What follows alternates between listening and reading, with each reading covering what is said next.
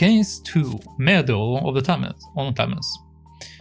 Katrielle and Co. meet a witness who saw both incidents, but he couldn't make out the culprit as he was too far away, on the opposite bank of the Thomas.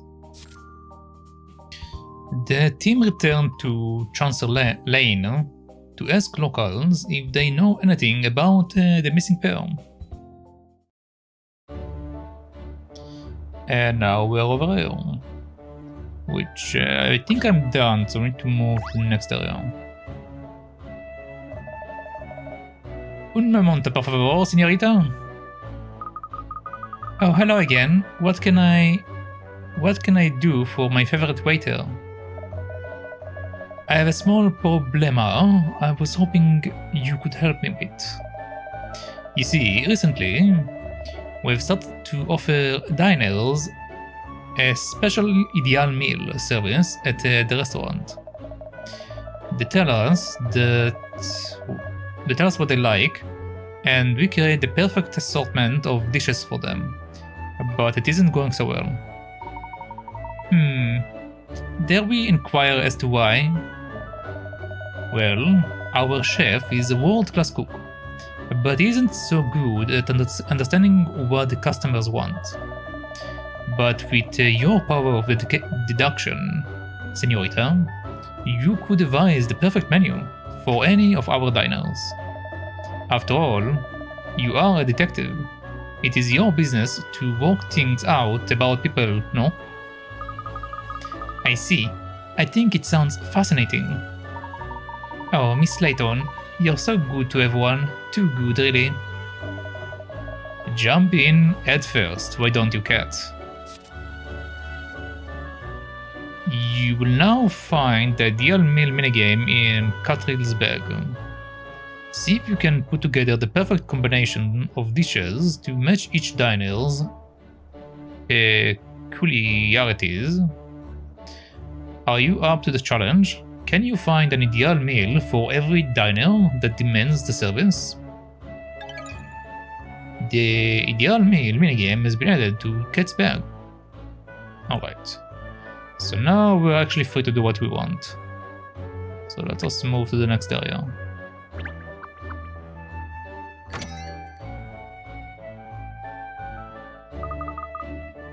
That smell, and look, these biscuits are fresh out of the oven. She's like a little puppy when she comes here. I adore it when she becomes so excitable. We're never going to get anywhere with this pair. Oh, Alex's brother Hans is here too. Perfect, we can ask both of them if they have any information. Alright. There is nothing in the rubbish bin today. Oh, I very nearly kicked the rubbish bin over by mistake. I was too entranced by the cakes and sweets. This really wasn't the best place to throw away secret plans, was it? Yeah, it really wasn't.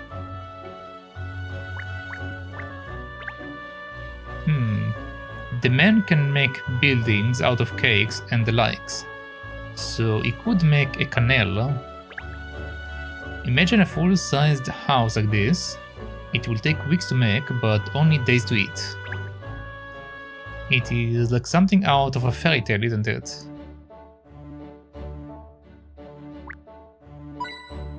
Okay, nice, we have a coin. This isn't a normal teddy bear, is it? You can eat this as well, can't you? I would love to see if I could eat this whole bear all by myself. That would be quite an achievement. If you were going to eat it, where would you start? Where would you sink your teeth in first? Right into the nose. That's well. Okay. Oh, I saw something. Alright, secret puzzle. Gosh, I've just spotted the puzzle in amongst Mr. Lipsky's delicious treats here. I wonder if it's edible. An edible puzzle? Delicious. Oh, I don't know, miss. I think perhaps it would be more satisfying to solve it rather than eat it.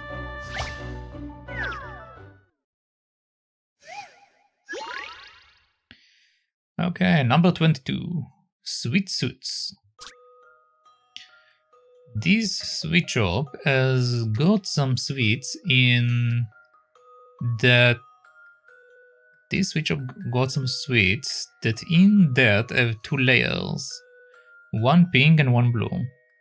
And each side is decorated with a suit from a deck of cards.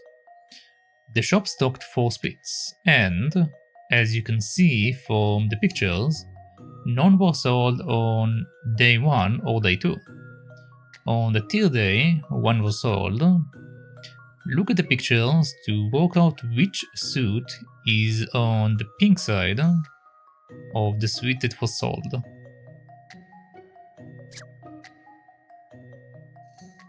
I see.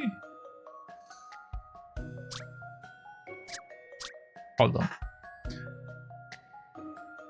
They have 2 layers, one pink and one blue, and each side is decorated with...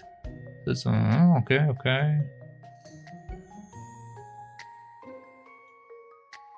Okay, so basically the first day and the second day are here to show us like what each one have on its back and front. On third day, one was sold. Look at the pictures to work out which suit is on the pink side and which suit is of that suite was sold. Okay. But the thing is, they don't mention. Well, I guess they have to, right? Okay, so the heart should be either or behind the clover. No, this is called spade. Yeah, spade. Okay, so the heart is either the diamond is either behind the spade or the clover is behind the spade. Something about the heart. And same all about the other one, probably.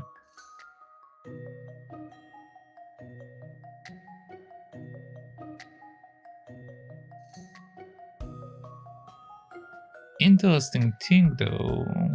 Also, okay, I think I need to note it down. Alright.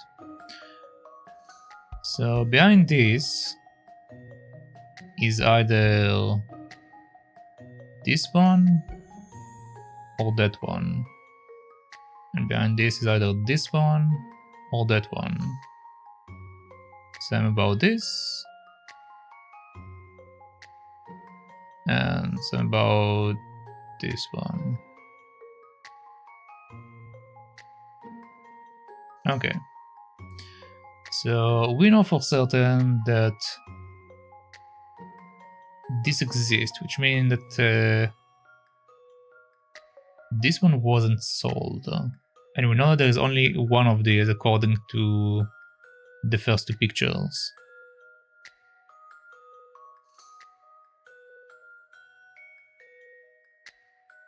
Yeah, we only have one blue spade. Alright, so if we only have one blue spade, it means that we need to basically figure out what is the icon behind the blue spade, and then we can figure out which other pink one has been properly sold. Because they seem to be flipped each day. So this one wasn't sold. This one wasn't sold. And we know that it's either one of these two. Which means either a heart or a spade has been sold. Okay, if it's either a heart or a spade...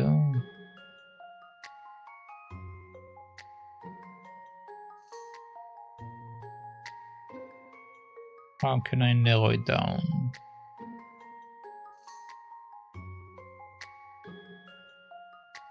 Oh, no. This... Okay. They are telling us that this is the one we need. So what they are asking is not what is the other one, but rather they ask us what is the pink side of the spade that has been sold. Okay, so we know for certain that this one hasn't been sold. And we know that it won't have this symbol, it won't have this symbol. So it won't be a spade and it won't be a heart. If it's not a spade and not a heart, it can be either a clover or a diamond, which is the symbol that we have matching on the other side. Okay. I assume that we are supposed to use the thing that they show us with the other one, probably. So like we see that like we have a red heart, and then on the other side of the red heart there is either a diamond or a clover, which means that there can't be the same symbol behind each one, and each side have the opposite side on it, probably, right? No, actually they don't say. Well,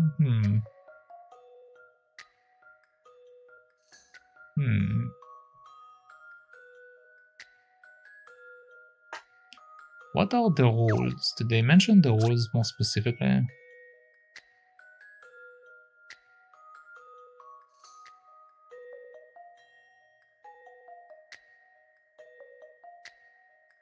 No, there isn't a specific rule.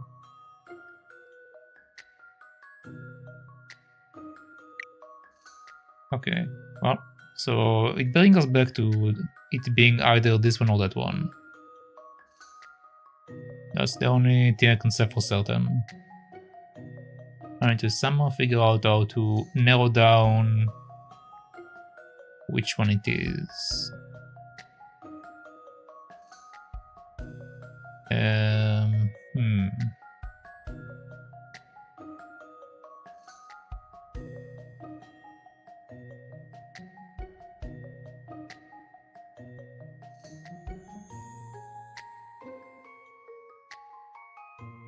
If we go based on the third picture, there are also these cards over here, right?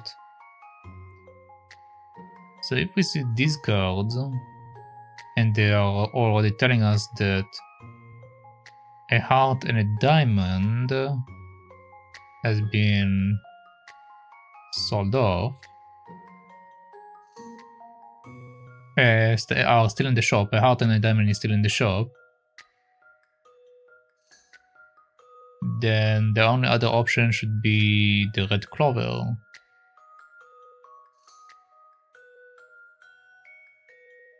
Yeah, it should be the red clover then. If we are allowed to like rely on this information.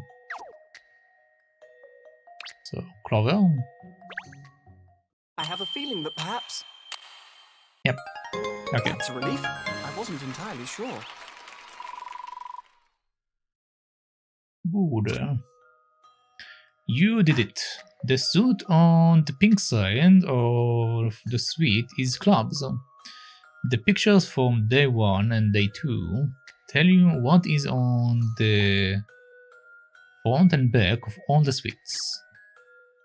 I see. I did it. Very good, Ernest. I think I deserve a cake for that, don't you? I'm sure you do, miss, but perhaps now is not the time. Perhaps. Alright, let's have a chat.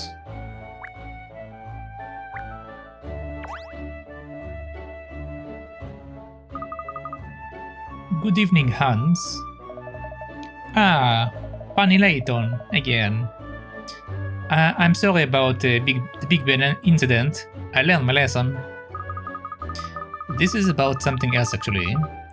The couple who went missing in the Thames this morning. Vegan team, I hear they are washed away in the river. I hear they are washed away? Sure. I hear they are washed away in river. Are they fond of yours? No, yes, I made some props for the theater productions sometimes. You do that as well? I say, you are a man of many talents, aren't you, Mr. Lipsky? Do you maybe know something that might help us with our investigation?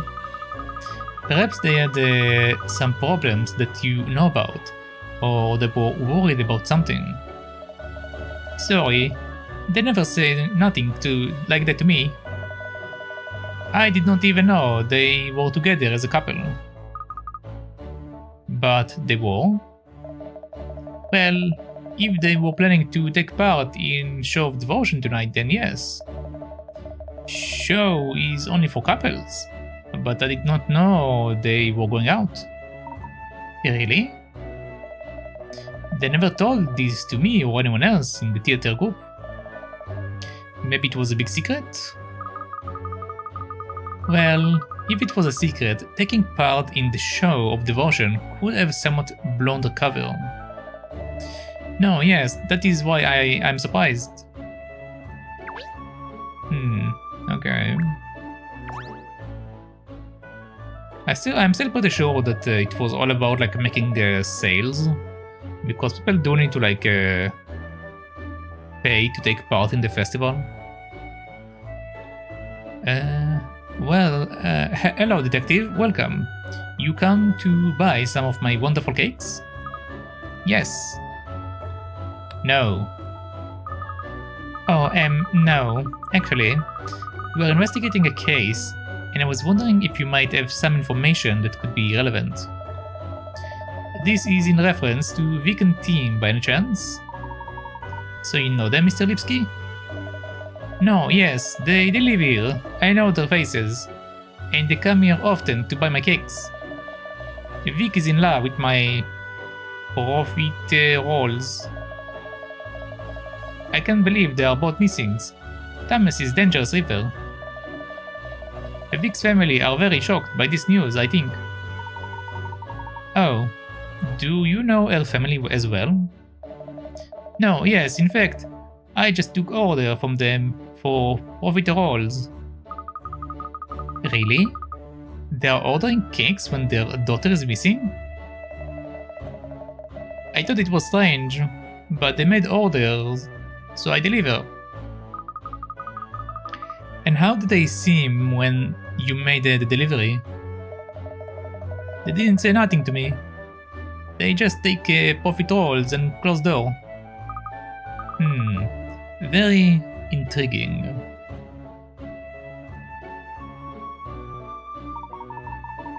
The Lipsky brothers gave us some rather juicy information there, didn't they? No half as juicy as those macarons. Look on that shelf over there. Not now. Fine, alright then. Let's see if there is anyone else on Chancellor Lane who might have some information for us. Perhaps we could head back towards the office. Someone around there might know something.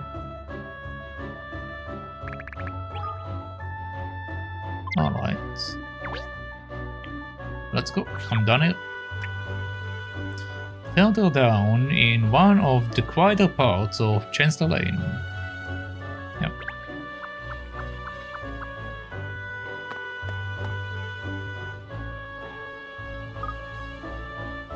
Aha! What is it, Kurt? Have you cocked it?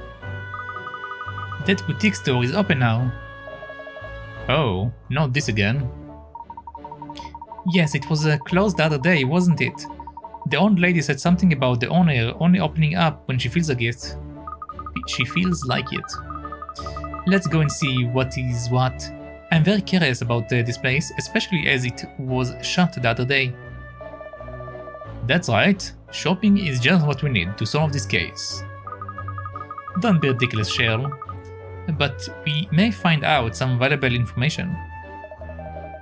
Well, I suppose you never know where your next lead might come from. Good dog. Right, let's go in.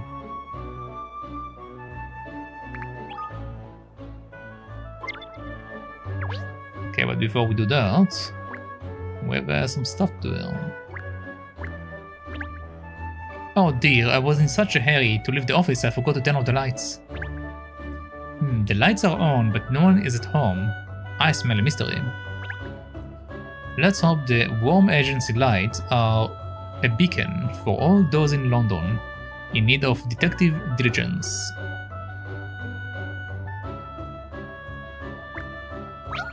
Oh. Ah, you want to buy my Poponos? If you don't like this Popono, I have other Popono. Plenty of Poponos for you. Ah, thank you, but no thank you.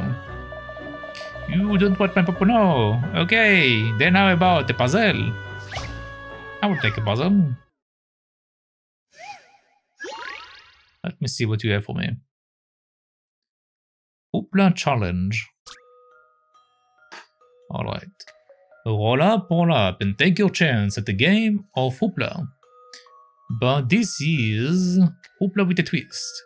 Not only do you have to get the hoops to land over the pins, but you also have to throw a different number of hoops around the pins according to what color they are. Use the 4 rings to place 1 ring around each blue pin, 2 rings around each green pin, and 3 rings around the red pins. Slide the hoops to pick them up and place them on the board. Alright. In puzzles where you have to take an object and position it in a certain location, touch the side of the object to bring it into play, and then slide it to where you would like it. It will be placed wherever you release it. The number displayed next to an object shows how much of it are still available. You need to solve the puzzle without exceeding that number. Okay. Okay, so once again, they say that blue is 1, green is 2, red is 3. Okay, so 1, 2, 3, like a very weird flashlight or a traffic light, very weird traffic light.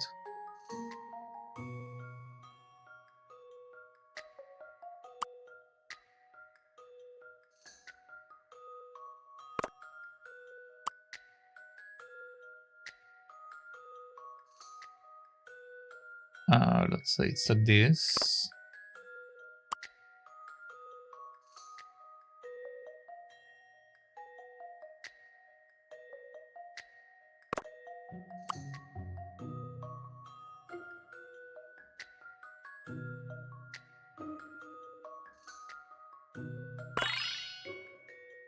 Okay, that So, works. in conclusion, thank goodness I got that right. You did it. Nice one. Okay.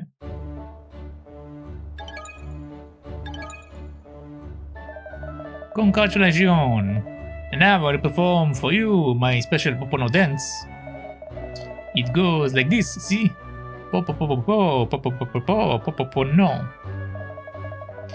Even I would fall over trying to do that, and I've got spare legs. When I was a young boy back in Tykirou, I was the champion Popono bopper in the neighborhood. That's very impressive, I guess. Ah, it's you. Salutes again. I'm just waiting up whether I should go to the Riverside Festival or not. Oh, we were just there, and it was a lark. There are oodles of people gathering for this evening show of devotion. It does sound interesting, but all that sentiment is too mushy for me. Open bucket. I don't want to turn up and turn up the show of devotion on my own, close bracket. Oh, I see. Yeah, yes, I understand.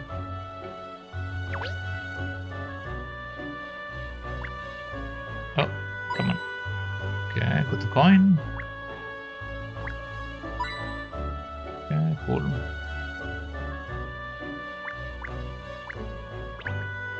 I love seeing what outfits there are on display in the window. The owner of this little boutique changes the window display quite regularly, doesn't she? Dogs are so much cleverer than humans. We can never forget our coats. Does that what makes you smarter? Okay.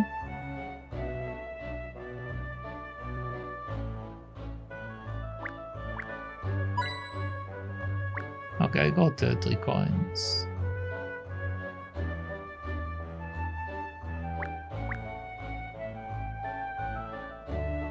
I saw something for a second, but I don't see anything, so...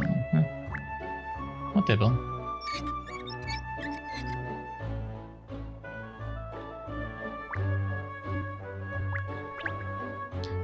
Just think, from the humble origin of this little office, the great story of Layton Detective Agency begins. It feels like home to me. Already this office. And Chancellor Lane. Surely a neon sign would turn more heads, wouldn't it? Actually, no. Maybe best leave well alone. So let's go in.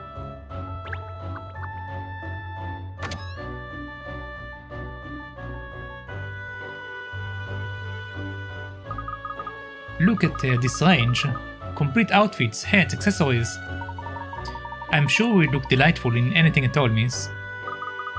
I would love to browse, but the investigation has to come first at the moment. Let's ask here if anyone knows anything. Oh, it's the old lady. I said the lady who runs this place certainly stocks up a lot of hats, doesn't she? Hats make my ears look stupid. Otherwise, I would be snapping these up, obviously. Hats, of course, are the height of fashion. Anyone who wears a hat. Yes, you learned from your father.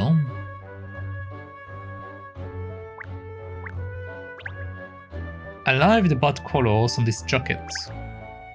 Must be one of the proprietaire's top lines, if it is on display in such a prominent position. Oh dear, I have looked at the price and it seems rather steep, but perhaps it's normal for such a garment. Oh. Big mirror, let me see. I saw that, Sherl. You were checking yourself out in the mirror, making sure your coat looks sleek and your ears aren't inside out.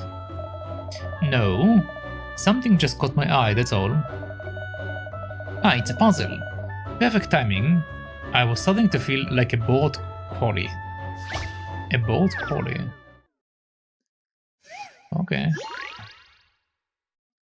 The best 11. This lot love football, but their team is full of such useless players that they are known as H10. The whole plus 10. Yes. They only have 10 players. Can you move one match to turn them into 11 players? 11 team player? Slide the match to move it and touch to rotate.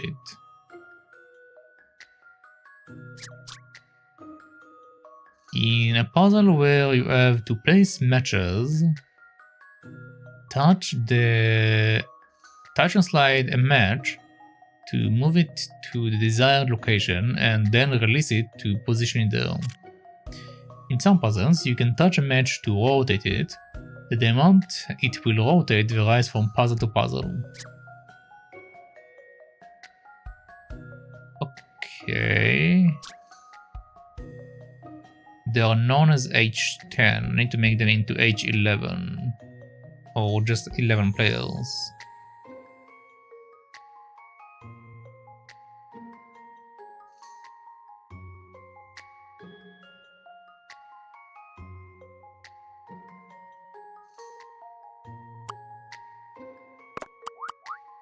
Okay, I'm allowed to spin it.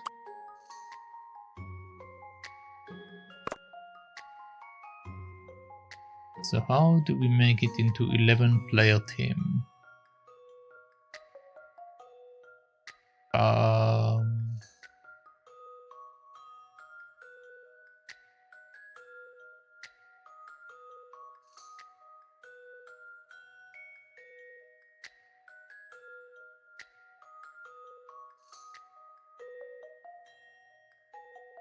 What is this match supposed to do?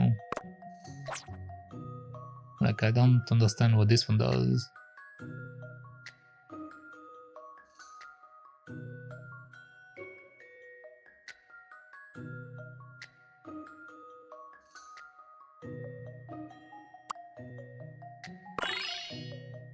Okay. That's so dumb. You did it. Now there are 11 players on the team. With a goalkeeper like him, they won't be losing any games. Mind you, if they can't score a goal, they won't be winning any games either. Alright.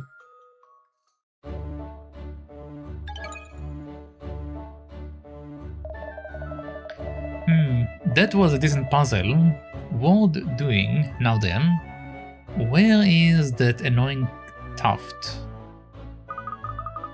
Sherl, when were you last groomed? I wasn't looking. Don't worry, Sherl, I will give you a brush later. Thank you, Pinstrips.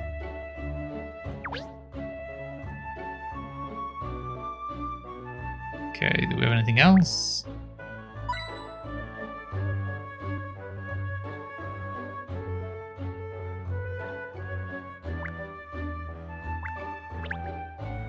Oh, what a lovely necklace. Sherl, wouldn't you rather something like this than a plain old collar?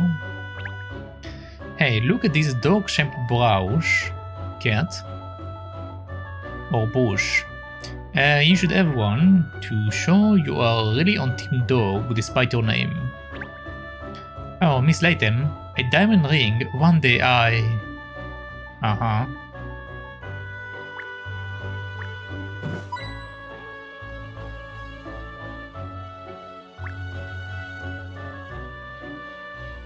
Okay, I believe we went over everything, so let's have a chat.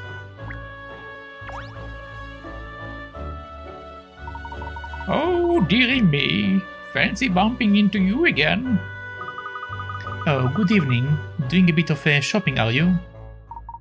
It is the last day of the Riverside Festival, isn't it? The perfect excuse to buy a new outfit to go painting the town in tonight, I say. I'm especially excited because of all of the hard work Piper, that's the mayor, you know, has been putting in this year. Mayor Lawandina? Are you friends? Oh, dearie me, yes, we go back a very long way. She was often at high society, dues with her father, back when I was a young spring chicken myself. So, Miss Lawandina is from a wealthy background? Yes, I must say she has managed the family affairs wonderfully since her father passed away. A credit to her name. I confess I was rather stunned when the announcement she was running for mayor. When she announced she was running for mayor, and even more stunned when she won. She certainly gives the impression that the proper governing of London affairs is very important to her. Oh dear me, no. I don't think that's the reason she stood at all. I think it's fair to say the whole reason she wanted to become mayor was to make the festival more of a festival again. Really? What do you mean exactly? Oh, I know she seems like such a quiet thing now, doesn't she? But it wasn't ever so.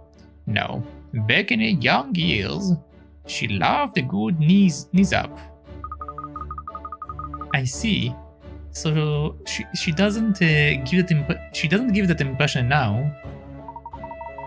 Well, of course, her desire to promote the festival is much more than just a personal whim. She has a good heart, that girl. She wants the people of London to enjoy themselves, you see. Yes, I can see I can see that her motives have merit. Dear me, there I go again. Waiting on. I'm supposed to be buying a dress and not gossiping. Well, toodaloo. That was unexpected revelation about Mayor Lopondina, wasn't it? Come along, Ernest, Sherl, back to the Guildhall. But what about the investigation, miss? There's something I would like to put to the mayor. Come along, we must hurry. Another piece of the puzzle. The mayor's childhood memories. Though cool and collected now, Mayor Lopondina was once a lovely festival-loving girl. Was her motive for becoming mayor simply to promote the festival? Perhaps, and perhaps not. What about this lady? Oh, hello! Feel free to look around, won't you? Thank you. I wonder if we could ask you about the incident that occurred earlier today at the Riverside Festival. I'm afraid I really have no interest in the festival. I've heard of it, but I don't know anything about it, or any incident of that matter. Oh, I see. That's the end of that conversation then. Yes, I think you're right, Sherl. Well, no matter. Okay. Huh. I thought we might get a puzzle or something.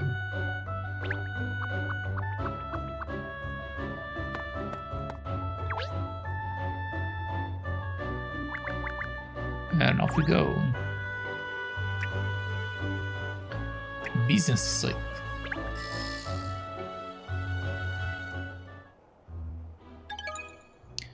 You arrived at the Guildhall. Ah, hello again. It is again, isn't it? You were here earlier, I think. Yes, that's right. We would like to speak with Mayor Lopondina again. I just took some paper to the mayor in her chambers a few minutes ago. She has a visitor at the moment. A visitor? Oh dear. That is inconvenient. I really need to speak to the mayor at once. The mayor often has visitors, I'm afraid. Like that young couple who are always here. A young couple, you say?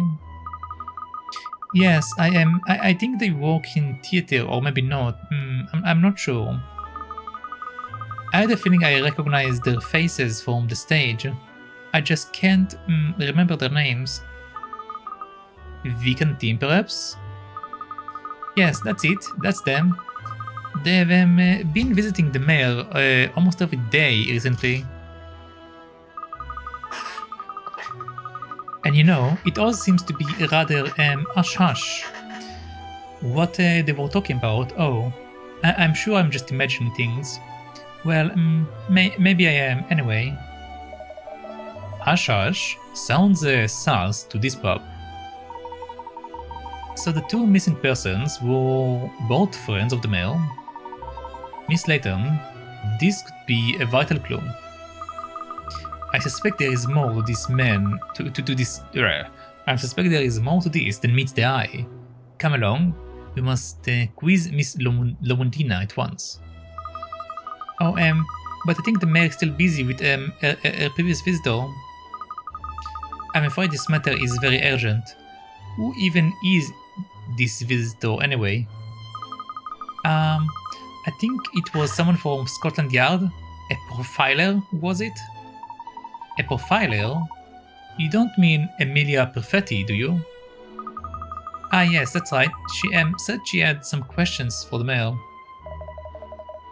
Not that old Surpass again. Surpass? Amelia visiting the mayor. Presumably, this means she's also working on the case. Well, if we are talking about the same thing, they won't mind if we barge in.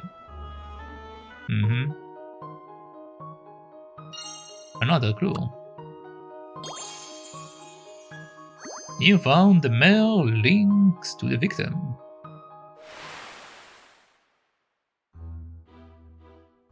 A Guildhall employee, hesitate, claims that the mayor met the missing couple Vic and Tim many times in the lead-up to the festival.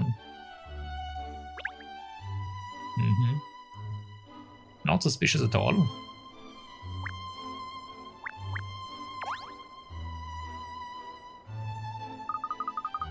I've been very curious about why that young Hector couple keeps coming to visit the mayor, and why they're always, well, talking in whispers.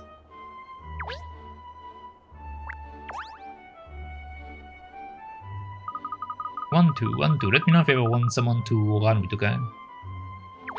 Okay, so there's no reason to speak to people again once I speak to them.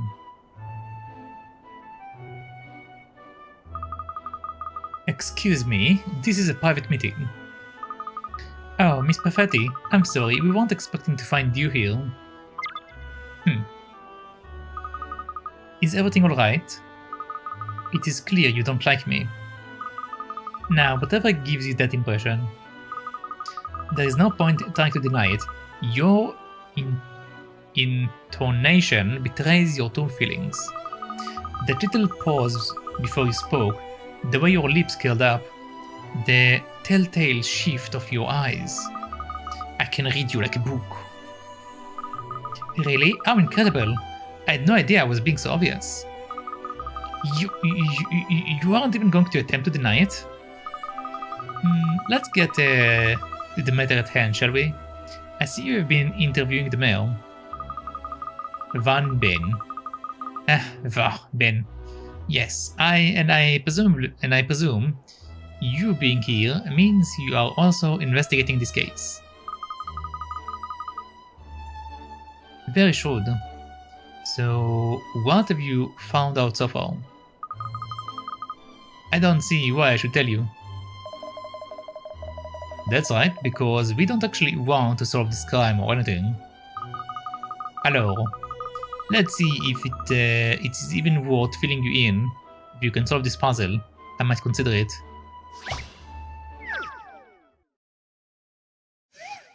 Alright.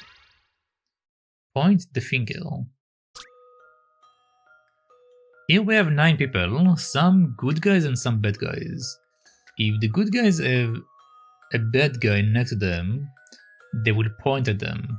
Otherwise, they will fold their arms. Whereas the bad guys always point at someone. Rather that person is good or bad.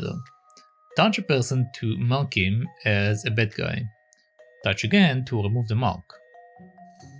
Place markers on the 2 bad guys hiding in the group. Alright. If the good guys have bad guys next to them, they will point at them. Otherwise, they will fold their arms. Okay. So, since all of these guys don't point at anyone, that means that all of these guys are good guys. So we know that these guys are good guys. So the bad guys should be only the ones above us. Alright.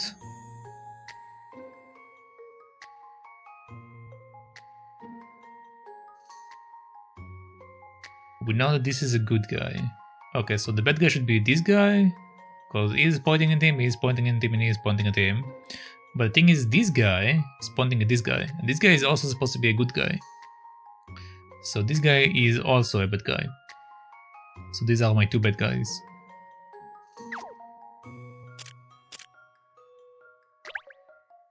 This is an interesting one. And that's how it's done. There we go.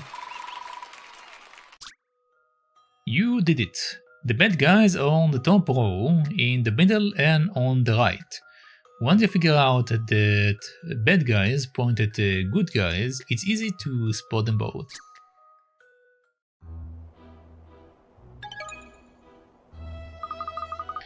Well, it wasn't a very difficult puzzle anyway. The perfect storm sweeps in again. Alright, as a special favor, I will give you my analysis of the case. First of all, let's review the facts. This morning, a man was pushed from the bank of the Thames into the river. There was at least one witness, but he was on the opposite bank, and the criminal was too far away to even be seen clearly. Soon afterwards, a woman threw herself into the river from the same bank as the witness, which all fits exactly with the legend of the Thames. Yes, the missing couple are known as Vic and Tim, residents of Chancellor Lane. They are both members of the theatrical group and were planning to participate in tonight's Riverside show of devotion. However, no one appears to have realized that the pair were seeing each other, which is where the facts diverge from the legend. Meanwhile, we have the information that the couple were meeting regularly with a certain third party. You know who that is, I presume? The very person who instigated the investigation, Mayor Piper Lewandina. Alors, from these facts, there is only one conclusion that can be drawn, and that is the person who pushed Tim into the river was Mayor Lewandina herself. Never. An interesting deduction, Emiliana. I admit there are some facts missing at the moment, but all the evidence points to Mayor Lewandina. There is just one vital factor missing that will incriminate her beyond a doubt. A motive, you mean? Yes. I see you and I are on the same page. Naturally, I have explored the possibility of the criminal being someone else. Usually I get a clear profile of the culprit from the case background and evidence surrounding the victim. But this time the profile isn't coming together. Why did the culprit push the man into the river? And how is that related to the woman throwing herself in? Neither point ties in with the current profile I have built up. This is the first time I have encountered a case like this. The profile, yes. It sounds like you are struggling a bit, Miss Perfetti. Struggling? Me? Huh. The more challenging the case, the more I shine. Did she say shine or wine? I know which one I heard. The fact the profile doesn't fit some key facts about the case is an important piece of information in itself. All I need to do is work it back into my analysis and build up a new profile, so I must get back to the yard. The profile doesn't fit in the facts. Have you had a thought, Miss Layton? Oh no, it's nothing.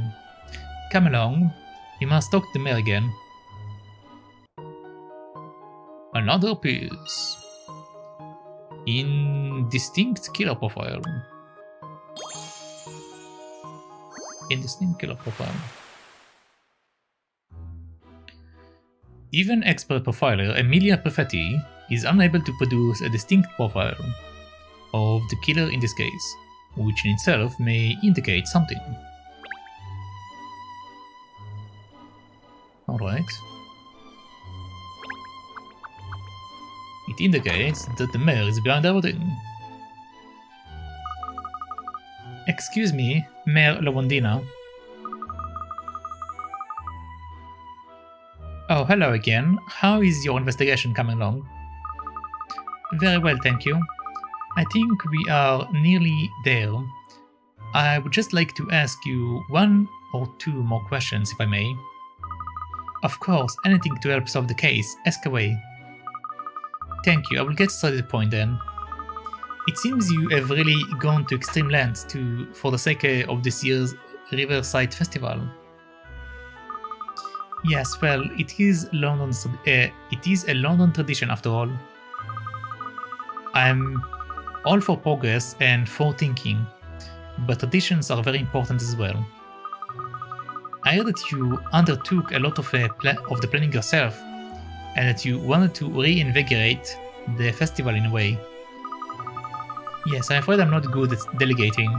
I always want to do things myself whenever possible. I also understand that you have been having lengthy discussions with some of the participants in the in the show of devotion.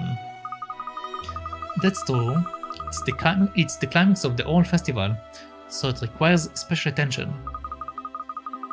It's really vital that the festival is a success this year. That's why I've had to plan everything so meticulously. I see. Well, I think we have a good idea of your particularly strong zeal for the events now. Thank you.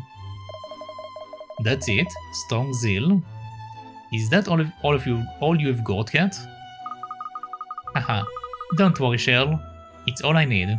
Oh, that's strange. What is it, Miss Layton? There's something different about this office. Something has changed since we were here before. Has it? Sniff, sniff. Now, now you come to mention it, I'm picking up I'm picking up something too. Have a good look around, everyone. We need to figure out what is different. This, obviously. Ah, this teddy bear wasn't here before, was it? Oh, isn't it cute? I must say, though, it doesn't really fit with my image of the male. Haha, I suppose you wouldn't expect to find a cuddly bear in the office of a go-getter city of London. In this office of a go-getter city of London mayor, would you? The truth is, threadbare as he may be, this old friend helps me relax when things are getting a little hectic. It does seem a little out of place in here. You seem so self-assured and confident. Do I? Well, I had quite a few toys I was fond of when I was a little girl. I had one like this too. And there we go, another puzzle. Rainbow rabbits. Okay. Looks like this white cuddly rabbit needs a bit of color. But there have been a few specific requests. You can use 3 colors, pink, yellow, and blue. Pink should appear in 7 places, and yellow in 4 places. The same color shouldn't appear next to itself. The body and both shoes should be the same color. Okay. Touch an area of the rabbit to cycle through the colors. I see. Uh-huh.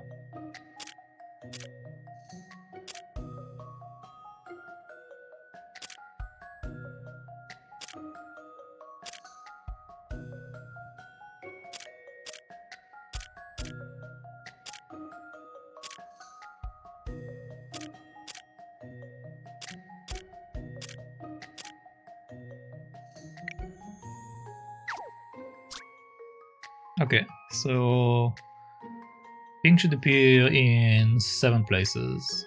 I don't have 7 places. I'm short. I'm short 1.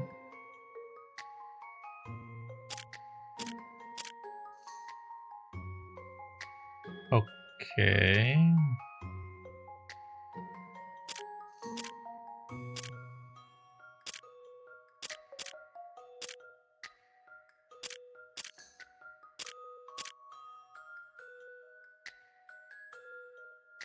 Okay, now 7 places. Yellow should be in 4 places.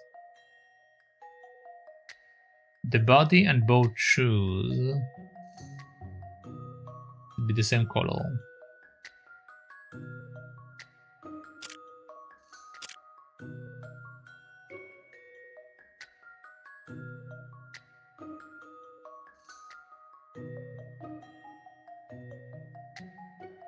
But now we don't have yellow in 4 places.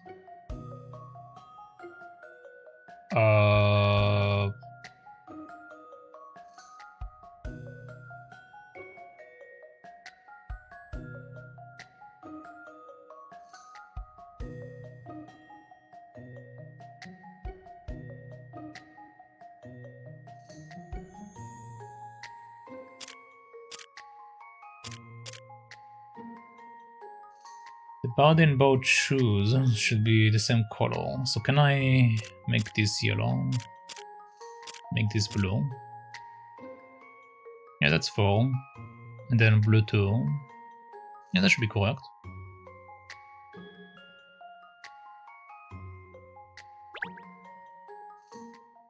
This is an interesting one. Any mystery or any puzzle solved. You did it. What a colorful rabbit. Looks like it's just the way she wanted.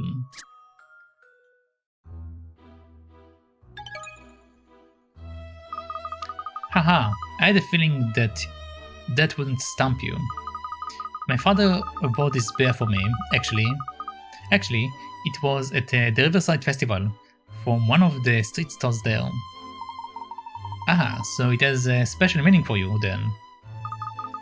Yes, that's right, especially as my father is no longer with us. He was a very busy man. He used to work extremely hard. But even so, he always made time to take me to the Riverside Festival. I love the festival, and the times I spent at it with my father. Ah, so many memories. Yes, there is no greater treasure than memories of your loved one, is there? Absolutely, and I'm sure lots of Londoners feel the same way about the festival. People in the city have been making wonderful family memories at it for years now, which is why it is such a terrible shame that attendance has been falling in recent years. The idea of abolishing it altogether is just abhorrent. I have to preserve my precious memories. The festival must be a success. Are you alright, Miss Lowandina? Oh, I do apologize. I don't usually let myself get quite so animated. Please don't apologize. It's nice for us lesser mortals to see that even someone as cool and collected as you loses a little control occasionally. Being mayor means you have to keep your emotions buried, you see. Really? I would have thought it is better to be true to yourself in a role like yours. Maybe some of us are a little too true to ourselves, eh, Kat? Ah, I've had a good idea. I would like to show you something rather special. Oh, something special? Yes, there is a balcony just outside here. Would you join me out there for a moment? Sure. I will join you out there for a moment.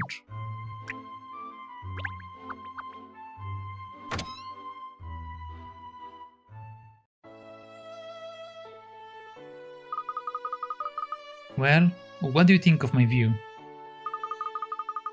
Aren't the city lights beautiful? It's like all the stars have fallen from the night sky and landed on London. Now that's a view. And you can see the festival grounds from here too, look. So you can. The festival lights look lovely as well. They do, don't they? It is just a shame that year by year there have been less lights and less people enjoying the event. But you see how bustling it is this year? All those people who had forgotten about the festival over time have come back again this year. And I feel confident now that next year there will be more people again. and even more the year after that. Parents bring their children, and in the future, those children bring their own children. That's all I wanted. This year's Riverside Festival is going to be very special indeed.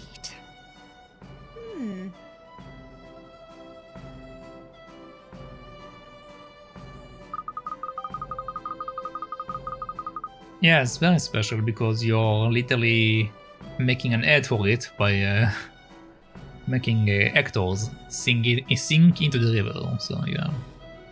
Well, I'm very sorry for taking up so much of your time when you're so busy, Miss Lomondina.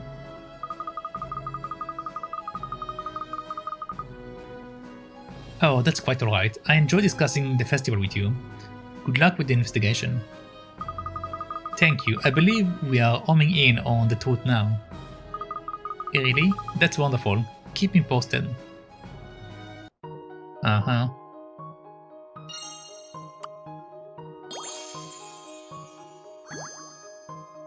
Special festival.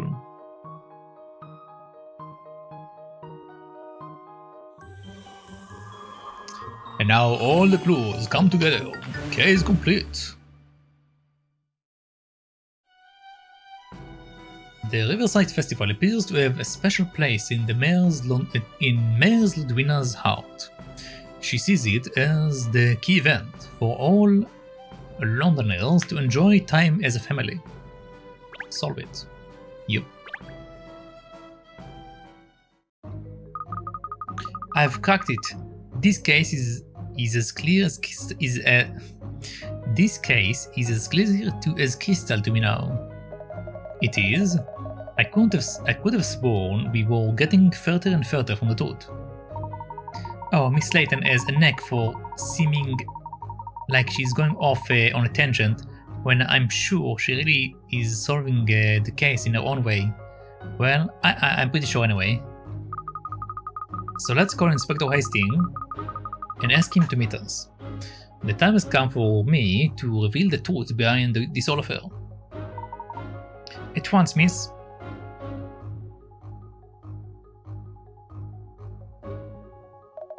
Have you really figured it all out, Kat? Tell me, Miss Layton, please. There isn't long until I have to give the closing speech at the festival. Oh, don't worry, this won't take long at all. You all know the incidents that took place this morning follow the old legend of the Thames, almost to the letter. Yeah, too much of a coincidence, that obviously. Someone clearly made a deliberate effort to copy the legend. Quite right, Inspector. That... Alright then. Who's the culprit, Kat? I think first, Inspector, there's something more important than identifying the culprit. Wrong. And that is how crazy you are about festivals, Mayor Loanida. Who did it's far more important in a whodunit. How did you know? She's right, doggone it! Are you going to explain yourself, Kat, or what? Mayor Loanida, loving the Riverside Festival as much as you do, it became unbearable to watch its popularity dwindle over recent years, didn't it? Oh dear. So she killed him. Is that what you're saying? No. A festival lover would never do such a thing. Hey? But you said... It was all an elaborate show, made possible by the mayor's great power and influence. Part of the festival entertainment, if you will. The murdered couple are alive and well, no doubt hidden somewhere inside this very building. But she's the one who asked for me to investigate the case.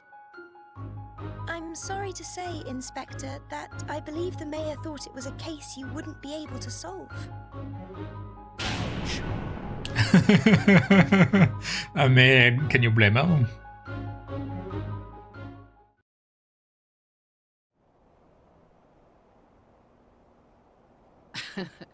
Well, Katrielle, I see you're quite the entertainer.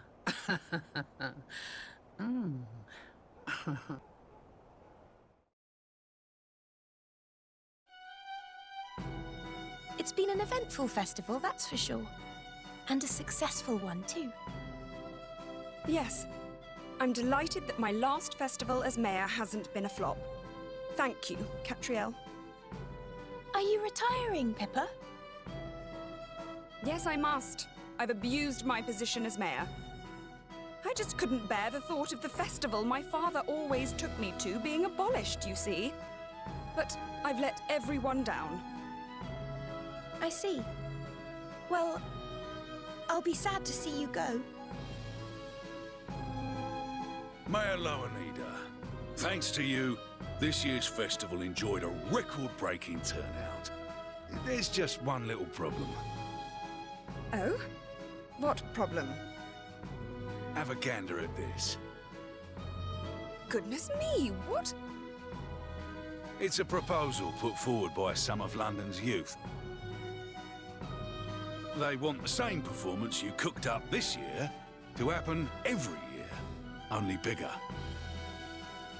They're suggesting calling the old love story thing the Riverside Musical, and they're planning massive participation from youngsters all over the city. I just don't believe it. I think London still needs you at the helm, Mayor Lowenida. After all, no one loves this city like you do. And it looks like next year's festival is gonna take some planning.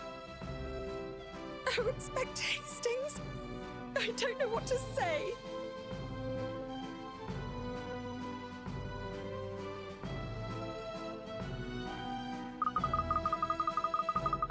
The missing couple made an appearance at the Riverside show of Devotion that evening. They explained everything that had happened. The festival was an unprecedented success, attended by more people than ever before, thanks to Mayor Lobondina's hard work. So it looks as though the festival will remain as one of London's great traditions, as a place where families can gather and make memories together that will last them a lifetime. Yes.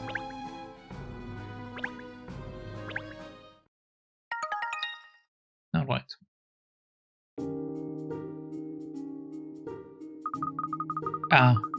Another day with no inquiries. Is London really so crime-free? If you've got nothing to do, why don't you tidy your desk? It looks like a dog's dinner. A dog's dinner. a dog's dinner, yes, you've seen with dogs. Sure, I don't know. Dog's dinner. That mountain of papers and books and goodness knows what else is a disgrace. Don't you worry, Sherl. I have a system. I know exactly where everything is. Miss Layton. Goodness, what is it, Ernest? Don't tell me the people of London have finally cottoned onto me. Are they queuing down the streets? Oh, I do wish the war, miss, but sadly no. Oh, well, that's a relief. Yeah, it will be so terrible for business if we actually had some clients. Yeah, it will be terrible. Who would expect clients in this business? Alright.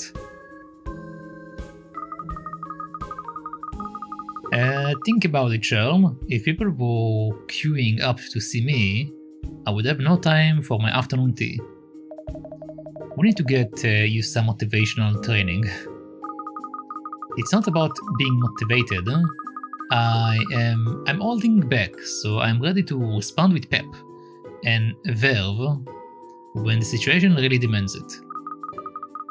Now then, what was it you wanted, Ernest? Well, don't be surprised, miss, but I've won. A pair of tickets to the exclusive pre-screening of a new film, a naval advance, no sub for love.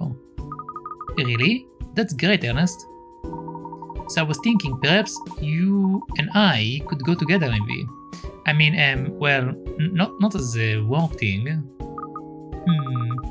I don't know. Oh, please, miss. It is Maverick the Reactor film. I bet you'll be spiffing. Maverick the Reactor? Is he famous? Filmmaker or something? Oh yes, he's the man of the moment in the film industry, miss.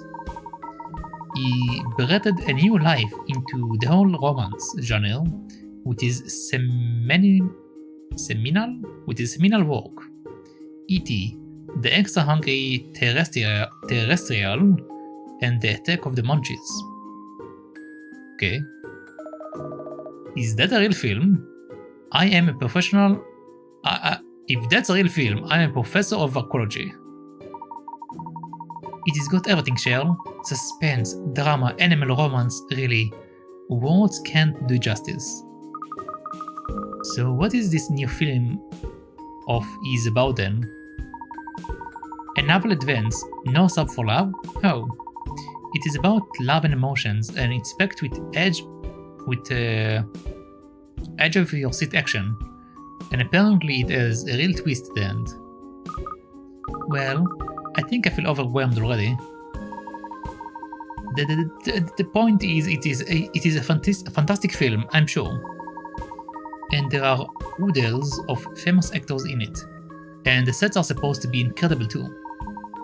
I'm sure you would love it, miss.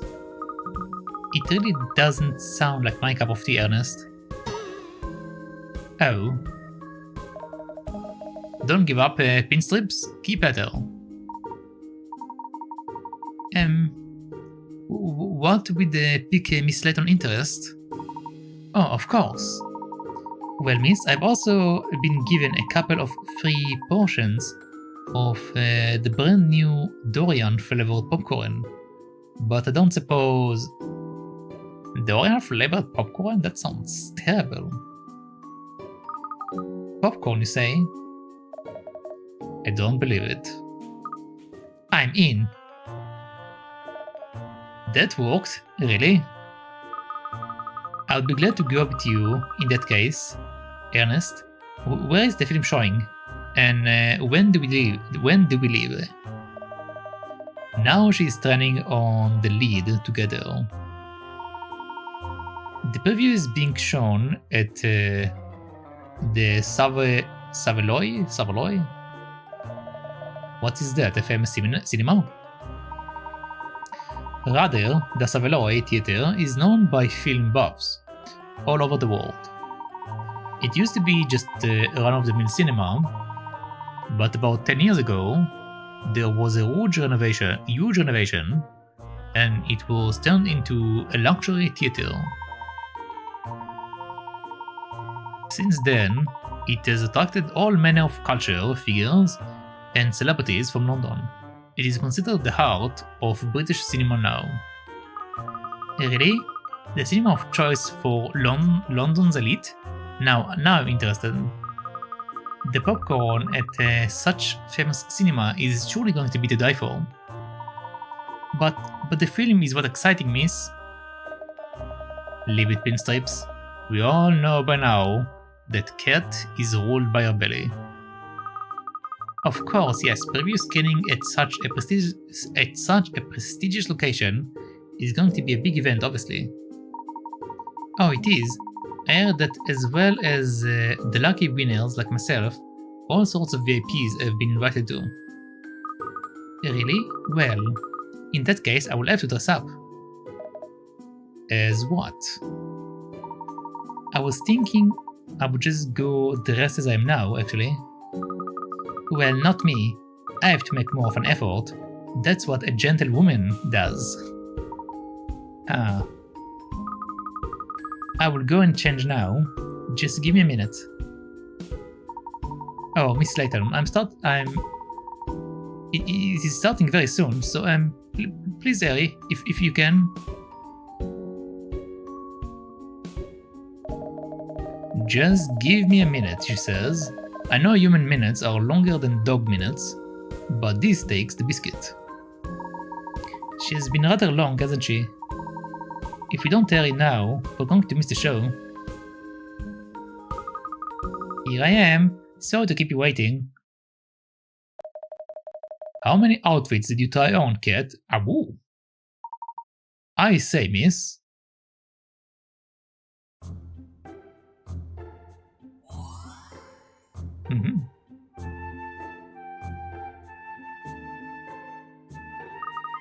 What do you think, Ernest? Sherl? Do I look silly in this dress? Silly?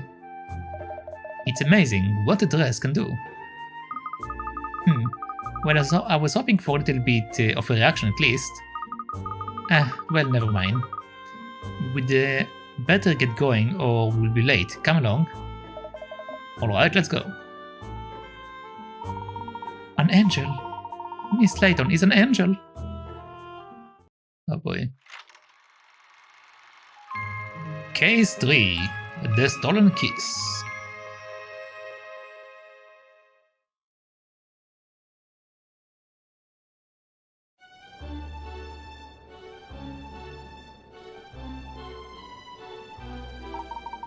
Here we are, miss. The Savoy. Sure, I'm going to call it Savoy. It is Grant, isn't it? God, even. I have never been inside before, actually. I'm a little nervous. It is only a cinema. Yeah, come on, Pinstripes. Are you a man or a mouse? Because she will eat you if you are a mouse. Sherl, behave. This just isn't something to be nervous about, Ernest. It's not like when I have to add another book to the teetering pile on my desk. Tidy up. Bad dog. Anyway, enough of that. There are lots of people here, aren't there? Have they all won tickets, do you suppose? I expect so. It's almost palpable, isn't it? How everyone is dying for the film to start. I know I am. Oh, look, miss, over there. Isn't that Emiliana? So it is. I wonder if that means something happened. She could be investigating. I haven't noticed any kind of commotion or anything. If there was an incident, that would liven things up. Never mind. Let's just go and get the information from the horse mouth. A new case coda has been added, entitled Piper's Project.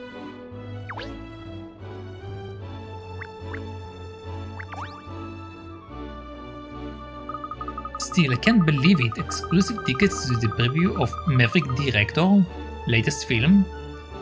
And you won them. You are the best, Benji. No, you are the best, Bess. The best for you believing in me and giving me the confidence to enter the prize draw in the first place. Oh, you are the best. You are just the best and your luck is the best. I'm so proud of you. You know, there is supposed to be the best kiss scene ever at the end of this film. I can't wait. And did you know the Savoy is like one of the best cinemas in the whole of London? No porkies. We have to take a photograph together outside. Try and stop me. I want to capture every moment we spend together on film. Every single one. Blah, okay.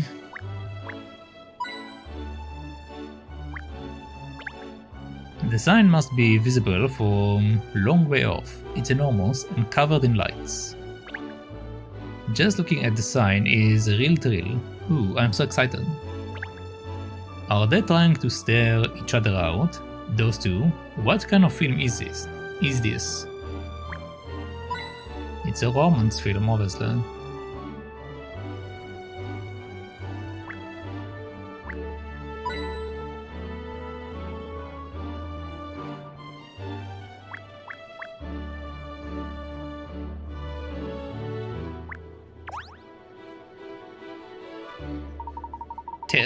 And these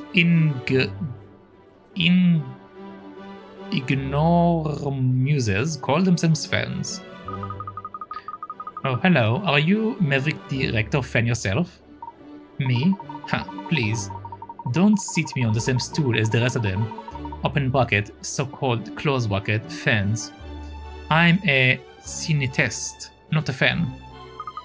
Sorry. I've seen every single one of Rector's films since his directional debut.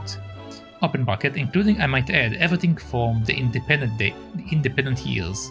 Close bracket. Oh well, I see. You certainly aren't just a run-of-the-mill fan, that's for sure. Exactly. In fact, I think you would find Rector's earlier works were discerning pieces of art for the cinematic connoisseur. But of course, more recently, he has gone for the crowd pleasers. Still, even in his more saccharine moments, his sublime composition, inimitable sense of style, and divine wordplay are present in spades. Of course, I can't comment on this particular film until I've seen it. Will it be his magnum opus or a massive flop? It is interesting to know that you've been talking for a very long time. Sometimes the conversation seems weird. I don't know why. Oh, how interesting. There is a puzzle here by the poster. I expect it's some competition or other run by the theater, don't you think? I'm not sure that it is, actually. Well, no sense letting a good puzzle go to waste. Indeed, no puzzle should go to waste. A knight's quest. A princess has been snatched away to the evil king's castle. A knight has stepped up to rescue her.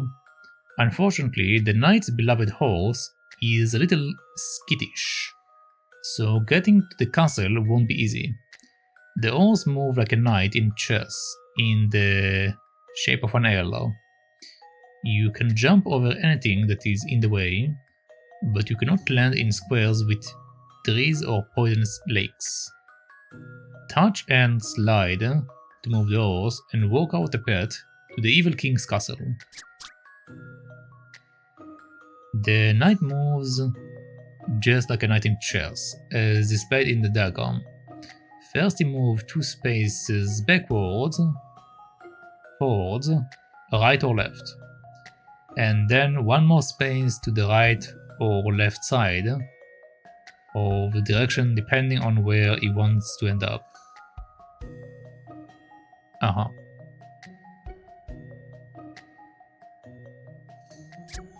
Okay. Let's see.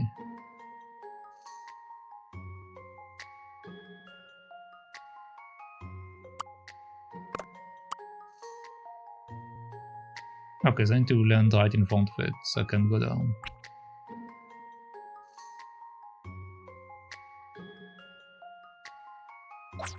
I see.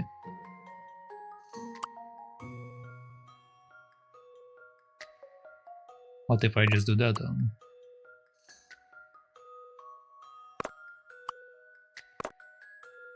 Isn't that it? Do I need to land directly on it?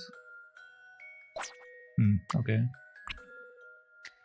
Well, if I want to land directly on it, I need to be here.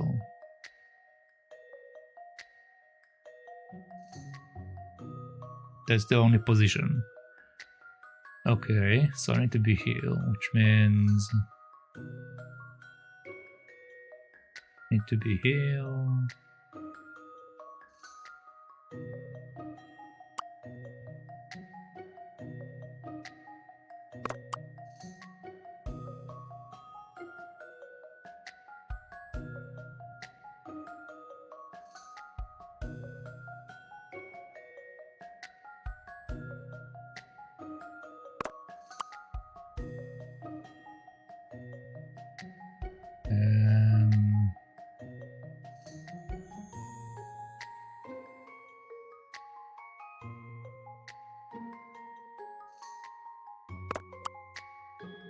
Okay, this is the okay.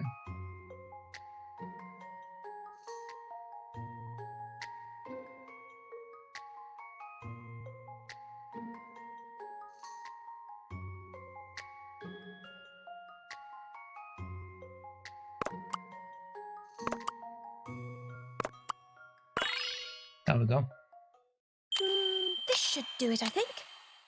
Any mystery or any puzzle solved. You did it. The princess has been rescued, although your beloved horse seems to have carried her away. Bad luck, brave knight. Bad luck, brave knight. And keep up the good fight. See if you can complete the challenge in 6 steps. I did it in 8 because I did like an extra 2, but it's fine. It's the same path I took, more or less. It's basically because I went back and forth. There, I have solved it now. I was wondering, miss, perhaps we could go and see a film together again sometimes. I mean, just the two of us. The two of what? Sorry, I wasn't listening. Oh, nothing, miss. Forget I said anything. Alright. The neon lights. Oh, the neon lights. London's West End has such energy. Perhaps some tasteful neon would be a welcome addition to the sign above the agency door. It's starting to make my eyes go funny now, all these lights.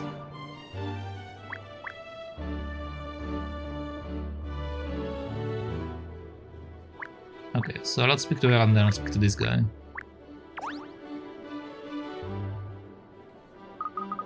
Good evening, Emiliana.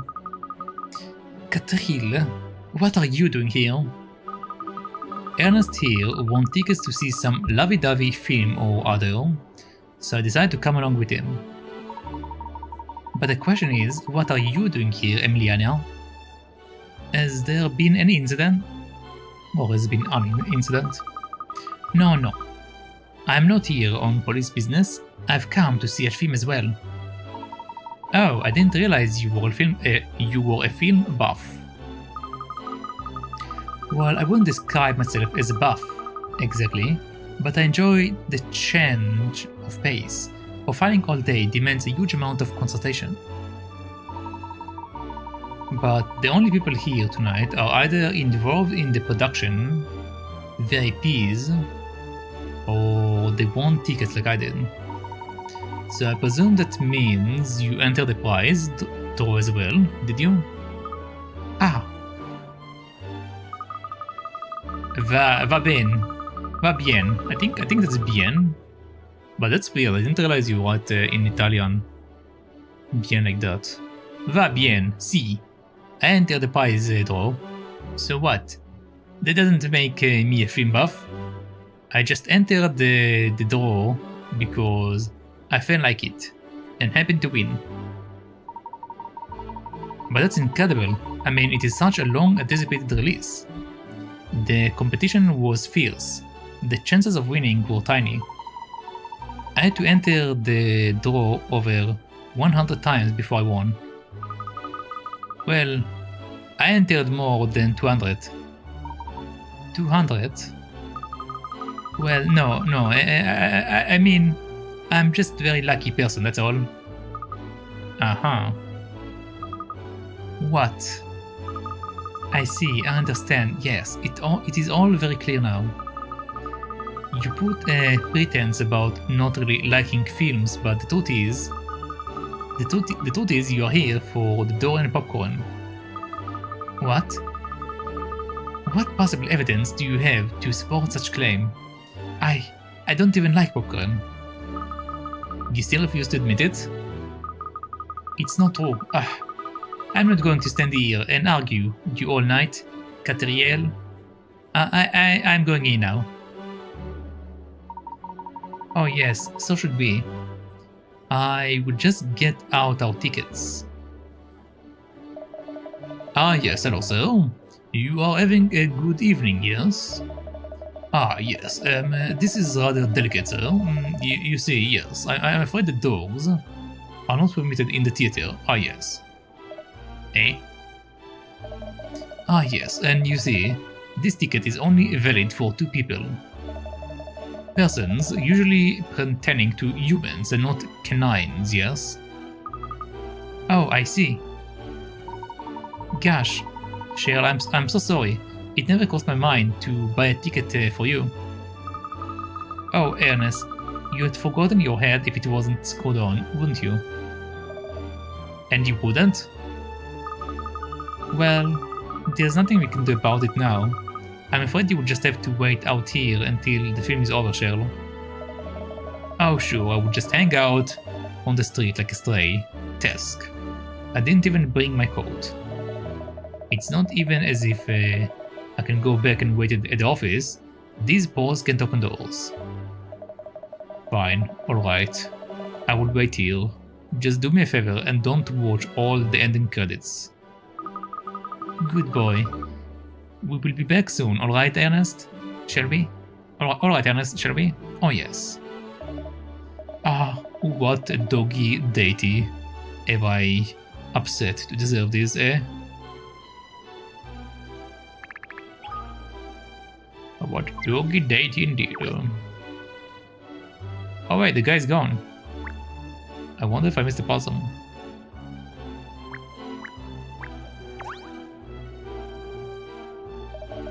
Ah, this is a rough deal. I'm so bored. Come on, cat nest. How long are you going to leave me out here? At least they didn't tie me to a drain pipe. A drain pipe rather than a lamp pole? Usually dogs are being tied to like lamp poles, not a drain pipe.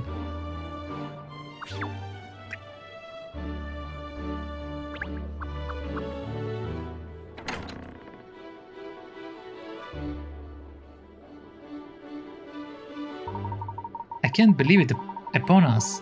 Maverick Director's latest masterpiece awaits. I'm beside myself with anticipation, Miss Layton, I really am. Ernest, this is no Sub for Love film. Wait, what?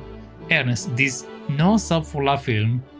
Is it a romance? It is a romance story, is it?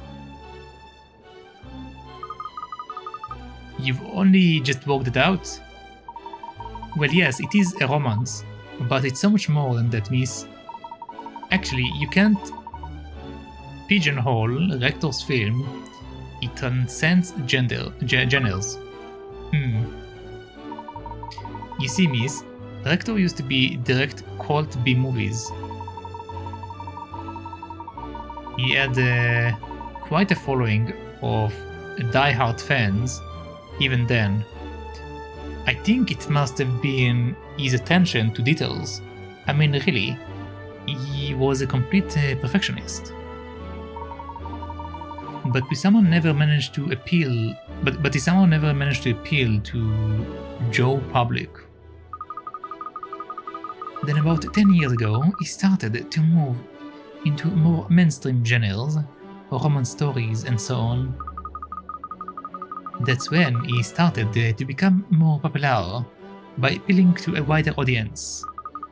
Now he's regarded as one of the greatest directors of our times. His films are always highly anticipated. I must say, I have always thought his films were capital. I've been a huge fan ever since his cult B movies days. My all-time favorite has to be Wall-O, the mud-baiting robot hippo on a marvelous post-apocalyptic Earth. I see. So you are also a fan of Mr. Rector's films, are you, Emiliano? Well, of course. I think he's a fantastic director, but no. I'm more interested in the actor in this film. Oh, you mean Leonardo DiCaprio, the lead? I heard he is ever so popular with the ladies. Well, he's extremely good looking and an excellent actor, of course. After all the action roles he has played, I'm dying to see what he is like in a love story. Emiliana, I didn't take you for a lovey-dovey type. How cute. Oh, I didn't mean, I'm not lovey-dovey. No. Anyway, when you finished teasing me, look, it seems the VIP guest have arrived. Oh?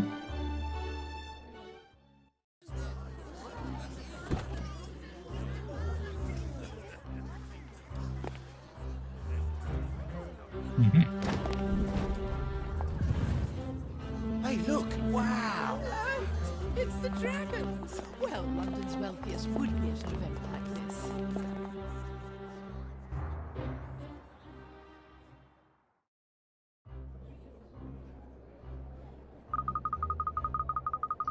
The dragons, like the celestial dragons, like from One Piece. Every one of them looks very well off. Who are they all? You are very poorly informed, Katrielle. Everyone in London knows who they are. They are known as the Dragons. The 7 Dragons of London. 7 dragons? Yes, some of London's wealthiest residents. Moguls of media, finance, transport. Between them, they really control the city's economy. Although some of them do come from wealthy families, it is really only in the last 10 years that they've become so well known. Oh, not very long then, especially in a historic city like London. True.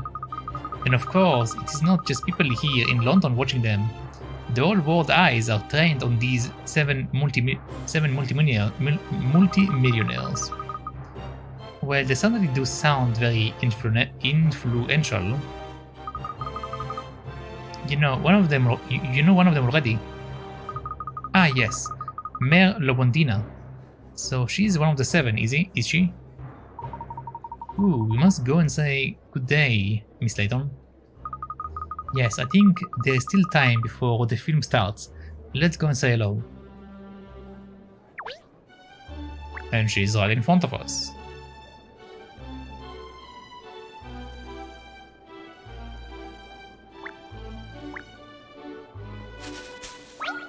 Oh.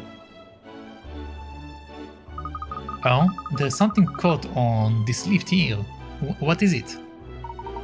It's a puzzle, miss. Oh, I say. I would love to see you solve it. Sure. Message in the sand. Alright. A mysterious message has been written in the sand. It seems to say on. Which of the 4 people do you think the message is about?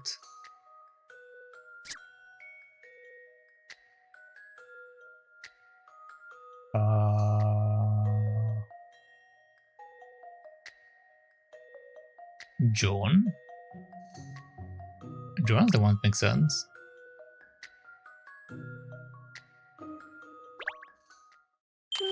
This should do it, I think. Puzzles are made for solving.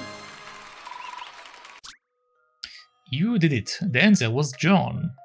The upper half of the ladders had been washed away by the sea. Perhaps whoever wrote the message had some secret feelings.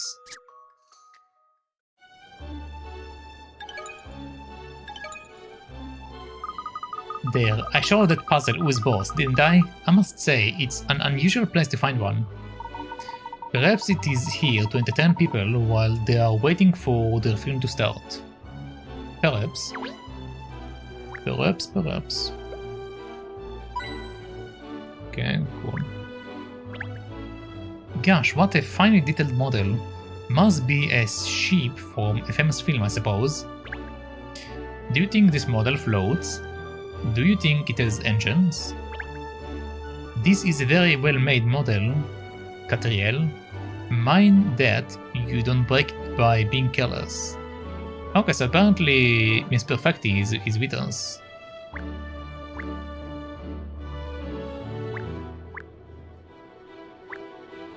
Okay, it's the... I see.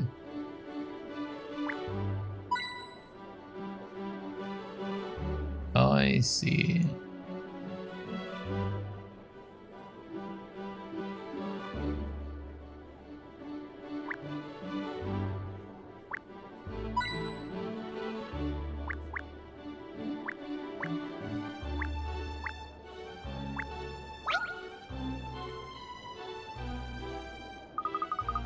Good evening, Piper.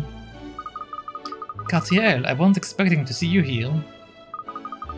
No, well, in truth, films aren't my thing. I'm here for the popcorn. Haha, I don't doubt it. I didn't realize you were one of the 7 dragons of London. Oh, that's really my father's influence. But I don't think of myself as a millionaire. I think of myself as London's mayor, nothing more. And that's a very worthy title. Not everyone has what it takes to be mayor in a city like this one. Haha, you are too kind, Katrielle. But it is always nice to receive a compliment. Now then, there is someone I would like to introduce you to. This is a friend of mine, Mr. Phineas T. Barnon. Howdy! It's a real pleasure to meet you. So, you are this Katrielle Layton I've been hearing about, eh? Ha ha ha. Pipe has told me all kind of stories about you. All good, haha. Good. So don't worry. I've been just dying to meet you. Well, it's an honor to meet you too, Mr. Barnon. You are on the VIP guest list, I presume. Aha, VIP guest list, that's a good one. You will be saying I won a ticket next. Oh, so in what capacity are you here then? I was under the impression you either had to win a ticket or be invited especially. Aha, you don't have a clue who I am, do you? Well, I will tell you what. I will set you a little puzzle. If you can solve it, I will fill you in. Alright. I assume it is probably like the owner or something. Play your cards right. We have 5 playing cards. A certain number of them are missing. A section at the top right, which is the same shape as the corner of a playing card. It is possible to arrange them without fully overlapping them, so that none of the missing areas are visible. Arranged like that. How many cards are missing? Pieces? Wait, what? How many cards with missing pieces could there be? What is the maximum number of cards that could have a missing piece?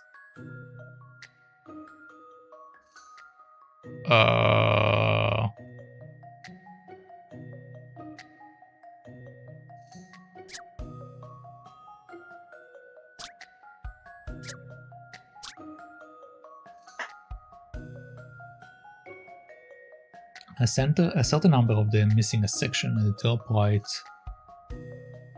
which is the same shape as the corner of a playing card. It is possible to arrange them without fully overlapping them, so that none of the missing areas are visible. Arranged like that, how many cards with missing pieces could there be? What is the maximum number of cards that could have a missing piece?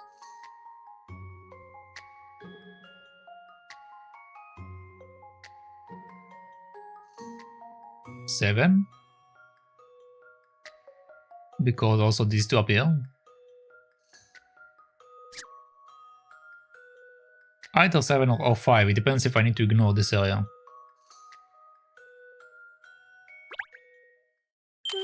This should do it, I think. Not Okay. good, Katrielle, not good. Should be 5 then.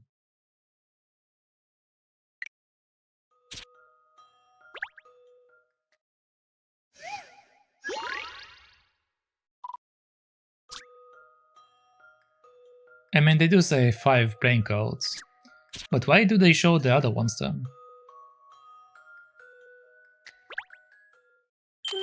This should do it, I think. Yeah, okay. Puzzles are made for solving. These puzzles are way easier than the older ones. Like in the older ones there was always like tricks, but over here there isn't really any tricks. At least not that much. You did it. It's possible for all 5 cards to have missing sections, and be placed so that those sections are not visible. You just need to line up the corners of the cards with the missing sections. After placing 4 cards in a circle, you place the final card with the missing piece, lined up at one of the corners.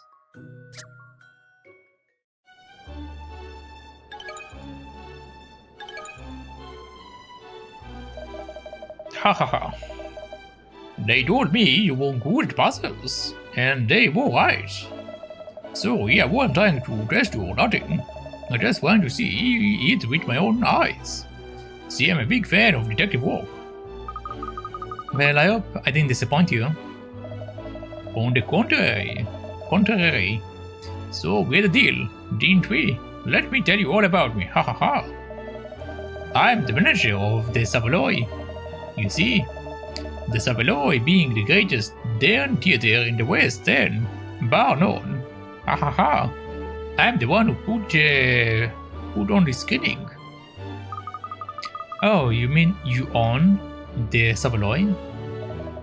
That's right. Now I hear you blew Pip's little festival plot out of the water. Haha. I was wondering what kind of girl you were, and now I see. Mighty fine. Well, I hope you enjoyed the show.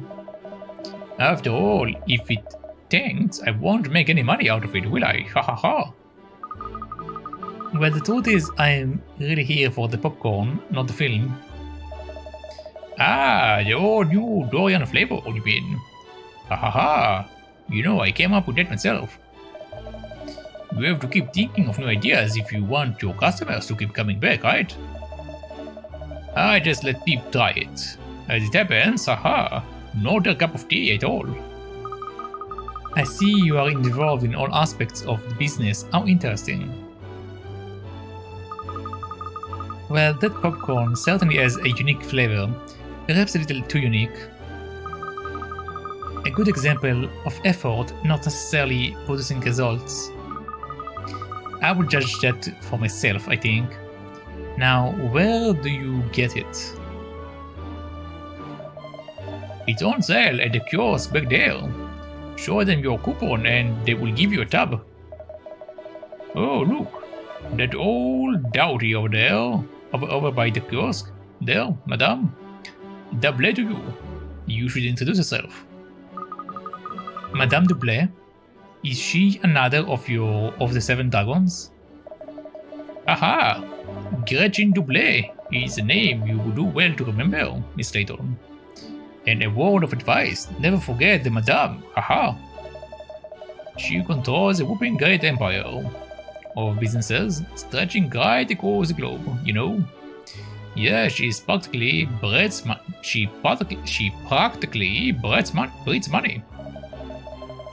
They used to say that the sun would never set on the British Empire. Well, if that metaphor holds any water at all, Madame Dublé would be the sun, hehe. She's the glue that holds us all together. The mother dragon, you could say, haha. I see. Well, she certainly sounds larger than life. If you want your detective agency to have any chance of success, it would be a wise move to befriend Madame Dublé, Katrielle. I suppose detective work does rely on maintaining a good relationship with people. It is true. I could say hello while I queue up for my popcorn. While you queue up for your popcorn, you really haven't grasped how important she is, have you? I mean, is she as important as popcorn? That's the question. Is she as important as my popcorn?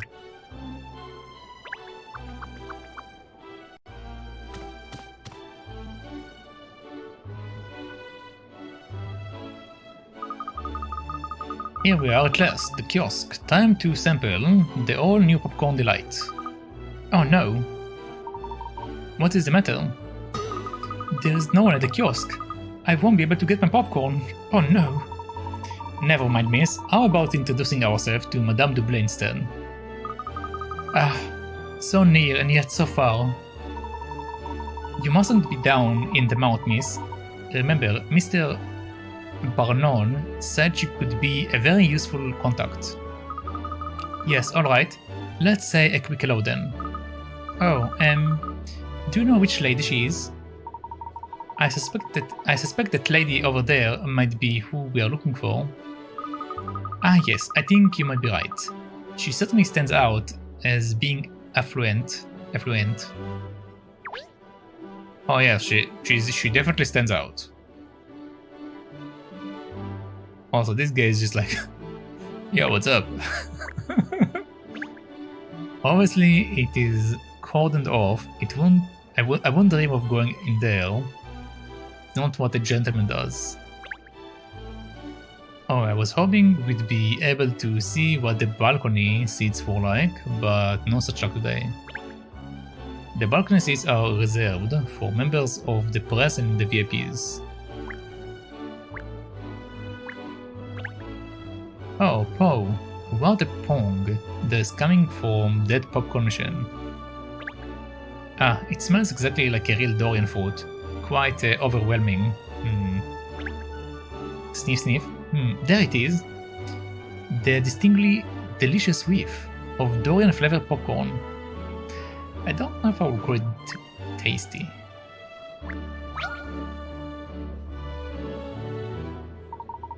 Ooh, I miss a hidden puzzle, look. Well found, Ernest. Why don't you solve it, seeing as you found it? Me? Oh, well, alright then. I can't very well shy away from a puzzle and still claim to be a worthy assistant of the great detective Katrielle Layton, I suppose.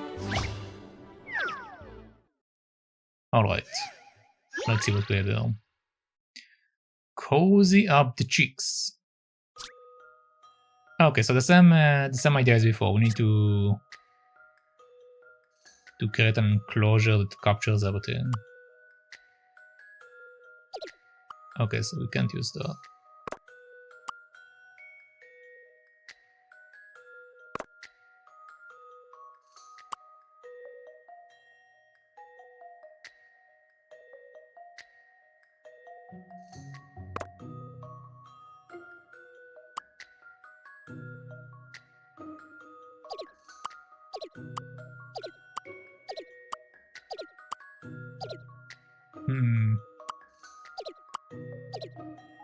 Okay, let's start to change between them.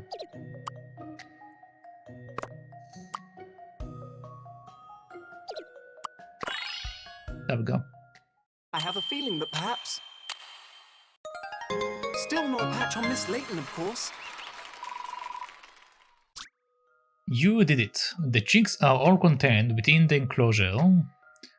They don't look like they are going to sleep anytime soon, though. They are still very lively.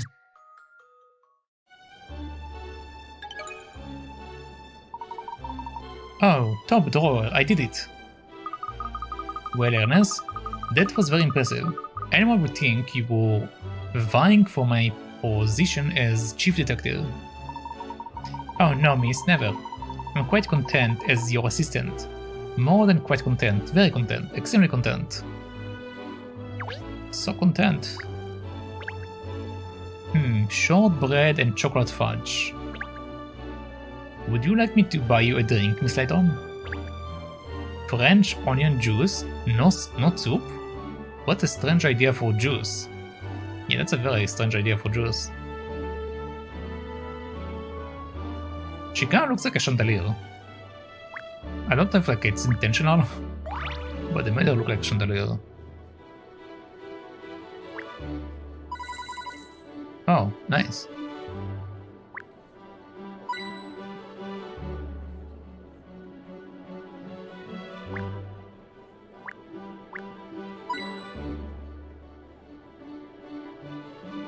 Well, let's have a chat. Excuse me, you wouldn't happen to be Madame Dublé, would you? Indeed I would, and you are? I'm Katrielle Layton from the Layton Detective Agency. It is a pleasure to meet you, Miss Madame. Oh, the Layton Detective Agency, you say? Now, where have I heard that name before? Ah, you must be the famous Sherl Layton's daughter, are you? How is the professor? Is he in good health? I think so. You think so? Well, no, I mean, he's very well, yes, thank you. I'll be sure to mention to him that I met you. Yes, please do. Tell him I should very much like to meet when he's next available. I wish I could. Oh goodness, it is nearly time for the show. I promised myself a little tipple before it begins. Do excuse me. A tipple? Well done, Miss Layton. I think you made an impression. You made an impression. Well, I don't know, Ernest. All this hobnobbing with the rich and famous is taking its toll on my nerves. Oh, I don't believe it. Over there, look. It is Maverick Director. Ladies and gentlemen, I'm Maverick Director. Thank you all for coming to see the premiere of my new film. I hope you enjoy a novel advance, No Sub for Love. The screening is about to begin, so if you would all like to make your way to your seats. Oh my giddy hand, I can't believe it. It is the real Maverick Director. Miss Layton, I've never seen the real Maverick Director before. But you've seen the fake one? No, I didn't mean... Oh, there is no time for that. The film is about to start. We must take our seats. Aren't you forgetting something, Ernest? First I have to redeem this coupon for my Doran popcorn. Oh, and look, the kiosk attendant has returned. But what if the film starts while you are waiting for it? Everyone else is already inside. Quickly, miss, we must hurry. It can wait. First you get popcorn. Ah yes, sorry for the wait, madame. We have a full house tonight, and with all the VIP guests demanding attention, huh? Yes, it has been quite busy, I'm afraid. I see, well anyway, I believe this coupon entitles me to some free popcorn. The new Dorian flavor? Ah yes, that is correct, madame. However, the feature is about to begin, I think. So, yes, please take your seats immediately. I'm sorry, miss, but we really must go in now. Oh, man. Well, so much for no popcorn. I guess we don't get the popcorn. Oh well. Also, this guy's gone.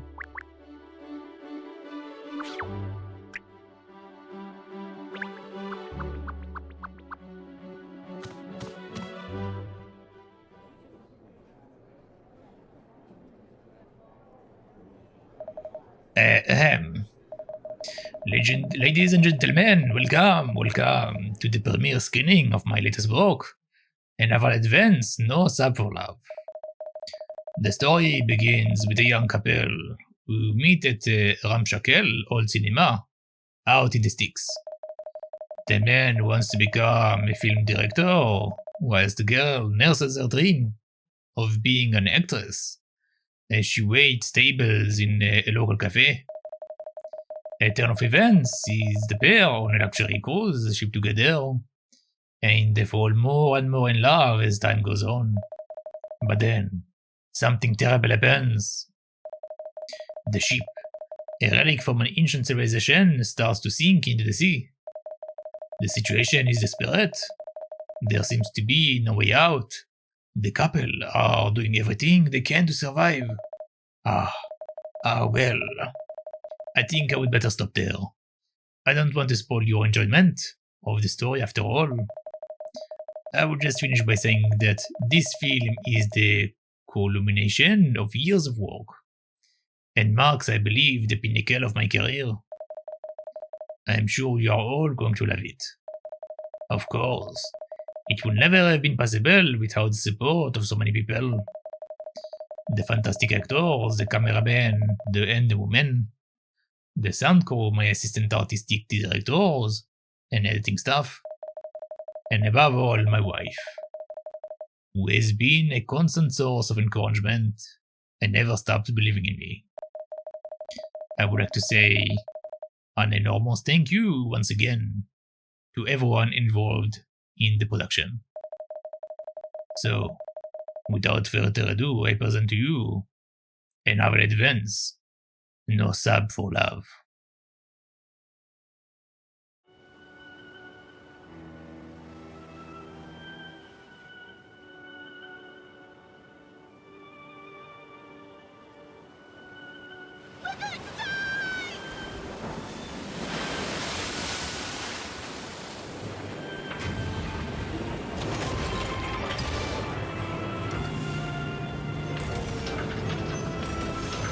That's some weirdest stunning from the look of it.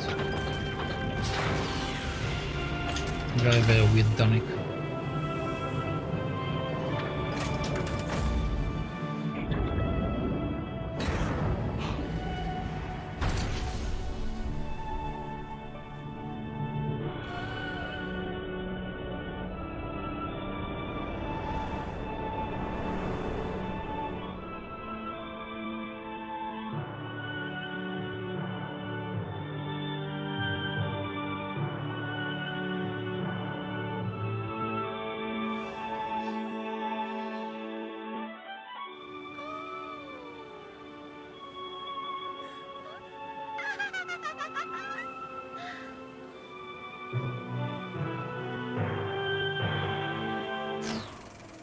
Oh.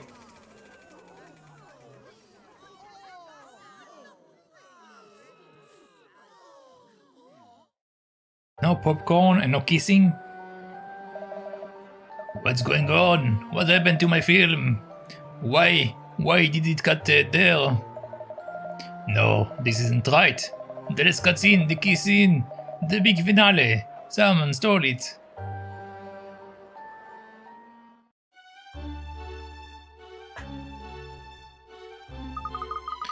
Excuse me, Mr. Barnon. Has everyone left now? Yep, that's the end of that. We've had to cancel the screening, so why send everyone home? You are a friend of Miss Layton now, aren't you? Well, I'm not sure if a friend is the right word, but... Well, I'm Emiliana Perfetti. I'm a case analyst and profiler at the Scotland Yard. This theft of the cinematic scene of the film is a very serious offense.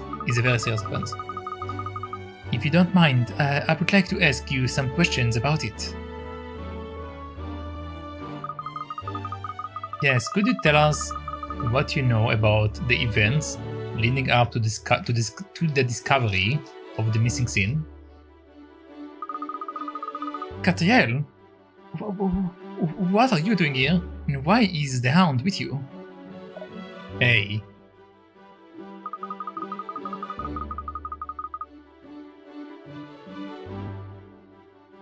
Well, everyone else has left now, so I thought Sherl could help sniff out clues. We don't need any sniffing around here. Keep your nose and your dog nose out of business that doesn't concern you. But it does concern us, Mr. Barnon personally requested that I stay and help. Huh. You bet I did. Talk about luck, having a Scotland Yard officer and a private eye on site, ha ha ha.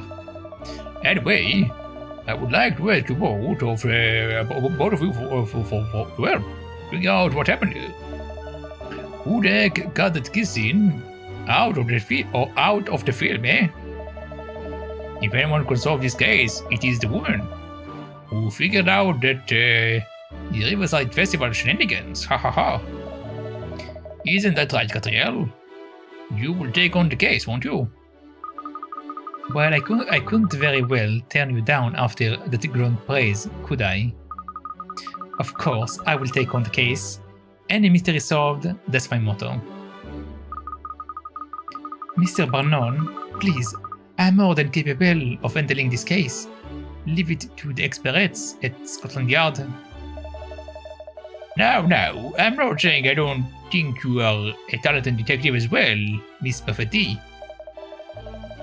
But a little competition should make you both work harder, ha ha ha. Then bien. You will soon see that I pinpoint the truth much more quickly than this so-called detective. Ha ha ha, that's the spirit, good luck to you both. Well, don't just stand around here chatting to me. You better be running along to get a statement from old director, hadn't you? Where is he now? Do you know? I sure do. He's right over there. Still totally dumbfounded, poor guy. He put his heart and soul into that final kiss scene. It's kind of hard understanding why anyone would have done this, I must admit. Still, that's for you two ladies to figure out, isn't it? Ha ha ha. Oh no, look at his face, he's devastated. This door leads to the auditorium. They are very sturdy looking doors, aren't they? Made of European walnut, I believe.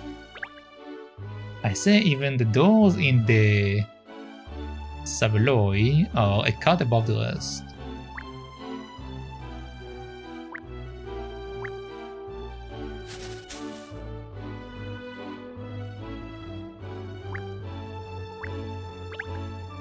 I'm gonna just have a chat. Ah, my film, my magnum opus. Please, Mr. Rector, don't worry. I will personally track down the thief responsible for stealing that last tin. No, you won't, because I will track it whoever did it first, Katrielle. Very professional, ladies, very professional. It was perfect. I had made every last detail perfect before I was willing to show it to the public, and now this. Surely the negatives are still available. You'll be able to produce a new reel for another screening, won't you? But didn't you see the audience reaction? They were frustrated. Without that final scene, the story doesn't hang together at all. I wanted to give people the perfect film. I've put my whole life into this project, my heart and soul. I understand, Mr. Rector, but try not to let it get you down. I will track down the perpetrator. Don't worry. Try not to let me get down. Are you mad? This is a disaster. A blow like this just before the official release is a death knell for any film. And just when I thought I have made it to the big time, when I had got with the top studios, now it is back to trying to make ends meet again. What am I going to tell all my crew? I thought I would finally be able to pay them what they are due. This is terrible. Please try to calm down now. Tell me, do you have any suspicions at all about who could be responsible? Responsible for this desecration of my work? Obviously someone who doesn't like my films. How am I going to face my crew? My wife even. They were all on the tenterhooks, waiting to see how the audience reacted. I just want the ground to open and swallow me up. I wish I was on that submarine right now, sinking. Well, yes, thank you for your time, Mr. Rector. Sinking.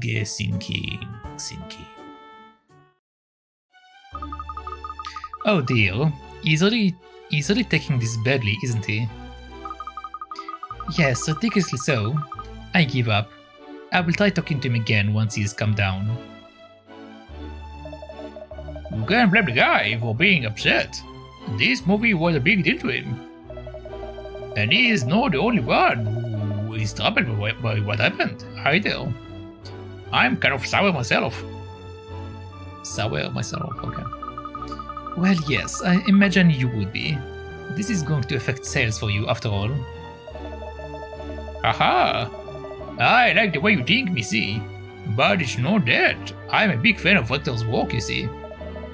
I was looking forward to the whole world finally seeing what a great director he really is. Now that this happened, all the talent could go to waste. If we aren't careful. So you two ladies better get a move on and figure out what happened to the stolen scene. If it will help, I can give you access to anywhere in the theater. In fact, I will just tell security to give you a free rein. There is a projection box around the back. Normally it's out of bounds, but I don't mind you going in there investigating if you need to. The projection box? Aha, thank you, Mr. Barnon. What are we waiting for? Let's hightail it over to the projection box then. Yes, I agree. We should start by investigating the film reel. ... Is there something wrong, Emiliana?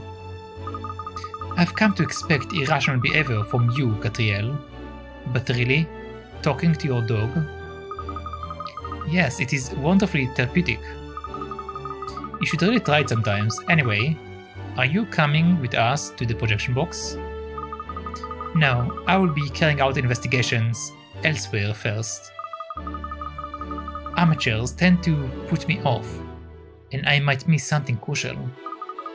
You see, Katrielle, every criminal, no matter how careful, leaves a trail of telltale signs following a crime.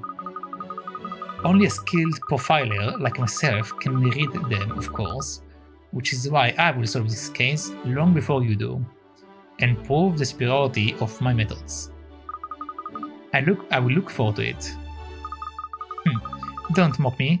Va bien. You will see soon enough. Really, I wasn't mocking you. I'm looking forward to it. Alors, until then, Katrielle, just try not to disturb the scene too much, won't you? Alright, let's go.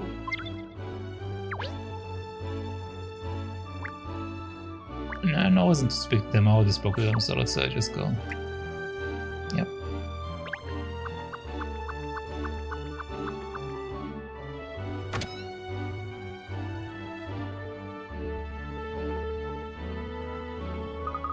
So this is what the inside of a projection box looks like. What a lot of machinery. Excuse me, authorized personnel only in here, please. I will have to ask you to leave. I wonder what this machine does. Stop! Don't touch Albertinia. Albertinia? Yes, Albertinia, she is brand new. If you touch her, you could put her totally out of alignment. She's very cranky. Not like old Rosalind next to her. There. She's much better behaved. Bulletproof. She's Albertinia. Bulletproof she is. Albertinia is delicate. Uh-oh. Wacko alert. This nut job named all of his equipment. Albertinia and Rosalind. What lovely names you've come up with for your machines.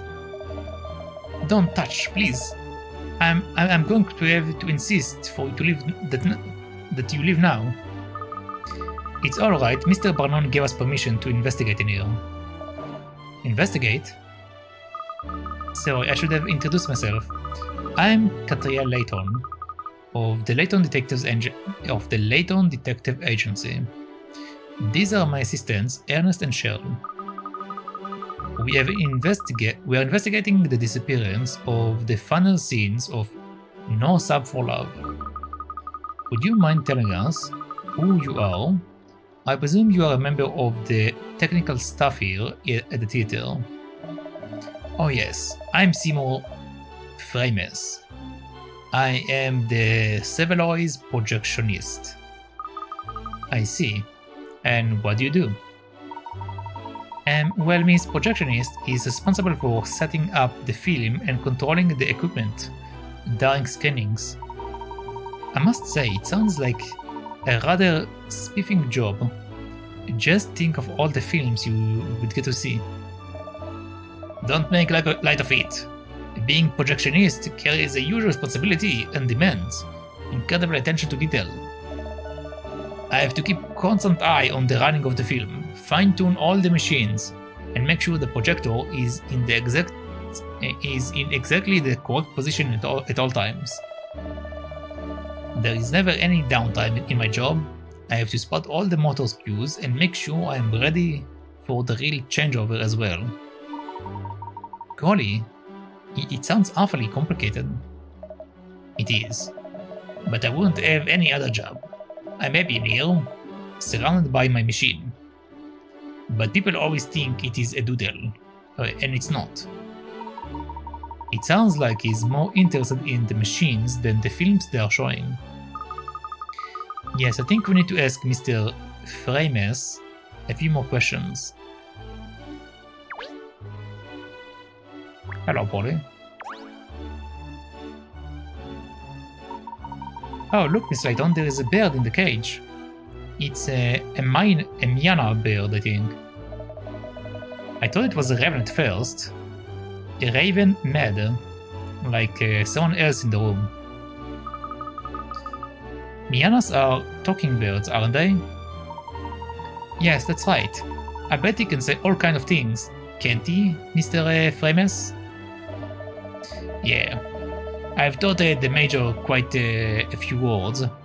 Why don't you introduce yourself, Major? Come on, say hello. Hello. Hello, I'm the Major. Major Miana. Major Miana. He really does talk. So what? Miana birds do. So what? Miana birds do.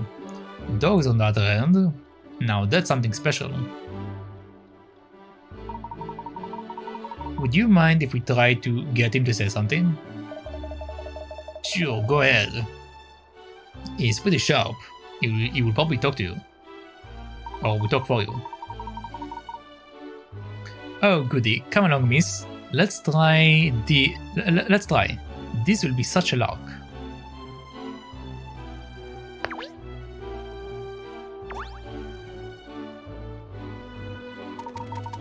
Hello. How are you? How are you? He's very polite, isn't he? Sherl, why don't you try talking to him? Perhaps you will be able to understand each other. Can you speak Swahili just because you're a human? I only speak dog, alright, not bird. Really? You never told me that before. You've never told me if you can speak Swahili. The point is, so far I've only met a few humans who can understand what I'm saying. Maybe there are some birds or cats out there who will understand me as well. But I've never met any of them, if there are. I didn't realize there were all these limitations on what you can do and can't do. What a disappointment. Oh sure, I'm such a disappointment. Because a talking dog is so mundane. Oh well, I suppose I would just have to try to communicate with the bird myself. So Major, did you see the film reel? The film Thief? Saw the thief! Saw the thief! Jeepers, really? Who did it? Who did it? Who did it? Yes, who did it? You did it! You did it! Of course I didn't do it. Didn't do it, haha. Who is a pretty Wally then? Who is a pretty Wally then? Huh. Gosh, he even tells jokes, amazing. Yeah, side-splitting. I told you, the Major is very sharp. A genius, really. Alright then, Major, if you're so sharp, you will understand when I explain what I will do to you if you make fun of me again. Call the RSPB. Call the RSPB. Dear God. Miss Layton is only a bird, remember? I know he talks like a human, but we really can't treat him like one. Major hunger, popcorn, popcorn. Sorry, Major, I'm all out of popcorn right now. Oh yes, of course. What is it, miss? Have you cocked it? Have you seen the heart of the case already? No, this is far more important than that. Oh really? I forgot all about the new Dawn popcorn. I want to try it. I knew it.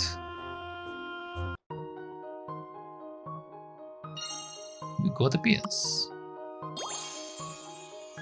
You found the clue, Miana Bird. Framers adores his pet Miana Bird, called the Major, and brings it to work with him in a cage. The bird can speak, but it's unclear, or rather it can understand human. Okay.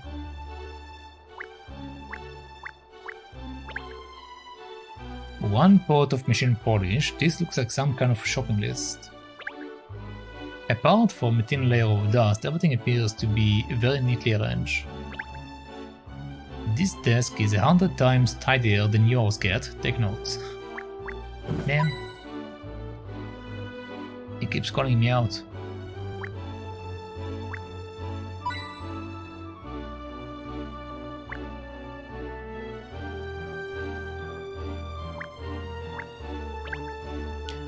There are a lot of film reels here, aren't there?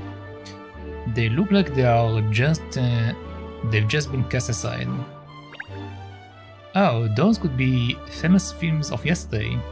Of yesteryear? What a treat. This looks more like your desk, Cat. One touch and the whole tower tumbles.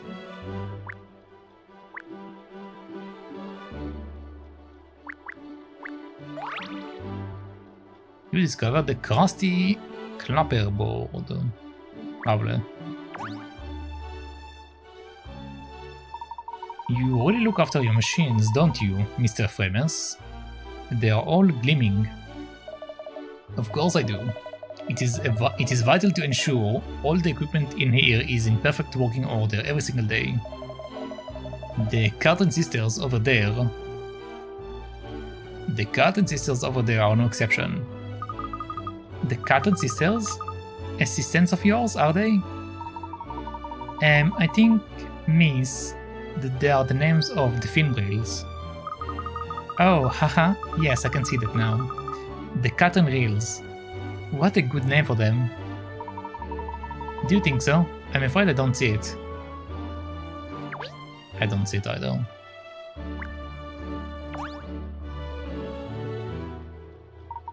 So, is this one Albertina, is it? No. That's Rosalind. Albertina is the one next to her. Oh, I do apologize. Look, it's easy to tell. Albertina is the one with the beautiful curves. Rosalind is the one with the gleaming skin. Barking, completely barking. Of course, Albertina doesn't always listen to what I tell her. But they're just part of the air charm. Is it? I see.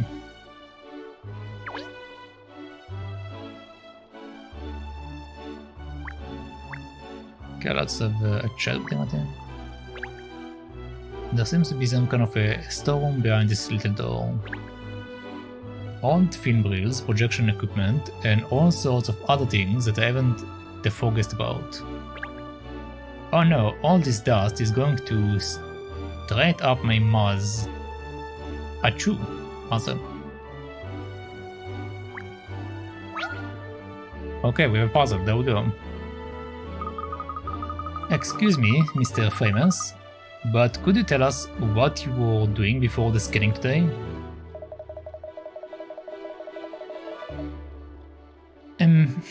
If you are expecting me to talk to you, you can help me solve this puzzle first. Alright, show me your puzzle. Cause for alarm.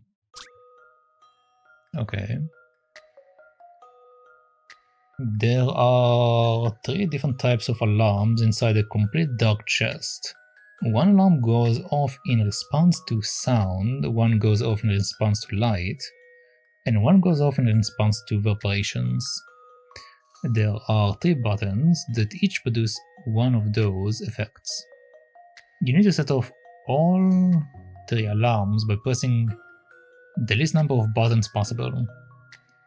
Select all of the buttons that needs to be pressed.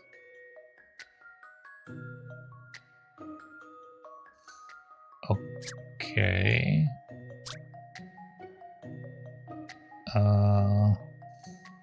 One alarm goes off in response to sound. One goes off in response to light. One goes off in response to vibration. Well, vibration and sound, like this, vibration will cause sound, so I will need to at least press on these two, I think, and that's it. If you'll entertain my idea here. I'm I wrong. don't cut the mustard at all, do I? Bad luck. Try looking at each button in turn and figure out what would happen if you press it. Okay, maybe I need to read the description, I guess, on each one. Make a sound inside the chest. Make it light inside the chest. Shake the chest.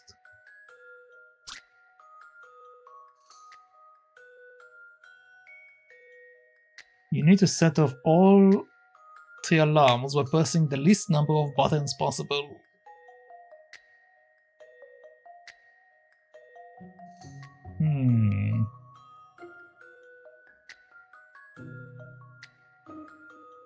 Well, the thing is, the music can also cause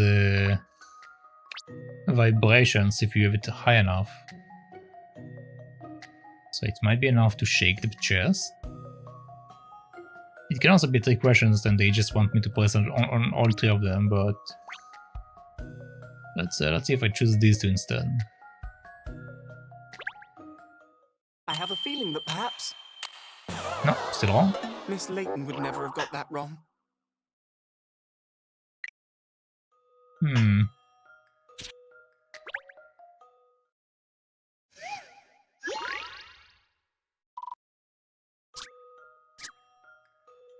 Okay. Let's see if it's 3 questions and I need to use all of them. If you'll entertain my idea here. Okay, no, I so don't cut the mustard at all, do I? I am missing something here.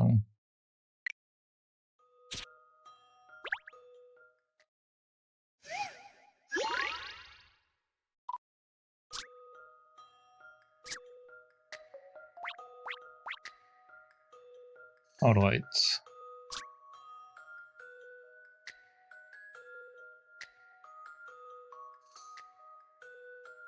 One alarm goes off in response to sound, one goes off in response to light, and one goes off in response to vibrations.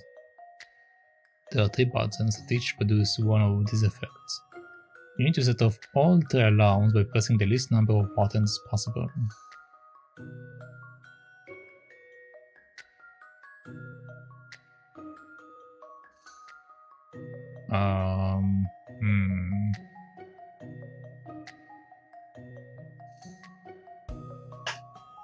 What if we say, okay, this is dumb, but what if we say, like, because the chest is shaking, it make a noise by the shaking, so this is music, so sound happens, and we're saying that there is light, because when the box shakes, it opens a little bit, so the light from the outside goes in.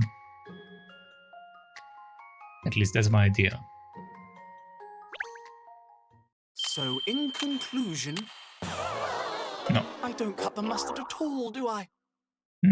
What am I misunderstanding?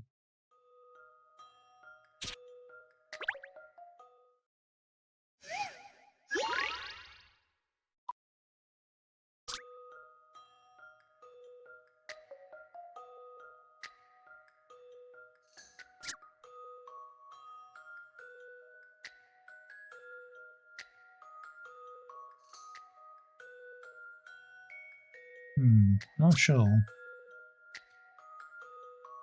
There are 3 buttons that each produce one of these effects. You need to set off all 3 alarms by pressing the least number of buttons possible. Select all the buttons that needs to be pressed.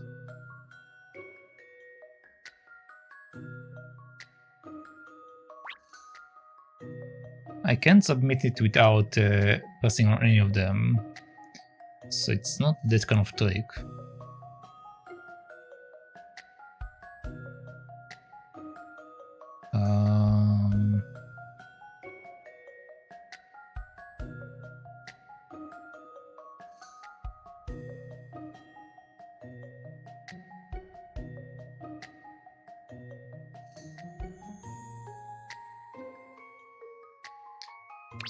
Well, the light,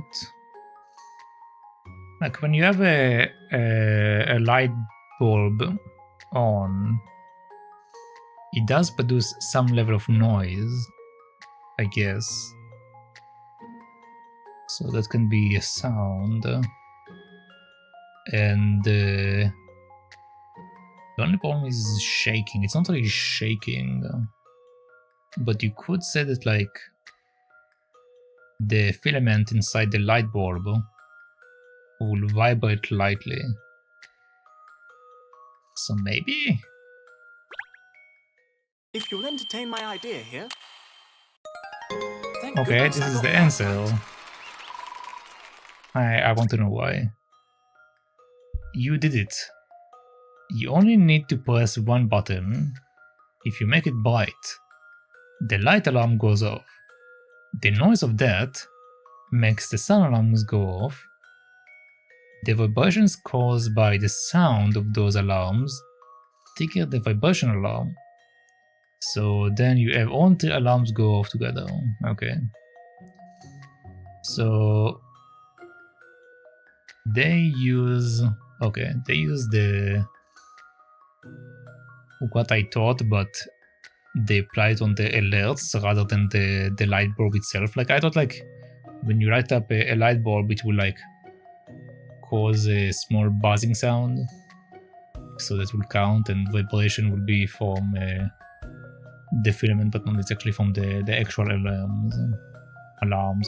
Okay, I get it. I get it.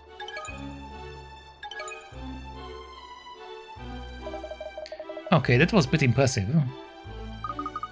So you will talk to us now. I would like to know what you were doing before the scanning today. Fine, alright then. I was in here, of course, making sure all the machinery were in tip-top working order. So you were the one who actually ran the film? Yeah. I was pretty shocked when the last reel suddenly skipped the scene. And would you have any idea who might have stolen the kissing? No, really, I mean, I really don't care.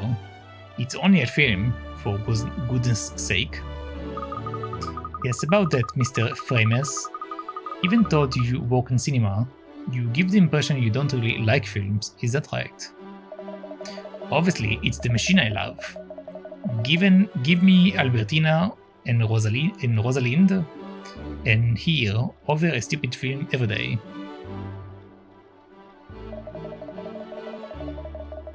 Oh, that reminds me.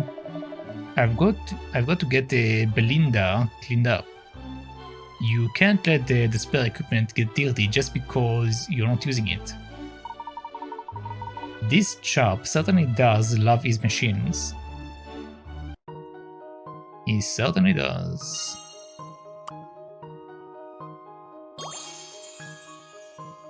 Machine freak. Projectionist Simon Frames has named all his beloved equipment, but has little interest in films. Before the scanning, he was in the projection box preparing. Well, I think that concludes our investigation of the projection box. And other than the machine-made Seymour Framers and his pet Mina beard, nothing seems to stand out as being unusual. Yes. Gosh, you certainly seem to be deep in thought, miss. Are you figuring it all out with those little grey cells of yours, as Inspector Hastings calls them? I've got it. I know exactly where we need to head to next. Without a shadow of doubt, the snack kiosk. Seriously? I refuse to leave without my free popcorn. I can practically see the little kernels of corn popping around inside your head at the moment. Miss, we have to focus on the case at the head of the great Layton Detective Agency, with all its proud history and tradition, can't be distracted by such things. What history and tradition? Can't only just set up the place up? Well, alright, but it will have a proud history and tradition in the future. If we can just get our heads off popcorn. A long way in the future. As it stands, we have no leads at all. I think we should investigate another part of the theater. The pub's got a point. Snooping before snacks, come on. Well, if the two of you don't want to come with me, I will go on my own. Ah, like a dog with a bone as usual. Let's turn our attention back to the case. Presumably, there is an editor here as well. Wouldn't you think? We should see if we can interview him or her. Quick thinking, go faster, pinstripes. So how do we go about finding the editor? Well, I suppose we could ask Mr. Famous. Pardon me, Mr. Famous. We would like to talk to whoever was in charge of editing the premiere. You mean editor? He's the editing technician. Reactor's famous editing assistant? Yeah, he's one of the most senior members of the Reactor's crew. He was here for the scanning today. Well, given that it is an editor's job to cut and splice the film, I think we should speak with him. He may well know something about the missing kissing. Where can we find him? Good question. I don't know where he disappeared to after the scanning. Perhaps he's still in the theater. Let's go and ask around if anyone has seen him, miss. Alright, as soon as I've got my popcorn, we will go and hunt down for Mr. Torre. Let it go, cat. Maybe it will be quicker in the long run if we just go back to the snack kiosk now and get it out of the way. Very well, miss. You win. Let's head for the kiosk. Alright. Let's go.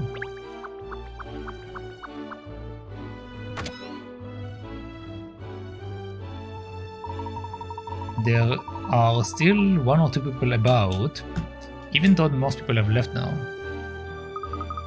Never mind that, it's popcorn time. Now I just need to give the coupon Ernest has to the member of staff at the kiosk, and the Dorian Delight will be mine. Obsessed, you are obsessed. And you are judgy. Ah yes, what can I do for you? Oh, aren't you the chap who showed us into the theater before? Ah yes, all the other staff members were individually assigned to take care of our VIP guests. So yes, we are a little short of hands for the usual running of the theater.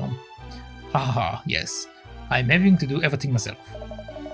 Getting theater goers, showing them to their seats, manning the snack kiosk, and cleaning.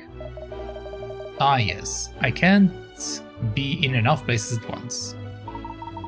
Gosh, you sound awfully overworked. Like someone else I could mention. Answering the phone, making tea, cleaning the office, helping with investigations. Sounds familiar, Pine Stripes? Oh, I don't mind. I'm very proud to be able to help such an esteemed detective as Miss Layton. You are? Well, I'm sorry to trouble you when you are obviously so busy, but I would like some Dorian popcorn, please. Here is my coupon. Ah yes, of course. I will be delighted to serve you, except that I'm terribly sorry, but I can't. You see, ah yes, I'm afraid the daily special popcorn is all sold out, yes. I knew I should have come earlier. It was always going to go quickly. Such a knockout flavor. Oh yeah, anyone could have predicted that. However, yes, I do have something else I could offer you instead of puzzle. A puzzle instead of food? I don't know how I feel about that. 6 of 1.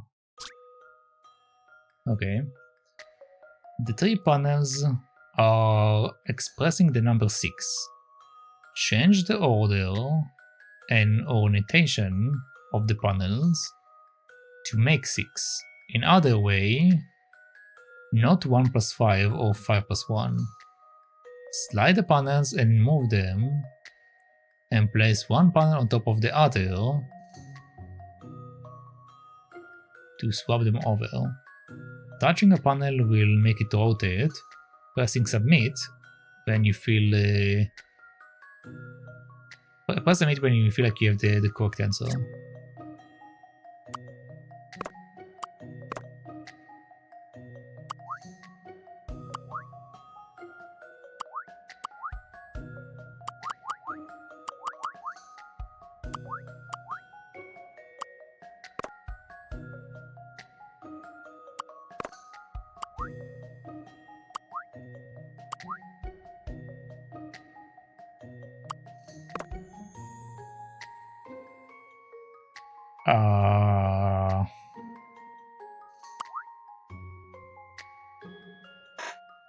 I need to make a 6 somehow.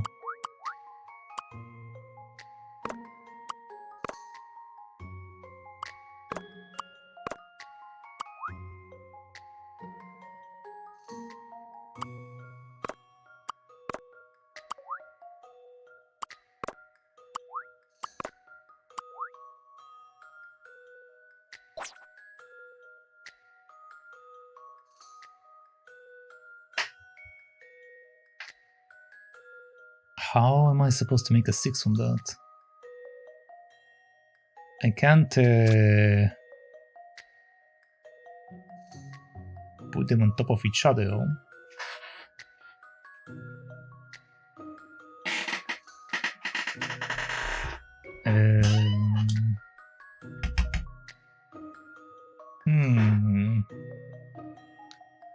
The panels are expressing the number 6.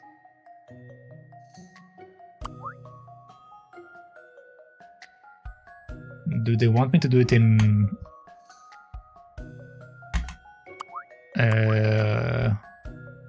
Greek numbers, maybe?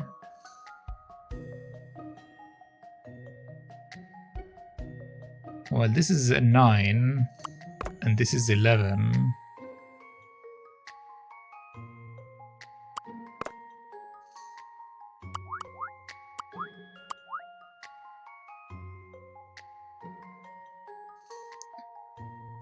But neither of them is a 6.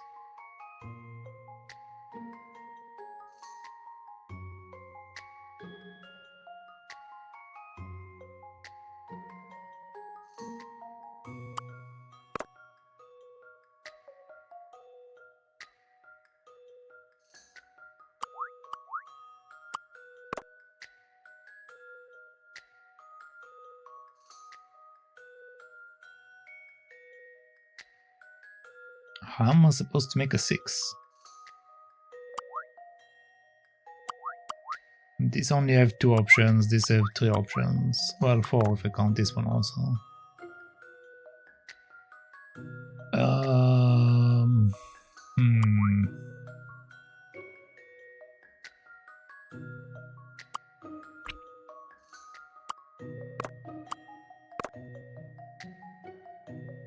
3 panels are expressing the number 6. Change the order and orientation of the panels to make 6. In other way, not 1 plus 5 or 5 plus 1.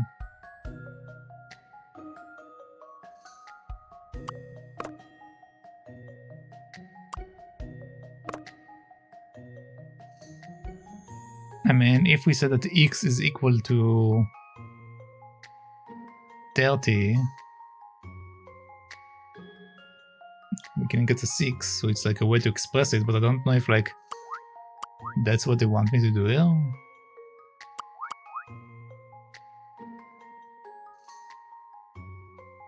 can also say that like x minus 5 is 6, then we are saying that like x is equal to 11, but like neither of them really makes a 6. It's more like I put numbers in my head and like say, okay, this is 11, this is that. How do they want me to make an actual 6 though?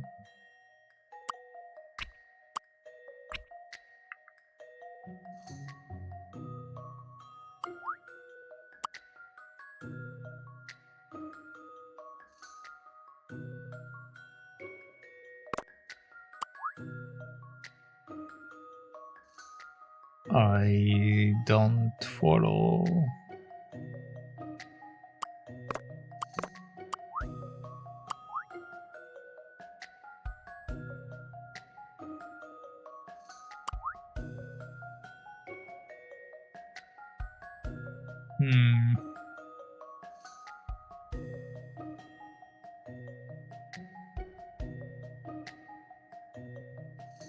Slide the panels to move them, and place the panel on top of another to swap them over.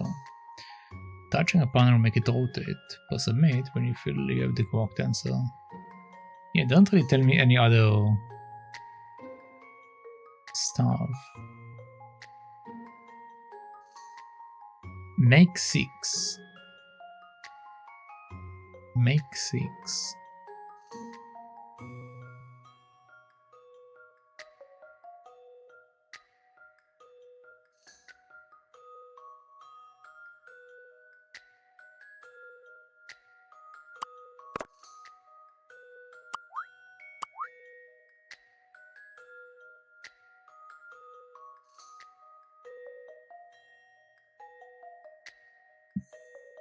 If I could overlay them, I can make a 6 if I just take this and put it here.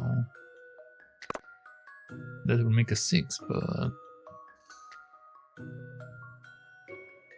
I'm pretty sure that's not what they want me to do here.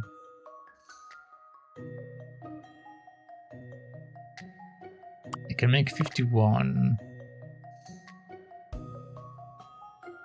which doesn't help me either.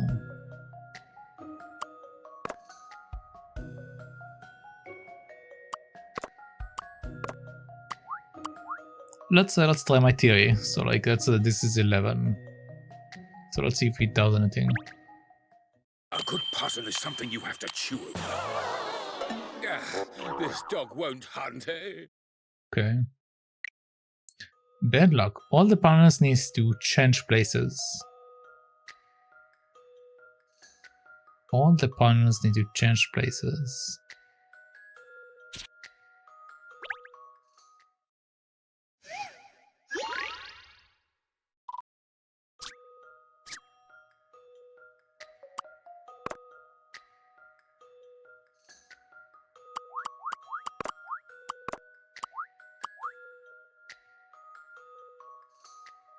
They are saying all panels need to change places.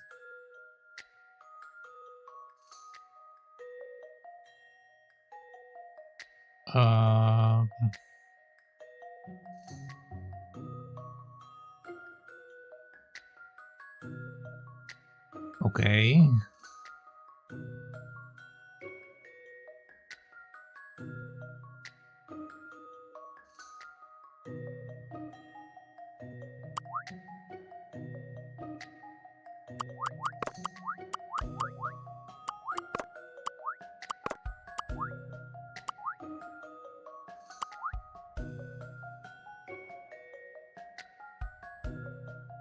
Yeah, I'm not entirely sure how that helps me.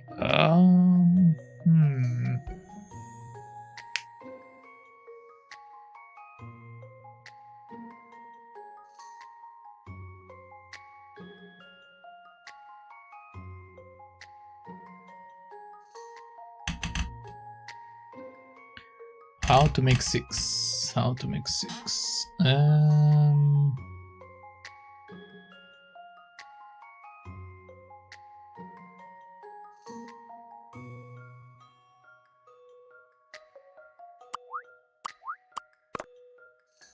Oh, I see.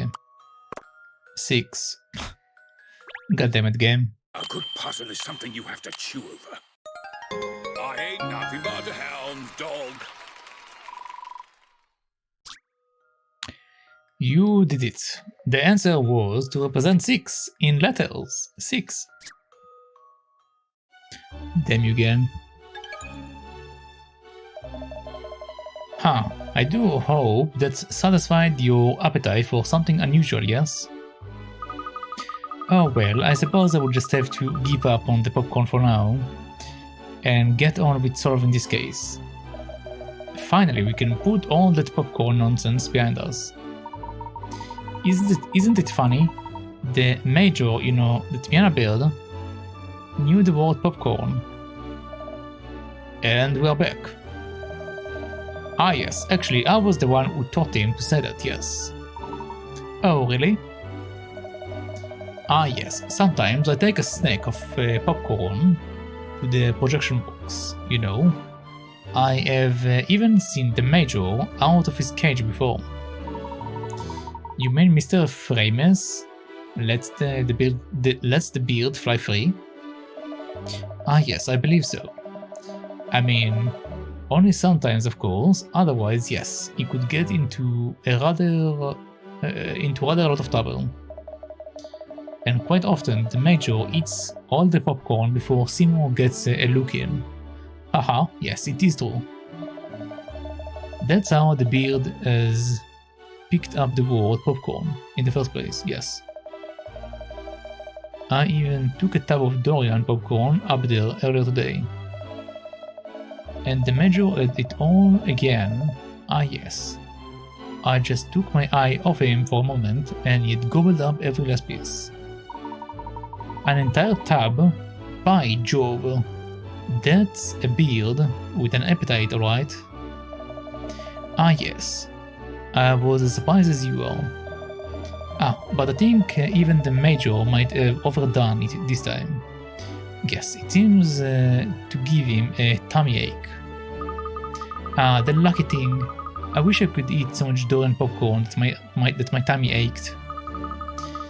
But I must stop pining for something I can't have. Yes, it is time we spoke to Mr. Torre, the editor. What? I was still on popcorn. I feel your pain, Sherl, but we must find Mr. Torre now.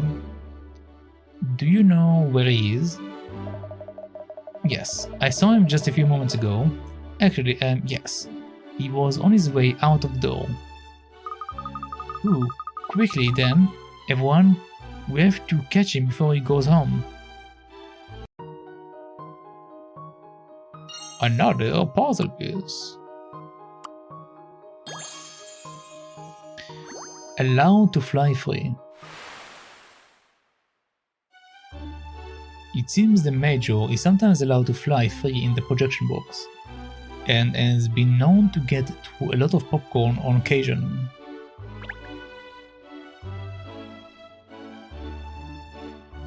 Okay, so let's see if we have any secret puzzles here. Oh, hello, Katrielle. What a terrible thing to have happened. I can't believe someone would steal the end of the film. I'm afraid I do have to ask, Piper. This isn't another one of your ruses, is it? No. Then why are you still here at the theater? The culprit often returns to the scene of the crime, you know.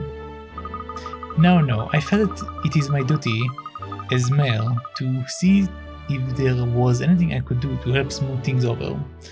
after all the hullabaloo before. But we already know that you enjoy good hullabaloo, don't we? Like the hullabaloo of a festival, for example. No. No. Oh, you're still here, are you? May I ask what you're still doing here, madame? Aren't you going home now that the screening has been cancelled? Ha, goodness me, no. Not before I finish my popcorn, please. That rich buttery aroma and that deep invasive scent of durian that wafts out from my deep inside from deep inside the tub. I've sampled dishes from all over the world, but even I find myself taken aback by this culinary masterstroke. A deep invasive scent, really? Oh, I knew it. I knew it would be amazing. I have to try it. If only you could. Okay, let's go. Katrielle, may I have a moment? Yes, what is it, Piper? Not that it makes up for the travel I put you to before, but I have a little something for you. These are fashion fartings? Huh? Fashion fartings, yes. They are a unique London currency that you can use to purchase clothes. You've obtained a fashion farting. Fashion fartings are a rare currency that you occasionally find around the capital. They can be exchanged for items of clothing.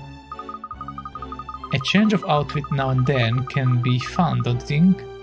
I personally try to keep up with the latest trends and fashions. Yes, so do I. It is what an English gentleman does. Thank you, Piper. Say, miss, that's rather exciting, isn't it?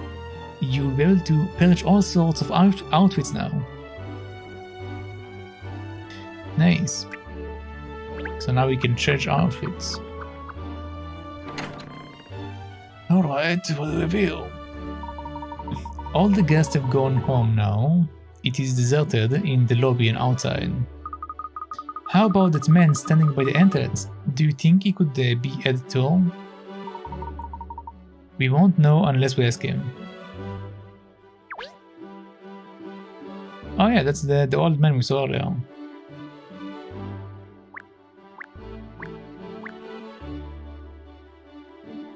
I'll just chat with him. Excuse me, are you Mr. Thor, the editor? I am. And you are?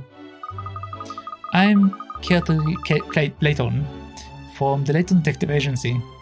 You've probably heard of me. Nope. Oh, well, that's a shame. Still, you know me now, don't you? Mr. Barnon has asked me and my colleagues to investigate the case of the stolen keychain. We would very much like to take a statement from you, Mr. Thor. After all, you have worked with the Maverick Director for many years, haven't you? I'm surprised a kid your age has even heard of me. Alright, let's see what else you know. I bet you haven't heard of this Erector film, have you?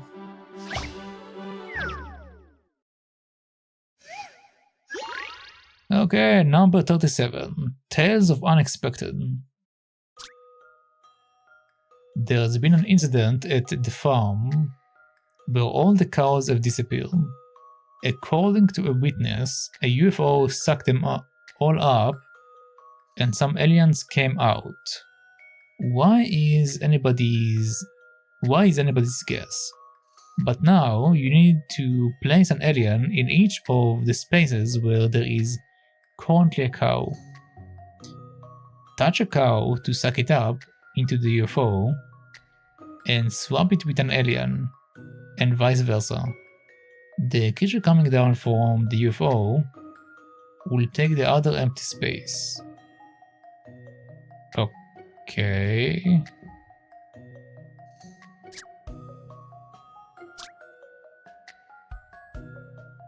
Place an alien on each of the spaces where there is currently a cow. How is that a puzzle?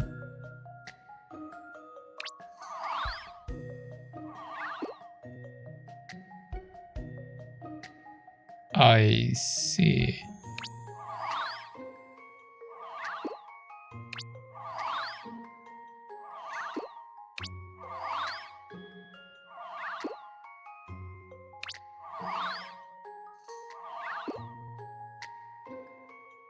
Aha.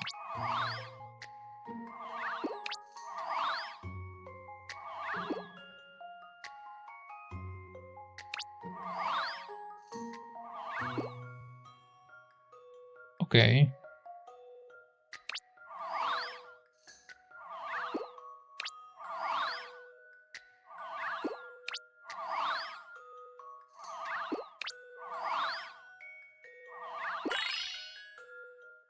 I probably If you'll didn't entertain do my it idea, in the most still efficient no way, catch on Miss Layton, of course. but whatever. You did it. Looks like the aliens just came to have some fun. As the night draws to a close, you wave them goodbye as they set off for home.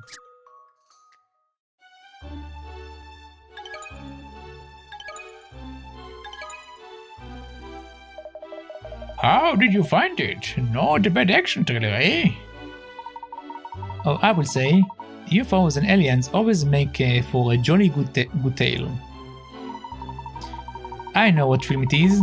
It is the rarely seen scenes, close equations of the third kind. Alright, now I'm impressed.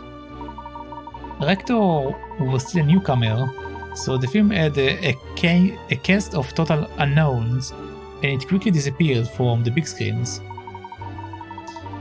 And the production company went bankrupt as well, so it's never been reshown. It is one of the most talked about films among Rector fans. Spot on, you already know your stuff, kid. Okay, fire away. What do you want to ask me? Thank you, Mr. Thor. So first of all, can you confirm that you were at the screening earlier? Yeah, I was there. I wanted to see everyone's reaction to our latest film, to be honest. But then that happened. It's unbelievable. You know, I've worked closely with Maverick for a long time, very long time now. And I've never experienced something like this before. It is my job to cut Maverick's films, and my job alone. Can I ask where you were immediately before the screening time, Mr. Thor? I was with Maverick. We were checking over the film together. Needless to say, there was nothing wrong then. There was nothing wrong then, other than us arguing again. Arguing about what? Well, you probably don't know, but Maverick's film used to be a lot more fringe, a lot more edgy. It is that kind of work that attracted me to Maverick's directions in the first place. I've stuck with him ever since. But in recent years, he's gone for the popular vote. He's been choosing the kind of overly sentimental draws that the public seems to lap up. And that final kissing in the latest film is, well, it never sat right with me from the start. But Maverick wouldn't listen to me, would he? Not when we were shooting or when we were editing. So when we were checking over the film earlier today, I finally said it. I told him that scene wasn't true to his style, and that he had sold out. So the two of you quarreled? Yeah, but that's just par for the course. Directors and editors always argue. Always have, always will. Making films sounds like a tricky business. But let me make one thing clear. Just because we argued, it doesn't mean I would do something like that and disappoint all those poor people. I see. Well, thank you, Mr. Thor. No problem. You catch whoever did this, alright? I want to know who was responsible.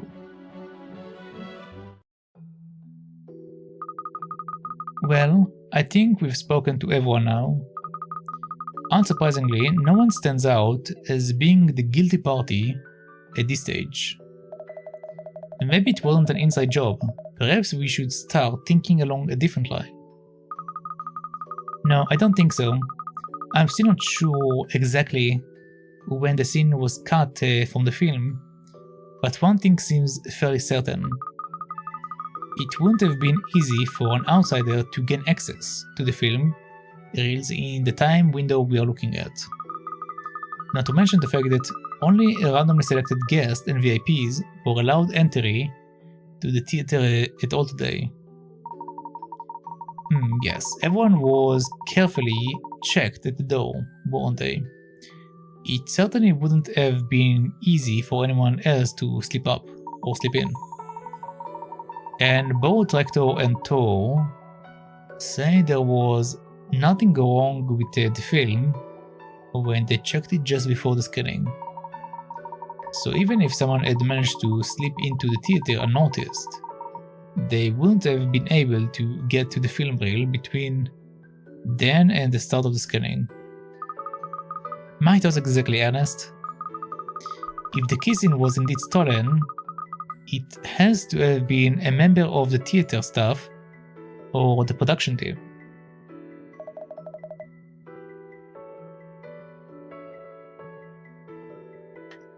I think you're right.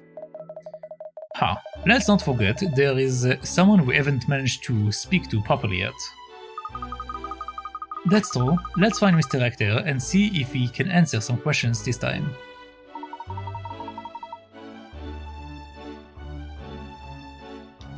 I just hope he has calmed down a little now.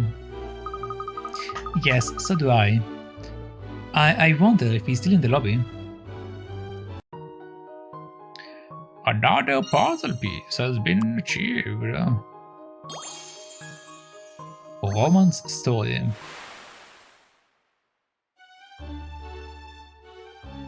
Though once more inclined to fringe material, it seems Maverick Director has recently shifted into more mainstream romance-oriented films.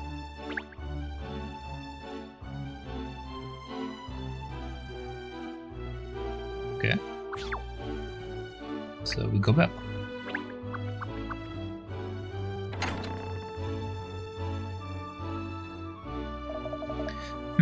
No director. But there is Emiliana. Look, perhaps she will know where we can find him. Yes, let's go and ask her, and we can find out her profiling, how is her profiling is going at the same time. Also, we have this guy. This is your time to shine now, Katrielle. Let's see what you're made of. Aye, aye, sir.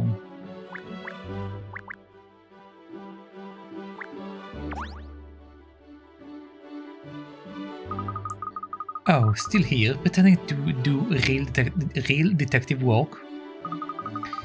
If I were that good at pretending, I could pretend to be like you. So how are you getting on? Don't be so catty.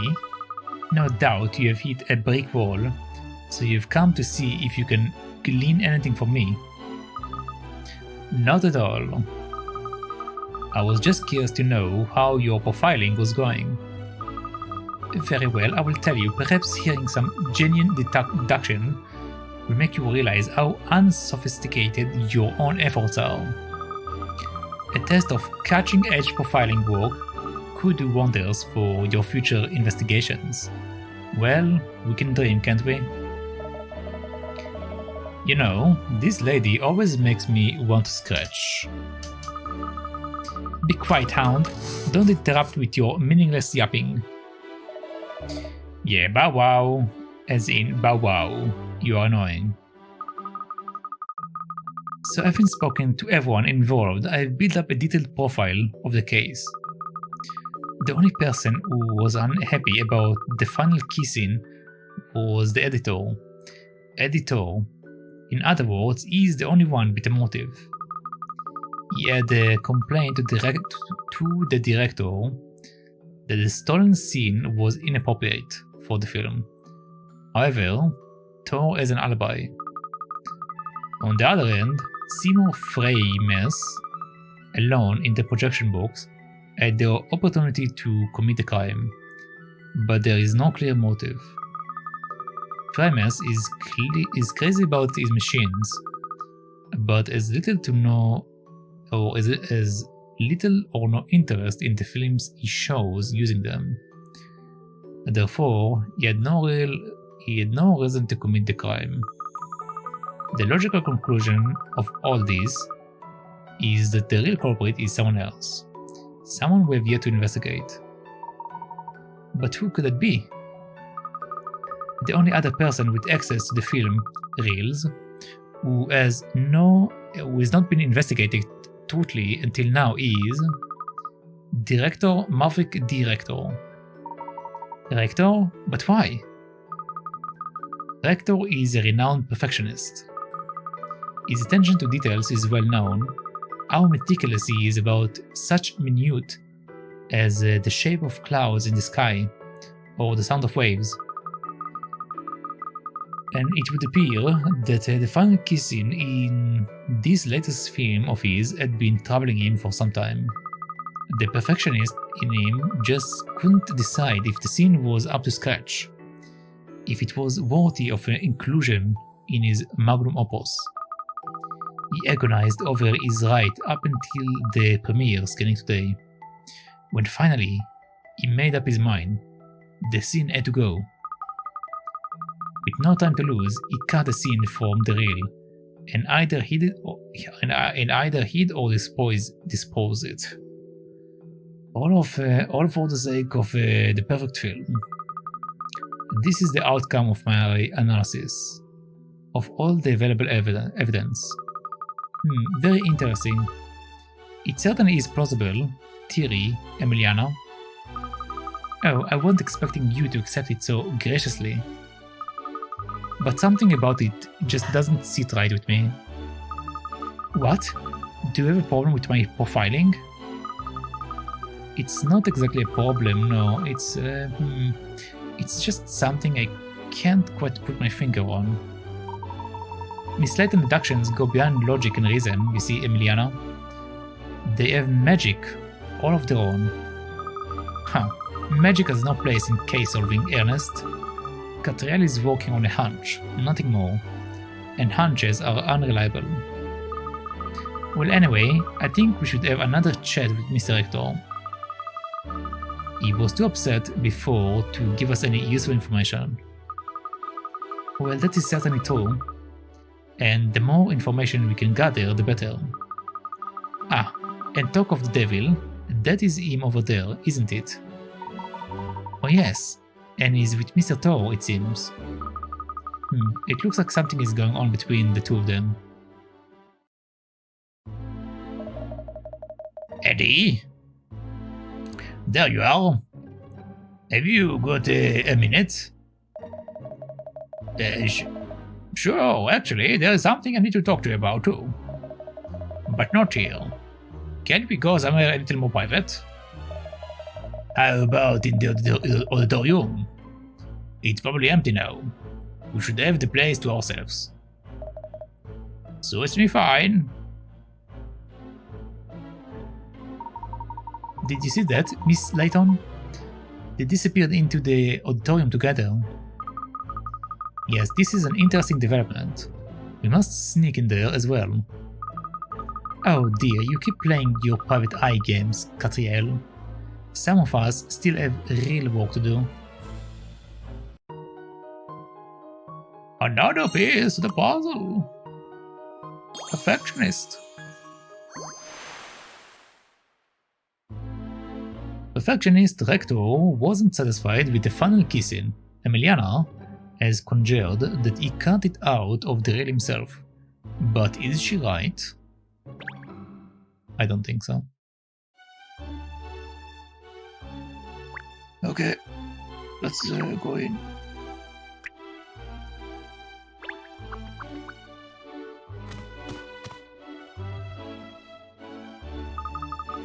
That's strange. We all saw them come in here. Where have they disappeared to? Sniff, sniff. Over there, cat. Oh, you, I shall shove my fist up your face.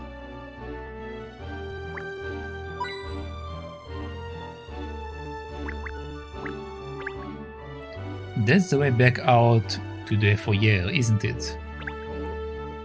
Someone has been hard at work polishing dirt. I bet my nose would leave a mark if I get too close for a sniff. They are absolutely silent, these doors, so people coming into the auditorium don't disturb anyone else. I said the seats in this auditorium are so well cushioned, aren't they? You could certainly enjoy films in comfort on these plush seats. Forget how soft they are. If you get your paw in the right place, these seats recline. What a treat! What a treat indeed!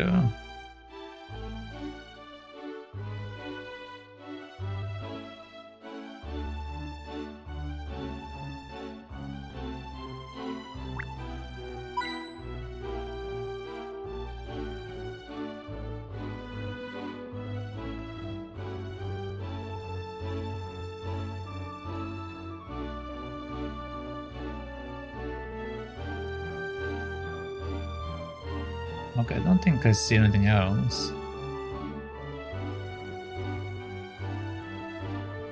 Okay, I think we're good. Oh, so something? One day I would love to come here and watch a film from those seats up there. It is only certain selected guest who has been given a balcony seat for tonight's performance. I wish we were among them. I could do with extra height to get a better view, but what if you fell? Okay, let's do that. Alright then. Oh, it's the French guy. Alright then, Eddie. Why don't you just admit it? You are the one who cut the scene, aren't you? You've never liked it. You've had a problem with it from the first day of shooting. Yeah, and you knew that, but you refused to cut it yourself. You stubborn old fool. Who is the director here, eh? Me? I am. If I say a scene stays in, a scene stays in.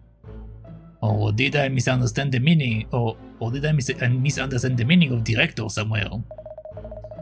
If you've got a problem with the way I make decisions, then this partnership of ours is over as of now. It is over, you say? Oh, Maverick, you've done it now. Please, let's all calm down and try to talk about it rationally. Oh, where did you spring from, Miss Layton? Never mind that now. Just take some deep breaths and calm down and calm yourself down. Breathe in and out some more, and a little bit more. That's it, keep. Ah! Yeah! Ah! Are you trying to kill me? Of course not, I'm a detective. I much prefer investigating murders to committing them. Anyway, it is clear that you two have some unresolved issues. Oh, you overheard that, did you? We were just letting off steam about the film, that's all. It seems a little more than that. The end of your partnership together? This know-it-all thinks his God gives to romance films these days, but his love scenes have always been a total disaster. It is only my editing that has saved them all these years. It's thanks to me he's produced so many hits. But does that mean anything to him now? No, not a jot. Well, he might have chosen to forget, but mark my words, I haven't forgotten.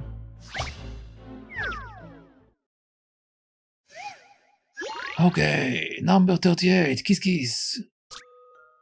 The sun is setting at the beach, the perfect backdrop for a sweet kiss with a girl in the wood. Use 3 of the 6 symbols in the frame on the left to represent kiss. In the frame on the right, slide the symbol to move them and touch them to rotate. You cannot overlap them.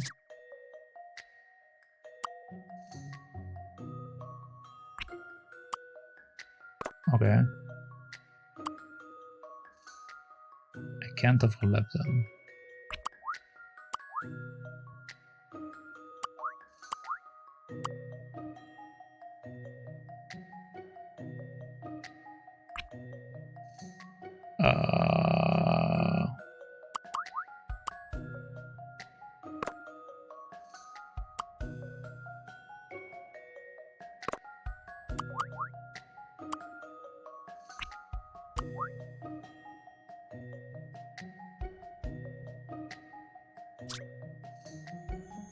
Use 3 of the symbols in the frames to the left to represent the kiss.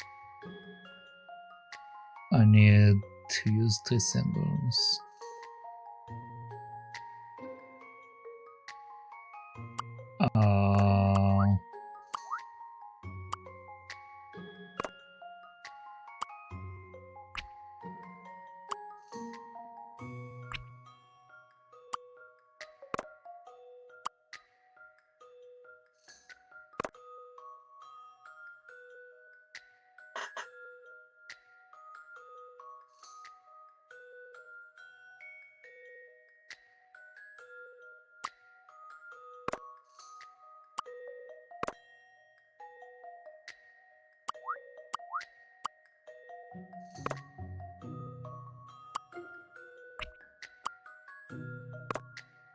Kiss. I don't think it's something like that.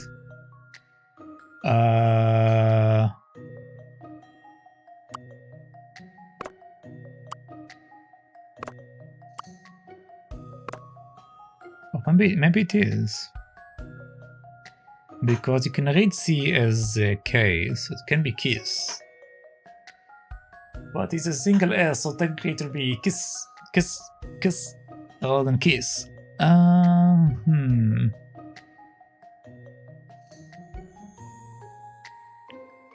Well...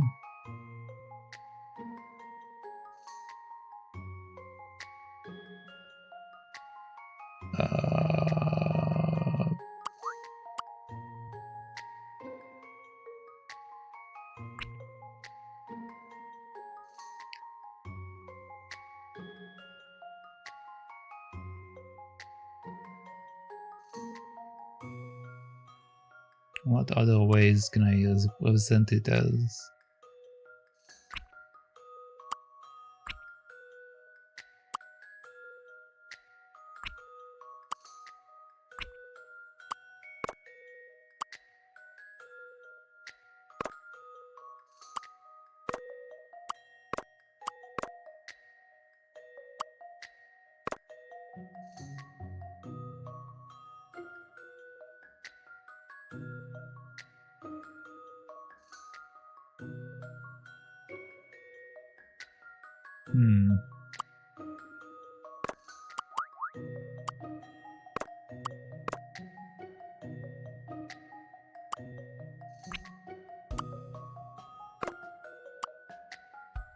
Like, we can set this as a mount.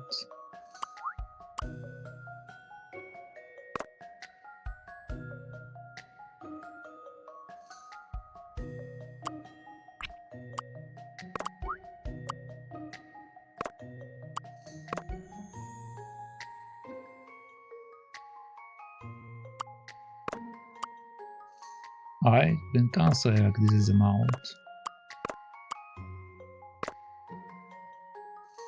Like this is one piece of the mount, this is the other piece of the mount, but I don't think it's correct.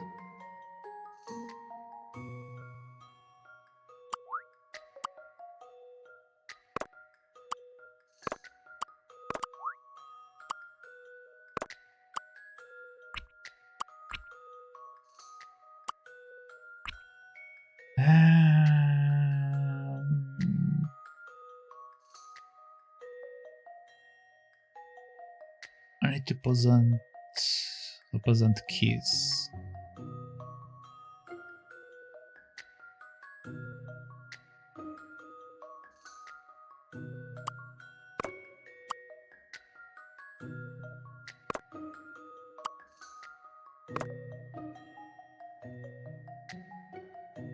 Okay, apparently not that.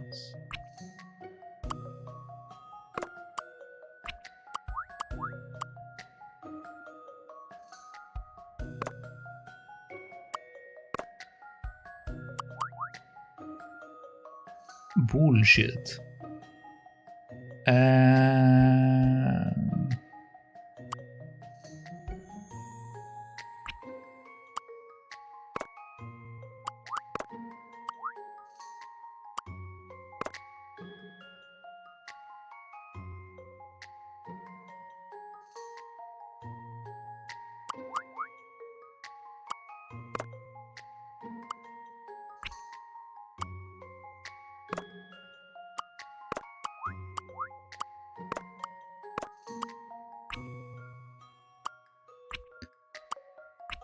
Yeah, I don't see that.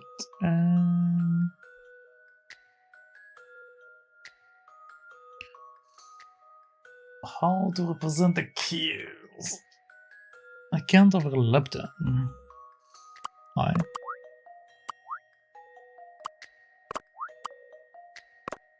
You know, I'm not allowed to do that.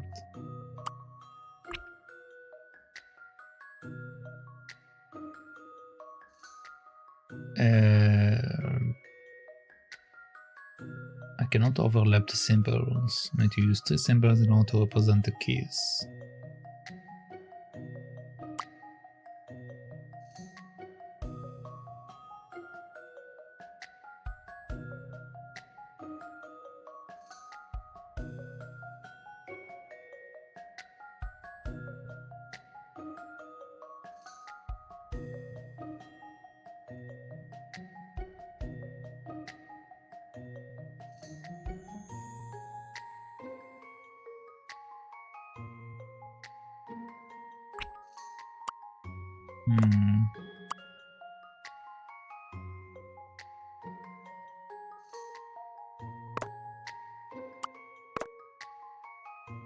I mean, I can claim that these are two mouths kissing each other, but...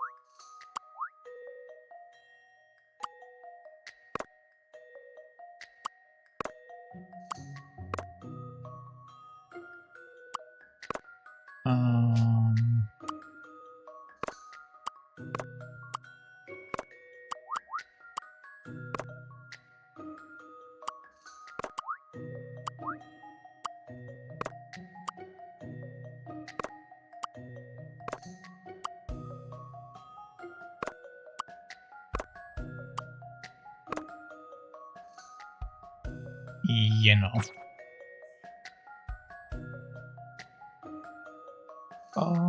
Way to represent the keys.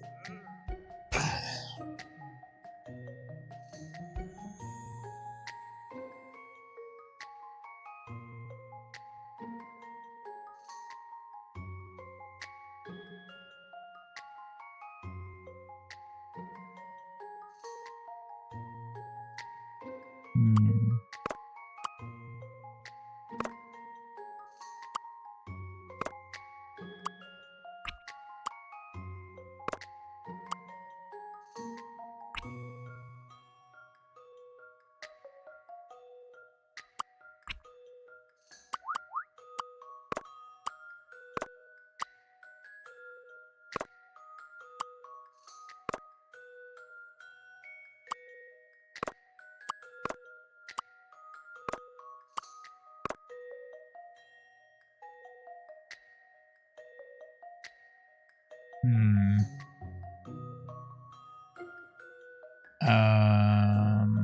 Hmm.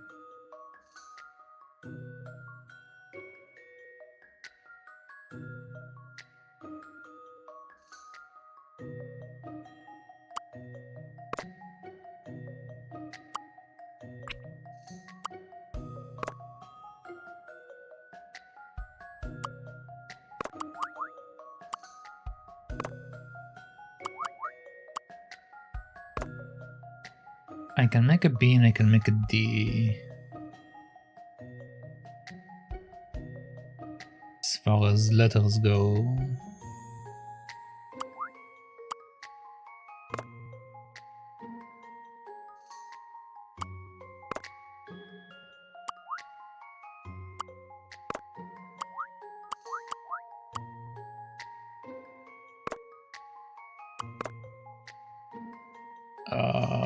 No.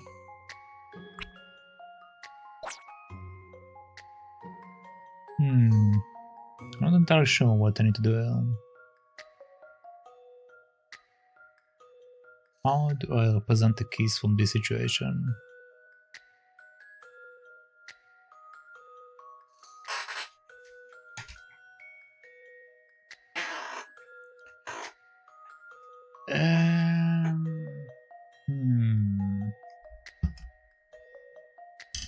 It's not the letters.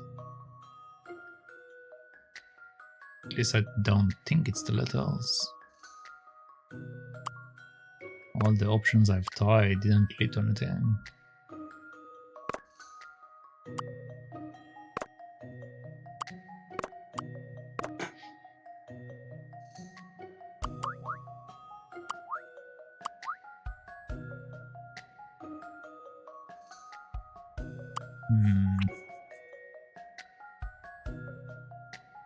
Um,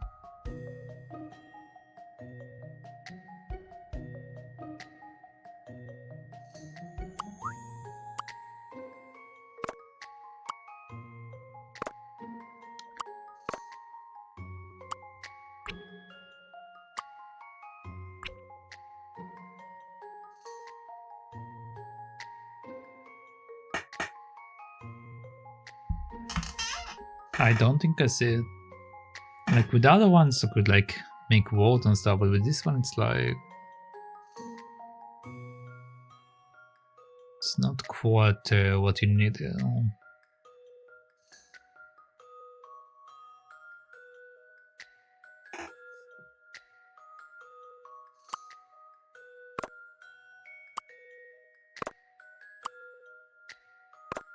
BC. Batsin.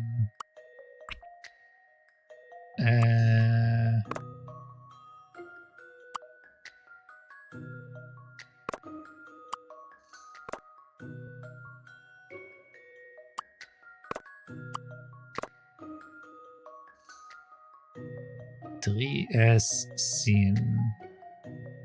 3SC. 3SC. SC3. C3S.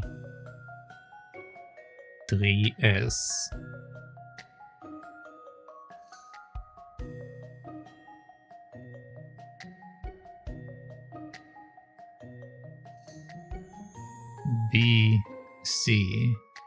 BS. DS. D3. 3D. 3C. 3S.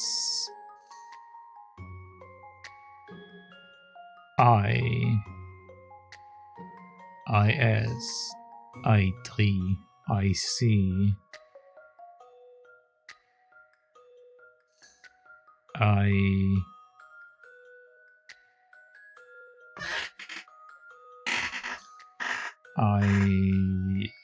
Seek. 6C3. 3 trees.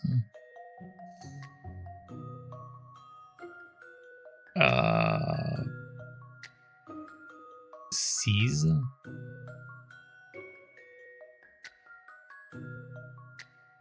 ISIS, ICS, ISS, CIS, CIS, IIC, IAS, SSI, I3I, ICI, 3II, 3IC, 3IS.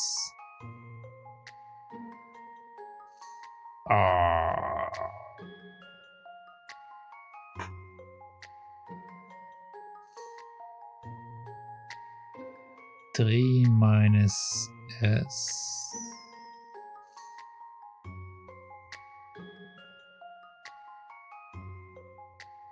C minus S. S minus C.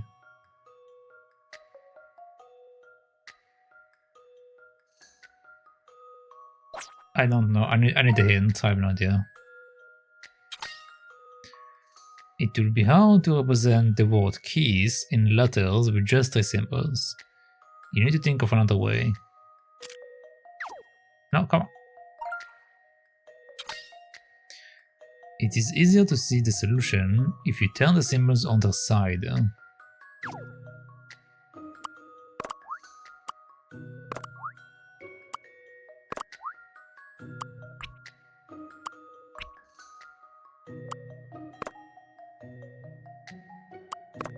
Okay, so symbols are on their side.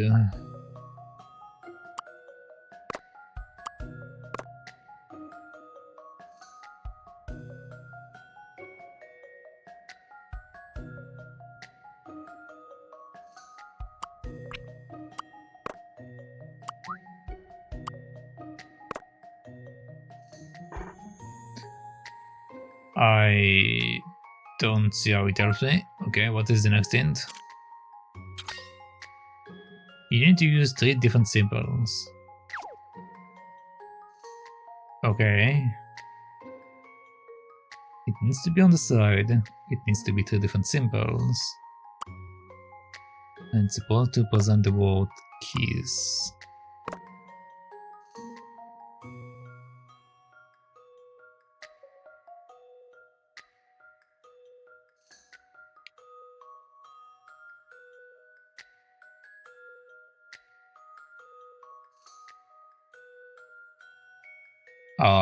What?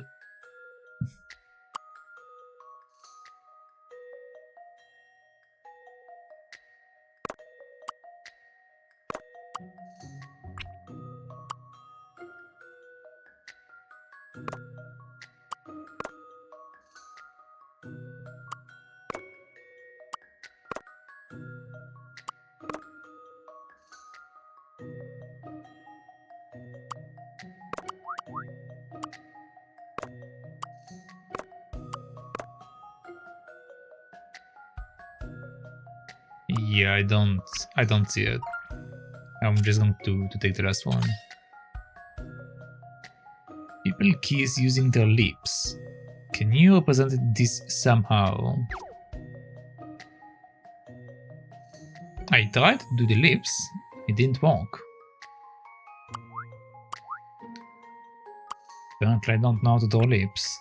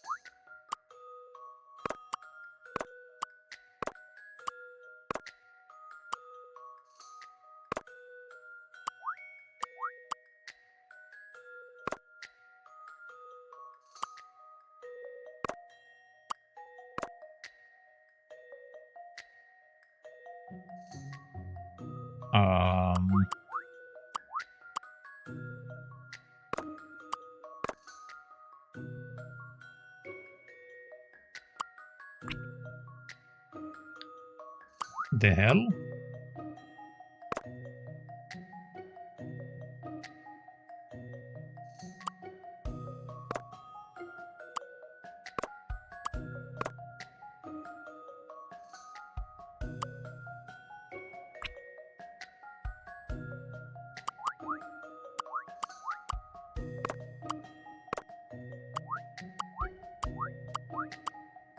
It says I'm supposed to be able to see it when it's on the side, but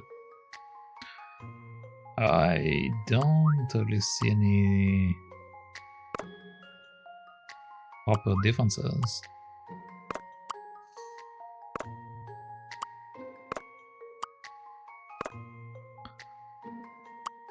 Hmm.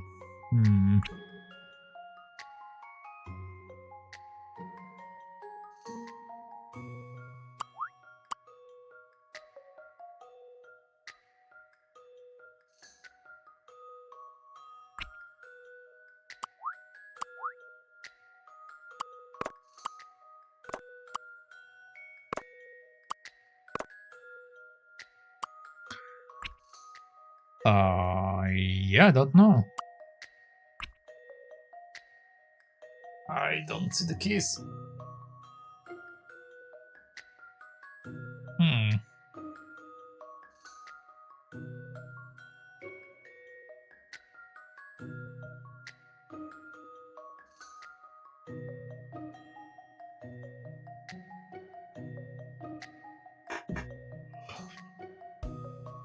It should be 3 different symbols. I should be able to see it when it's on the side.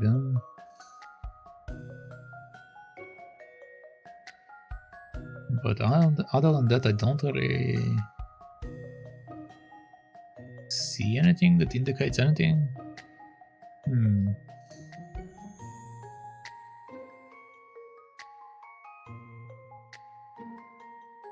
What am I supposed to be doing now?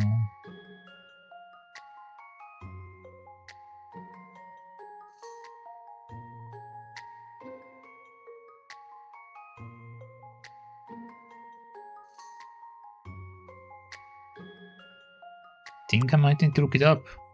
I literally don't know what they want from me.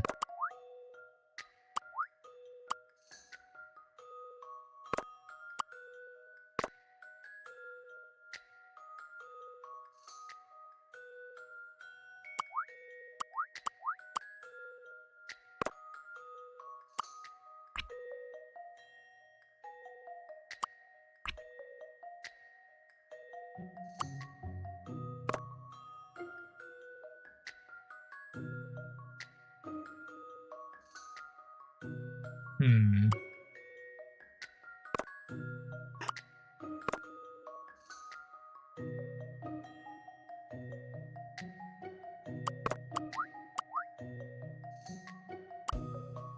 Yeah, I don't know. I just don't know.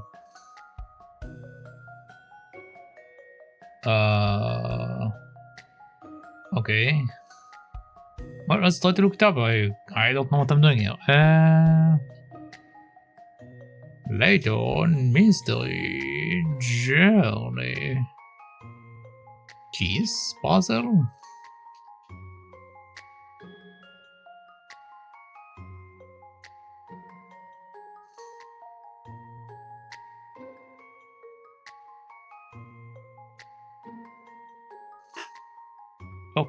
Okay, this shows something that I already tried.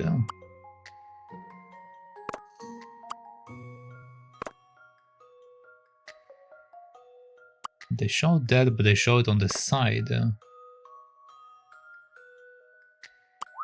How is that any different from... what? I don't get it. How is that any different from the normal setup?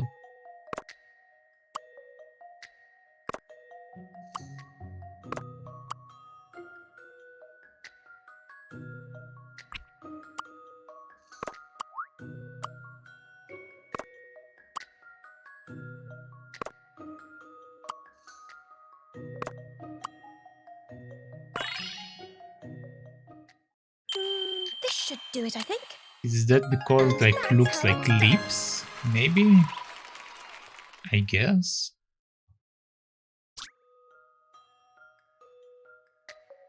You did it. Uh-oh, looks like someone has been hoodwinked. Hoodwinked. Sure.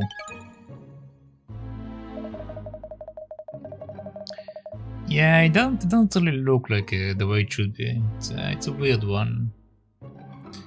Well, I didn't think you would solve that one. That had me stuck for decades. There is no puzzle that can be solved with some calm and considered thinking. Mr. Toro, if you have calmed down a bit now, perhaps... Calm down? Are you being funny? Ah. I don't care about that spat with Maverick before, but I can be pinned for this theft of the final scene. I mean, it's a matter of pride. What sort of editor would do something like that? Yeah, I think it was the shape of leaves, but even then it's like... It's a very obscure looking lips, because like when you draw lips, the inside of the lip should be angular, and they made to look like a straight line. So I don't know. It looks a bit weird to me, but it might be that I'm just like being too picky about it. And yes, hello the intern. How are you doing? I don't think this fight is going to sort itself out anytime soon. Oh well, never mind. It's other fun to watch, shall we? Great idea, Cat. Let's just forget about the case and watch the two prime suspects argue instead. Don't be snide, Sherl. If we listen in, they might let something slip that gives us a lead. Sneaky cat. You are one sneaky cat. Pride?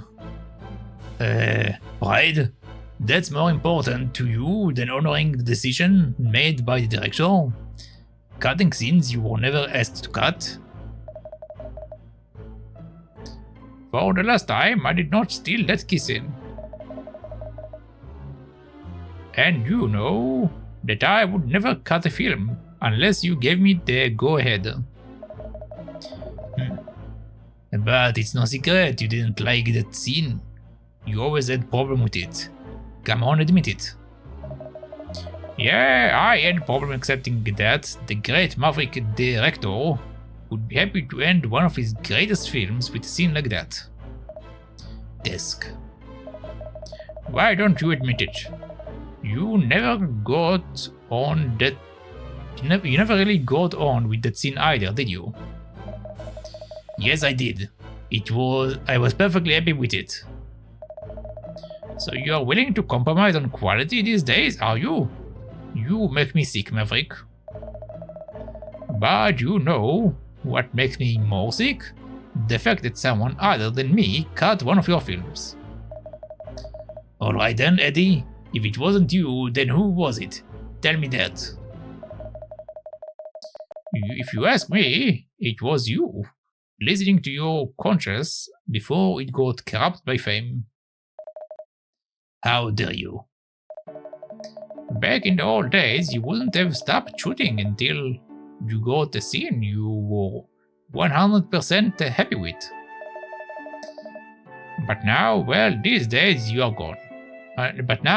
Those days are gone.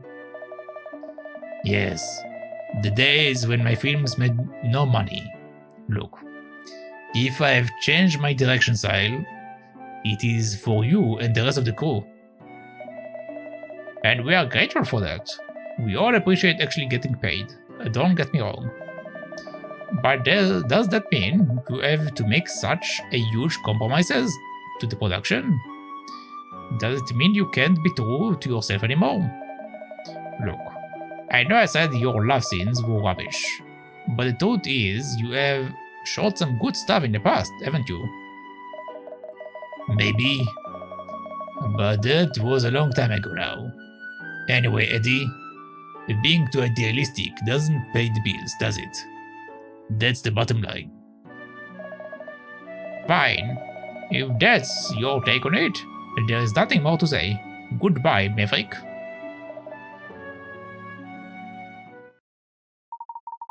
Yikes. That didn't end well, did it?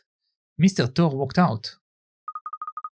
This could be our chance to get some important information out of Mr. Rector. Come on, Ernest. And you, Sherl. Mr. Rector, I would like to ask you a few more questions if you don't mind.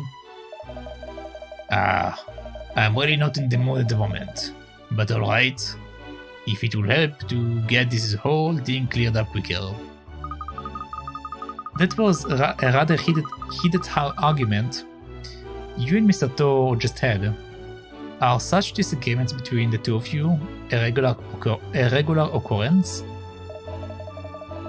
Eddie and I have been a team for a very long time. Since long before I made it. So we've had more than a few fights over the years, yes. Back in the early days, we used to have blazing rows about production issues. Still, it has never gone this far before. We have never talked about going our separate ways. Very well, one ill word asks another. Yes, well, one ill word asks another, as they say. If you said things you didn't mean, I'm sure an apology will go a long way to fixing things. With Eddie, I'm not so sure. I hear that you used to make films that were a lot less mainstream, with more fringe appeal, is that right? Ah, that's going that's going back a bit now. Anyway, it wasn't like I was trying to shoot fringe films. That's just how it worked out. That's how people took my material. It wasn't for everyone. But Eddie, he really liked my old work. And now that I'm making films more people actually want to watch, he is not happy about it. You know, he was always pressing me to not include the last scene in No Sub for Love, right from the start. Yes, he told me he said he didn't believe it was true to your style. Not true to my style, eh? That makes it all sound so simple. The truth is, I don't even know what my style is anymore. It's just a typical of Eddie, though. He never had any hesitation in telling me what was wrong with my films. Sometimes it makes me so mad, but I have to admit it, he's usually right. Oh, who am I kidding? He's right this time too. You mean about the stolen scene? I just wanted it to be real. I wanted to shoot a kiss that looked like it was genuinely from the heart. Not just two actors playing their parts. But somehow I couldn't get it right. In the old days, I wouldn't have given up. I would have just kept shooting and shooting until it got the result I wanted. Why didn't you do it this time as well then? You are young. I won't expect you to understand. The fact is, as you get older, you lose the drive you had in your youth. No, you're quite right. That's not something I can relate to. It sounds rather sad, to be honest.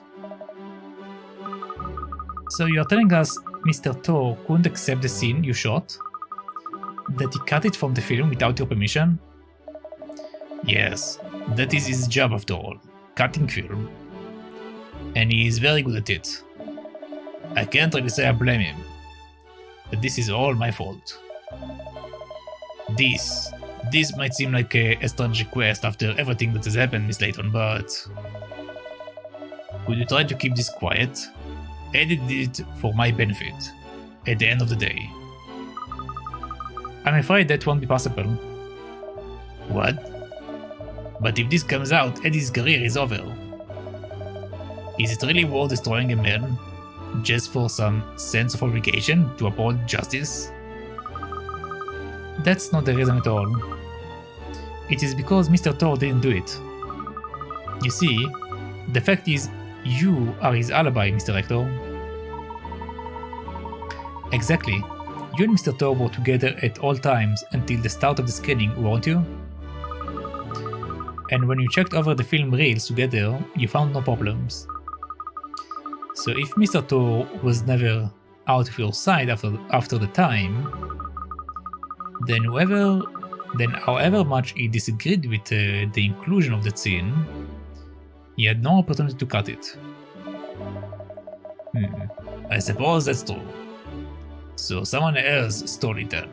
Well, that's wonderful. Miss Layton?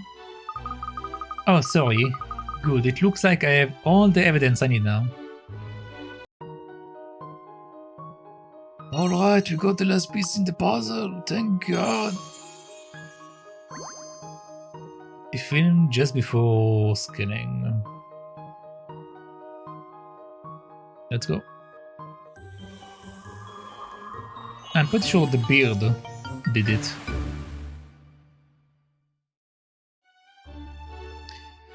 Rector and Thor checked the film reels just prior to the screening. They both found no issue with it, and the last scene was present.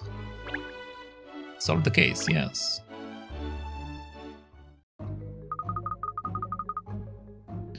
Oh, of course, yes, it all makes sense now.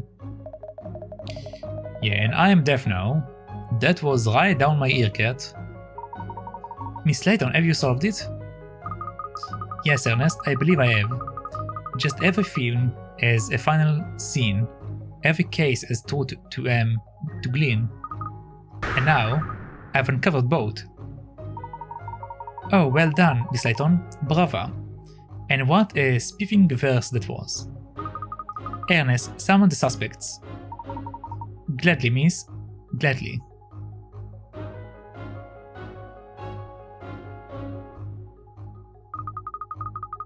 Thank you all for coming, everyone. I finally ascertained the truth about the stolen key scene. Really? You have? Who did it? Come on, spill the beans. I want to know who did this to me and why.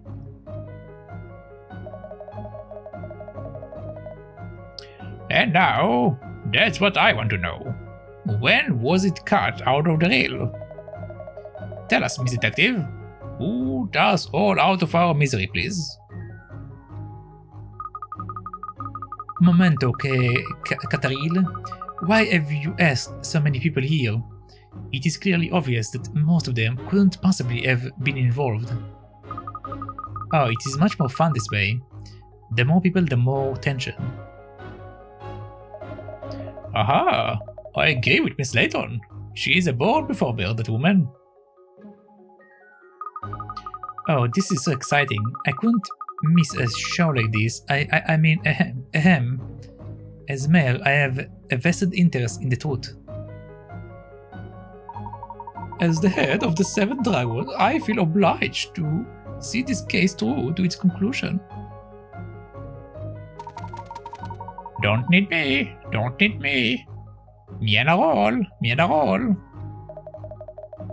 And I really just, and I really don't really care what happened to that scene. Can't I just go? Come along, Miss Layton. We are all dying to hear the truth about this case, and who the culprit is. Let's not rush. This is a detective moment of glory, after all. True.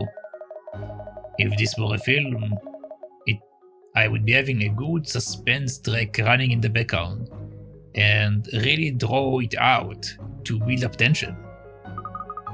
Exactly. Now let's get to the case.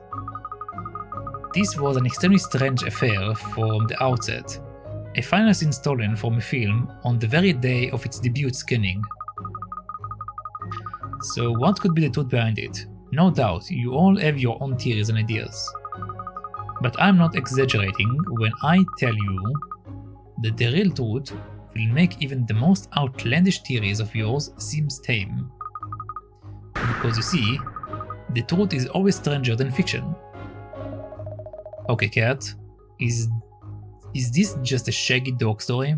Or do you actually know did it? Alright. You couldn't let me milk it, could you? If I had to identify one culprit in this case, it would be you over there!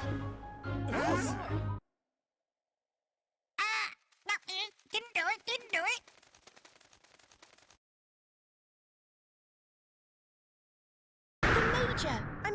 Minor. Major Minor! When the reels were being switched during the screening, you did a major minor poo on the film. A poo?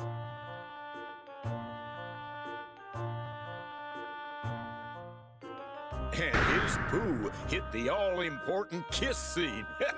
Is that it?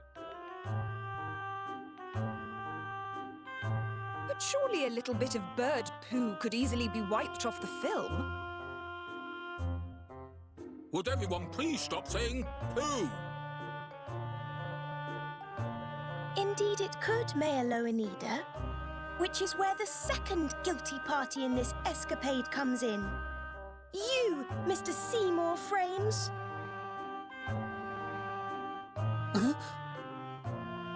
All the equipment here has just recently been upgraded. Mr. Frames cares for his projection machinery so deeply, he couldn't bear the thought of running a soiled film through it, even if the excrement had been wiped off. So he cut the infected scene out of the reel altogether. So it's his doing then?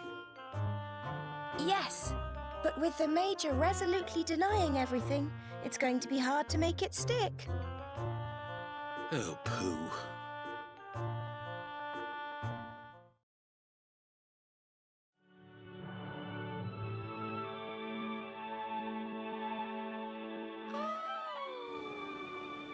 Oh.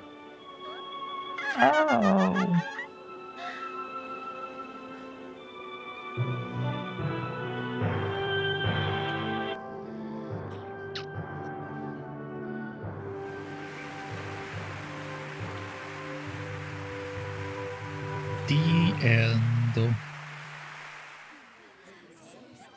Great film. I loved it. Where did that kiss scene come from?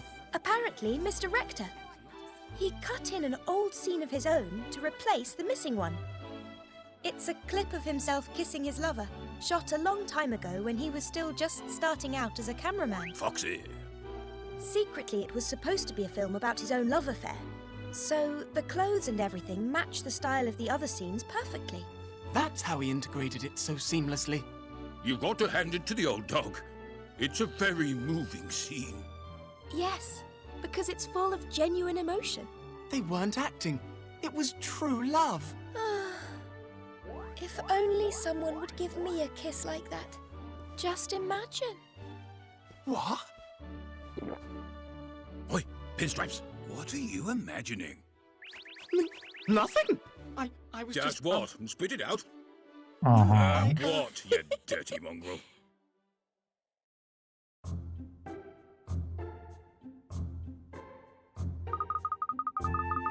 Another advance, No Sub for Love, was a hit at the box office with its passionate final kissing. And now, Maverick Director is currently working on a new, albeit not too mainstream, blockbuster.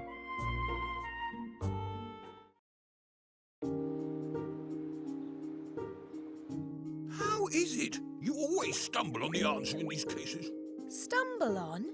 It sounds like you think it's just luck, Sherl. Well, isn't it? Not at all. The truth is, Miss Layton makes logical but instinctive inferences.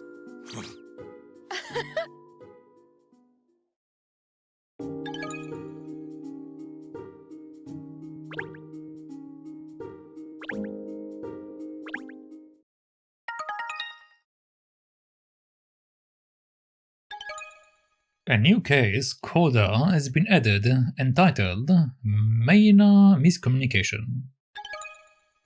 A new diner has arrived, requesting an ideal meal. Move the magnifying glass and investigate the pinboard. Choose which ongoing case to tackle. Touch the Feng Shui chair icon at the bottom left of the screen if you'd like to rearrange the furniture to redecorate the office. A new case has been pinned on the office board. Alright, we're not going to start a new case, but I do want to go over some stuff. So let's check out some of these mini games, I guess. Let's see the ideal meal. In this game, you must come up with the ideal meal to satisfy all the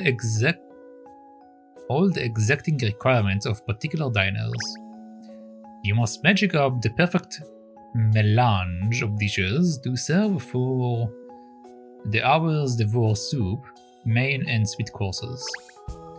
For each course, select a dish you think would best suit the diner in question and touch OK to add it to the menu you are creating. You can interview friends and colleagues of diners to gain useful insight into their preferences. Once you've picked something for all of the 4 courses, select Serve to see how ideal your meal really is. There are 3 possible outcomes: abject failure, something edible, or an ideal meal, aim high. If you are unsuccessful, take note of what the diner says. It could be a useful hint for when you are rethinking the menu. When you solve a certain puzzle in the game, you will require new recipes to include in your menu. Bon chance for bon appetit. Okay. I want a beautiful dinner to stimulate creative juices. What sort of meal are you looking for? No, yes, I want beautiful food. Everything prepared down to the last detail. Dishes must inspire my baking mind.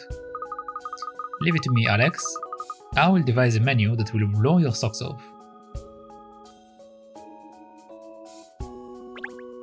Okay. A British staple of egg and sausage. Meat coated with breadcrumbs, calories highs. A healthy and colorful salads, tartar popular with young ladies.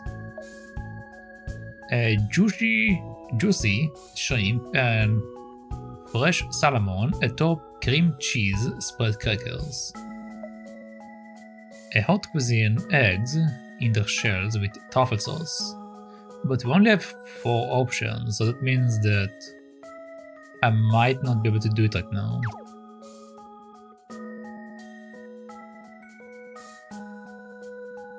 Hors d'oeuvre, soup, main, sweet.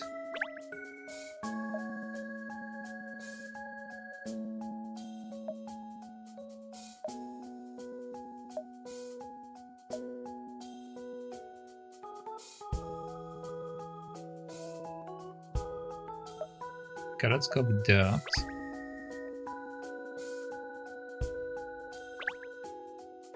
We only have 1 soup, I think, right? Oh no, I have 2 soups. Okay, I see now. So we have 4 options for the first meal.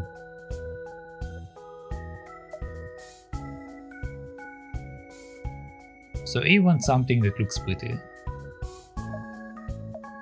Yeah, I think I will stick with that. Okay, so he wants a pretty looking soup. Fresh looking and tasting cold soup made from green asparagus. Sophisticated miso seasoned crab meat and egg soup. A piping hot potage of pureed pumpkin and yogurt. A pungent scent steals the appetite, and a chunk of bread satisfies it. Okay, I think this is probably the one for the looks. I wonder, what does it say about the information? A healthy and colorful salad, a juicy shrimp and fresh salmon on top cream cheese, spread of crackers. Hot cuisine eggs in the shell with truffle sauce. Yeah, it doesn't say anything about the look of it. A spicy Indian dish using cod and coconut milk, good for the skin. Skillful knife work create a divine-looking dish from the old fish. Okay, it's probably this one. A ground beef patty that spills succulent egg when cut into. Okay, this is this. And then sweets. Mildly sweet but aromatic strength yogurt with cardamom and pistachio. A crispy caramel top over semi-frozen custard for the more mature palate. Asian style clear jelly with vibrant fish-shaped jelly pieces inside of it. So sweet, cream and fruit layered British dessert that looks fun. Okay, let's try this one.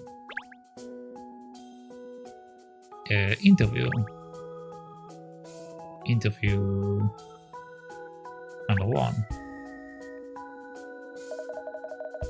Brad's like food on plate that is looking beautiful.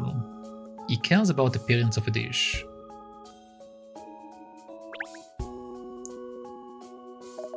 When I think about it, Alex never orders spicy or strong flavor food. He says he doesn't want to dull his sensitive taste buds. Okay, so not spicy or strong flavor though.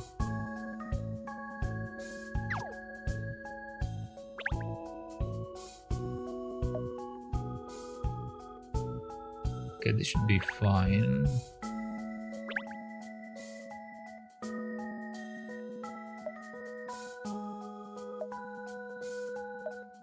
No, I think this is fun for that. This is definitely the one for this. Yeah, let's try it out. I hope I haven't kept you waiting too long. Here it is, then. Your ideal meal. Your ideal meal. I'm licking lips in anticipation, Miss Layton.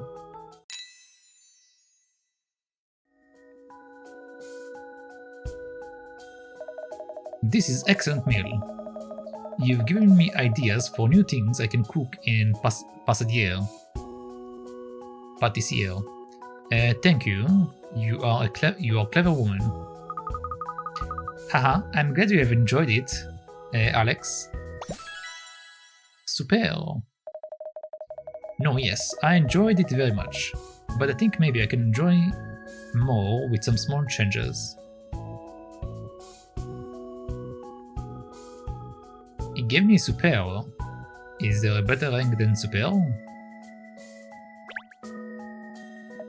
What about if I do this?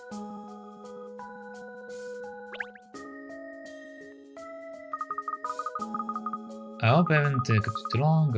Okay.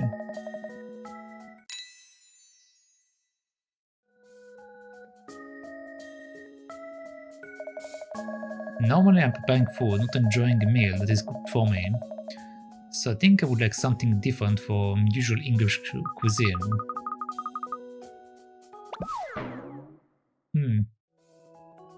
Okay, so I was right with my initial setup. Maybe this one then? Crab meat and egg soup.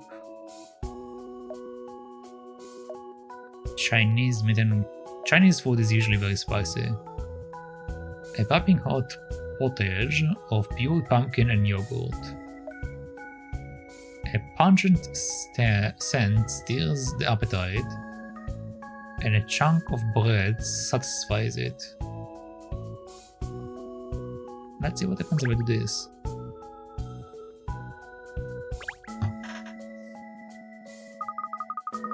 I'll be making it too long. Okay.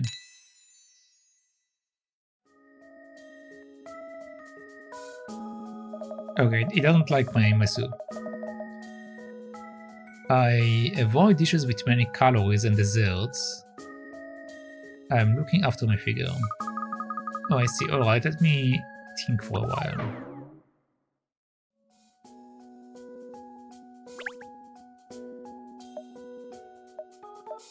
Okay, so let's try this one.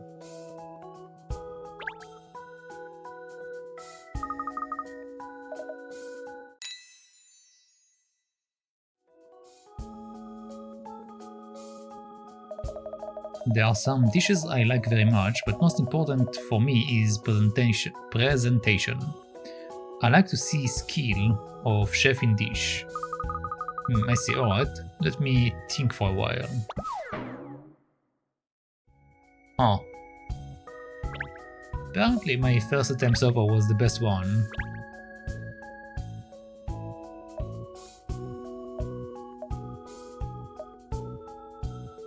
Let's see what happens if I do this one.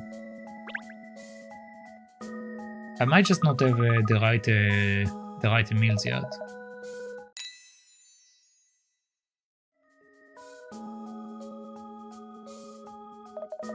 No, yes, dishes containing meat do give some aesthetic pleasure, as dishes without, in my opinion. I see. Alright, let me have a think for a while.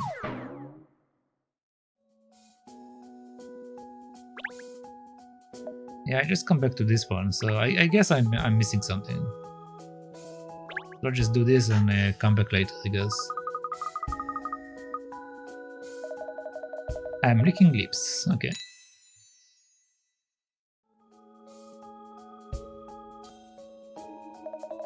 This is excellent meal.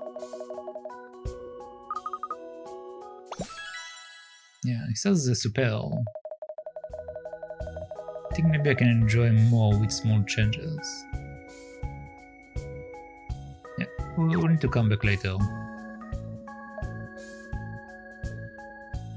I've chowed down the world over cat, so I'm looking for the best meal in town, bar none. Now then, Phineas, what kind of meal are you after, would you say?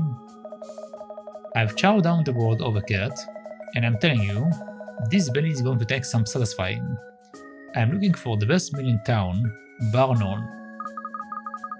You can count on me. I will dream up the dreamiest dinner you've ever had. Let's see what this guy is saying. Now, what was the game? There's something Barnon particularly likes. I'm sure of it.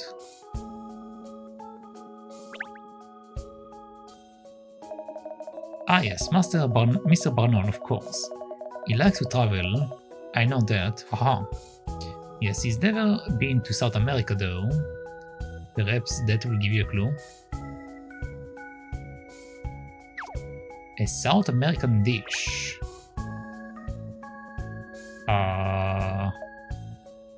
Well, let's take this.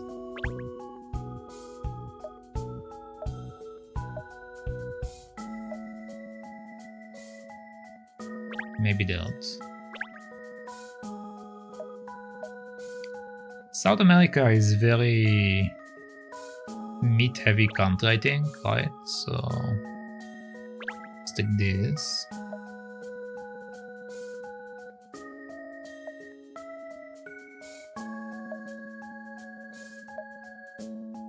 And let's take this one. Let's go fancy. I hope I haven't kept you waiting too long. Here it is, your ideal meal. Aha, you were pretty quick, but it feels like an age already. My belly is rumbling.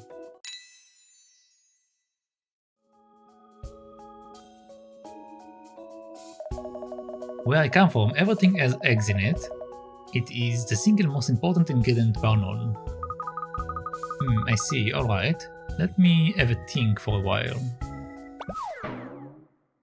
Okay, so he wants something with eggs.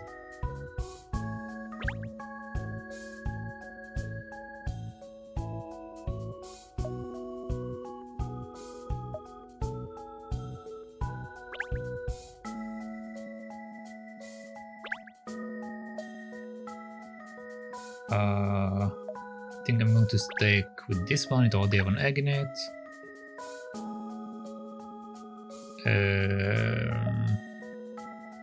Fish-shaped jelly. I don't think any of them have any eggs, so let's just keep sticking to this one and see if he changes his mind or something. Okay, let's see what now.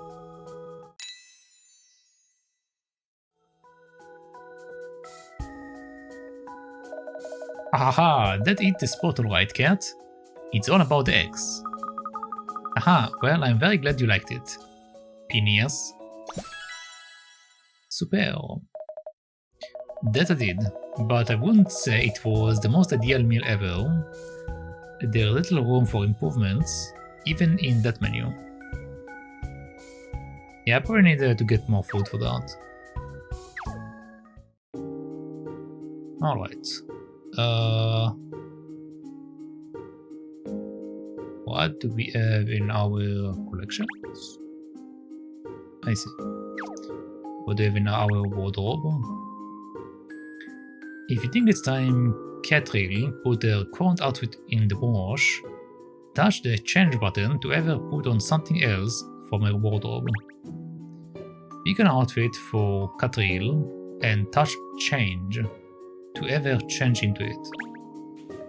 If you can have Cat give you a slow thrill using the rotate arrow buttons and inspector, get up more closely using the magnifying glass button.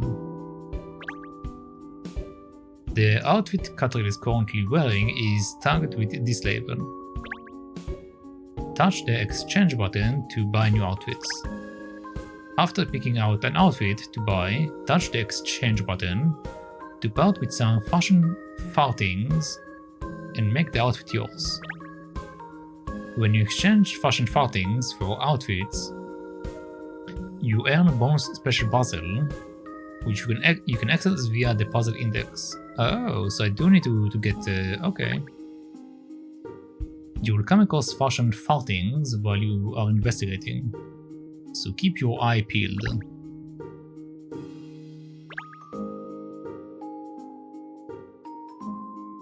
Okay, so she only has 2 options right now. No, she have more. She can go that or that. I see. What can we get here?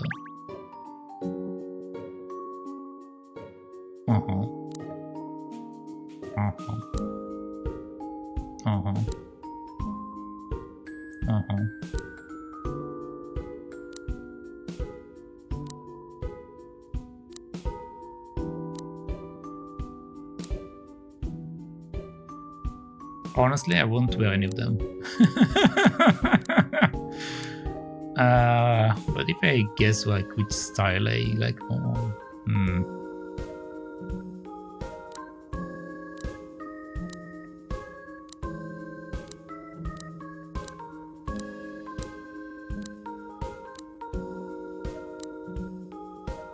Sure, let's go with that. That looks interesting, I guess. Exchange 1 fashion farthing for Imperial Elegance. Fashion farthing held 1, yes. You've acquired Imperial Elegance. And got a puzzle, nice. Have Cat change into this new outfit straight away? Yes. I wonder how I look in this. Cat has changed into the Imperial Elegance outfit. Oh, I'm going to get all of them eventually. Now we have a new outfit.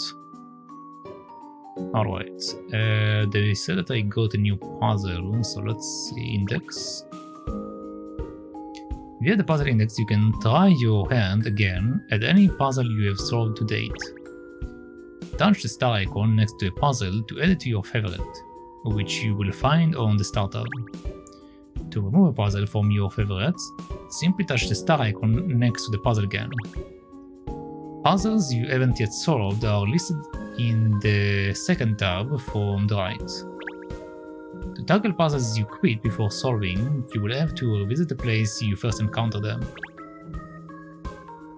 Special puzzles, though, on the rightmost tab, you can attempt even if you never have before.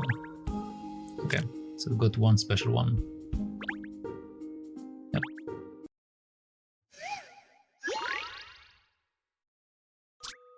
Opposing poltergeist. A big group of ghosts have appeared. They will run away if they are hit by a flash of light that is the same color as them. The flash can only reach ghosts in the front row, but the ghosts behind come forward to fill in any gaps. Each color flash have limited number of uses. Eliminate all of the ghosts using the number of flashes you have at your disposal. Okay.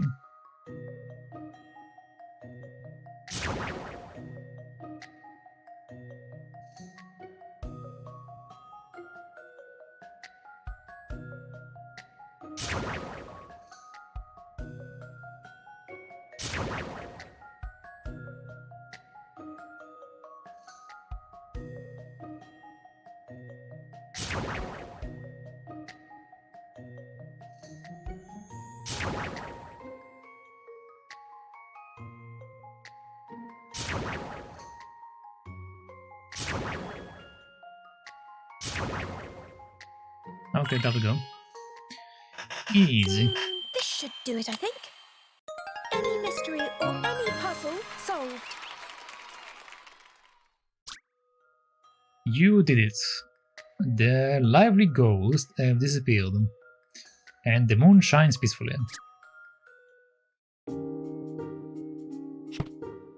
Alright, and what is this thing? We got it earlier. These short stories tie up some loose ends that were left dangling in the main story.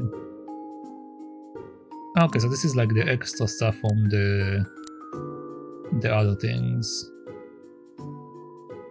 Silverware People Project.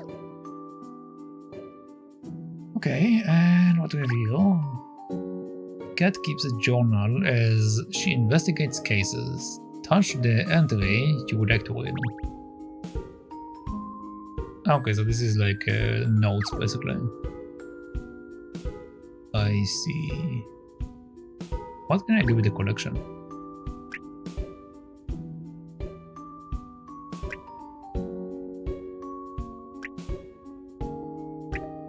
I guess I'm just looking at them. Also, I missed one. Okay. Does the game tell me if I missed any patterns? No, it doesn't tell me. Alright. That's fine. Okay. Well, I don't want to begin the next chapter yet, so I believe that's actually where we should wrap it up, since I don't want to push my thought. So let's save. And let's just wrap it up. Alright, so thank you for watching, thank you for hanging out, and thank you for keeping company. But that shall be it for today. And per usual, if you liked what you've seen here, make sure to follow if you're on Twitch.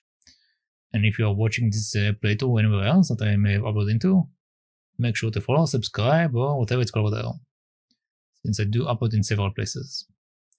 But as far as today, that should be it. So thank you, and bye-bye.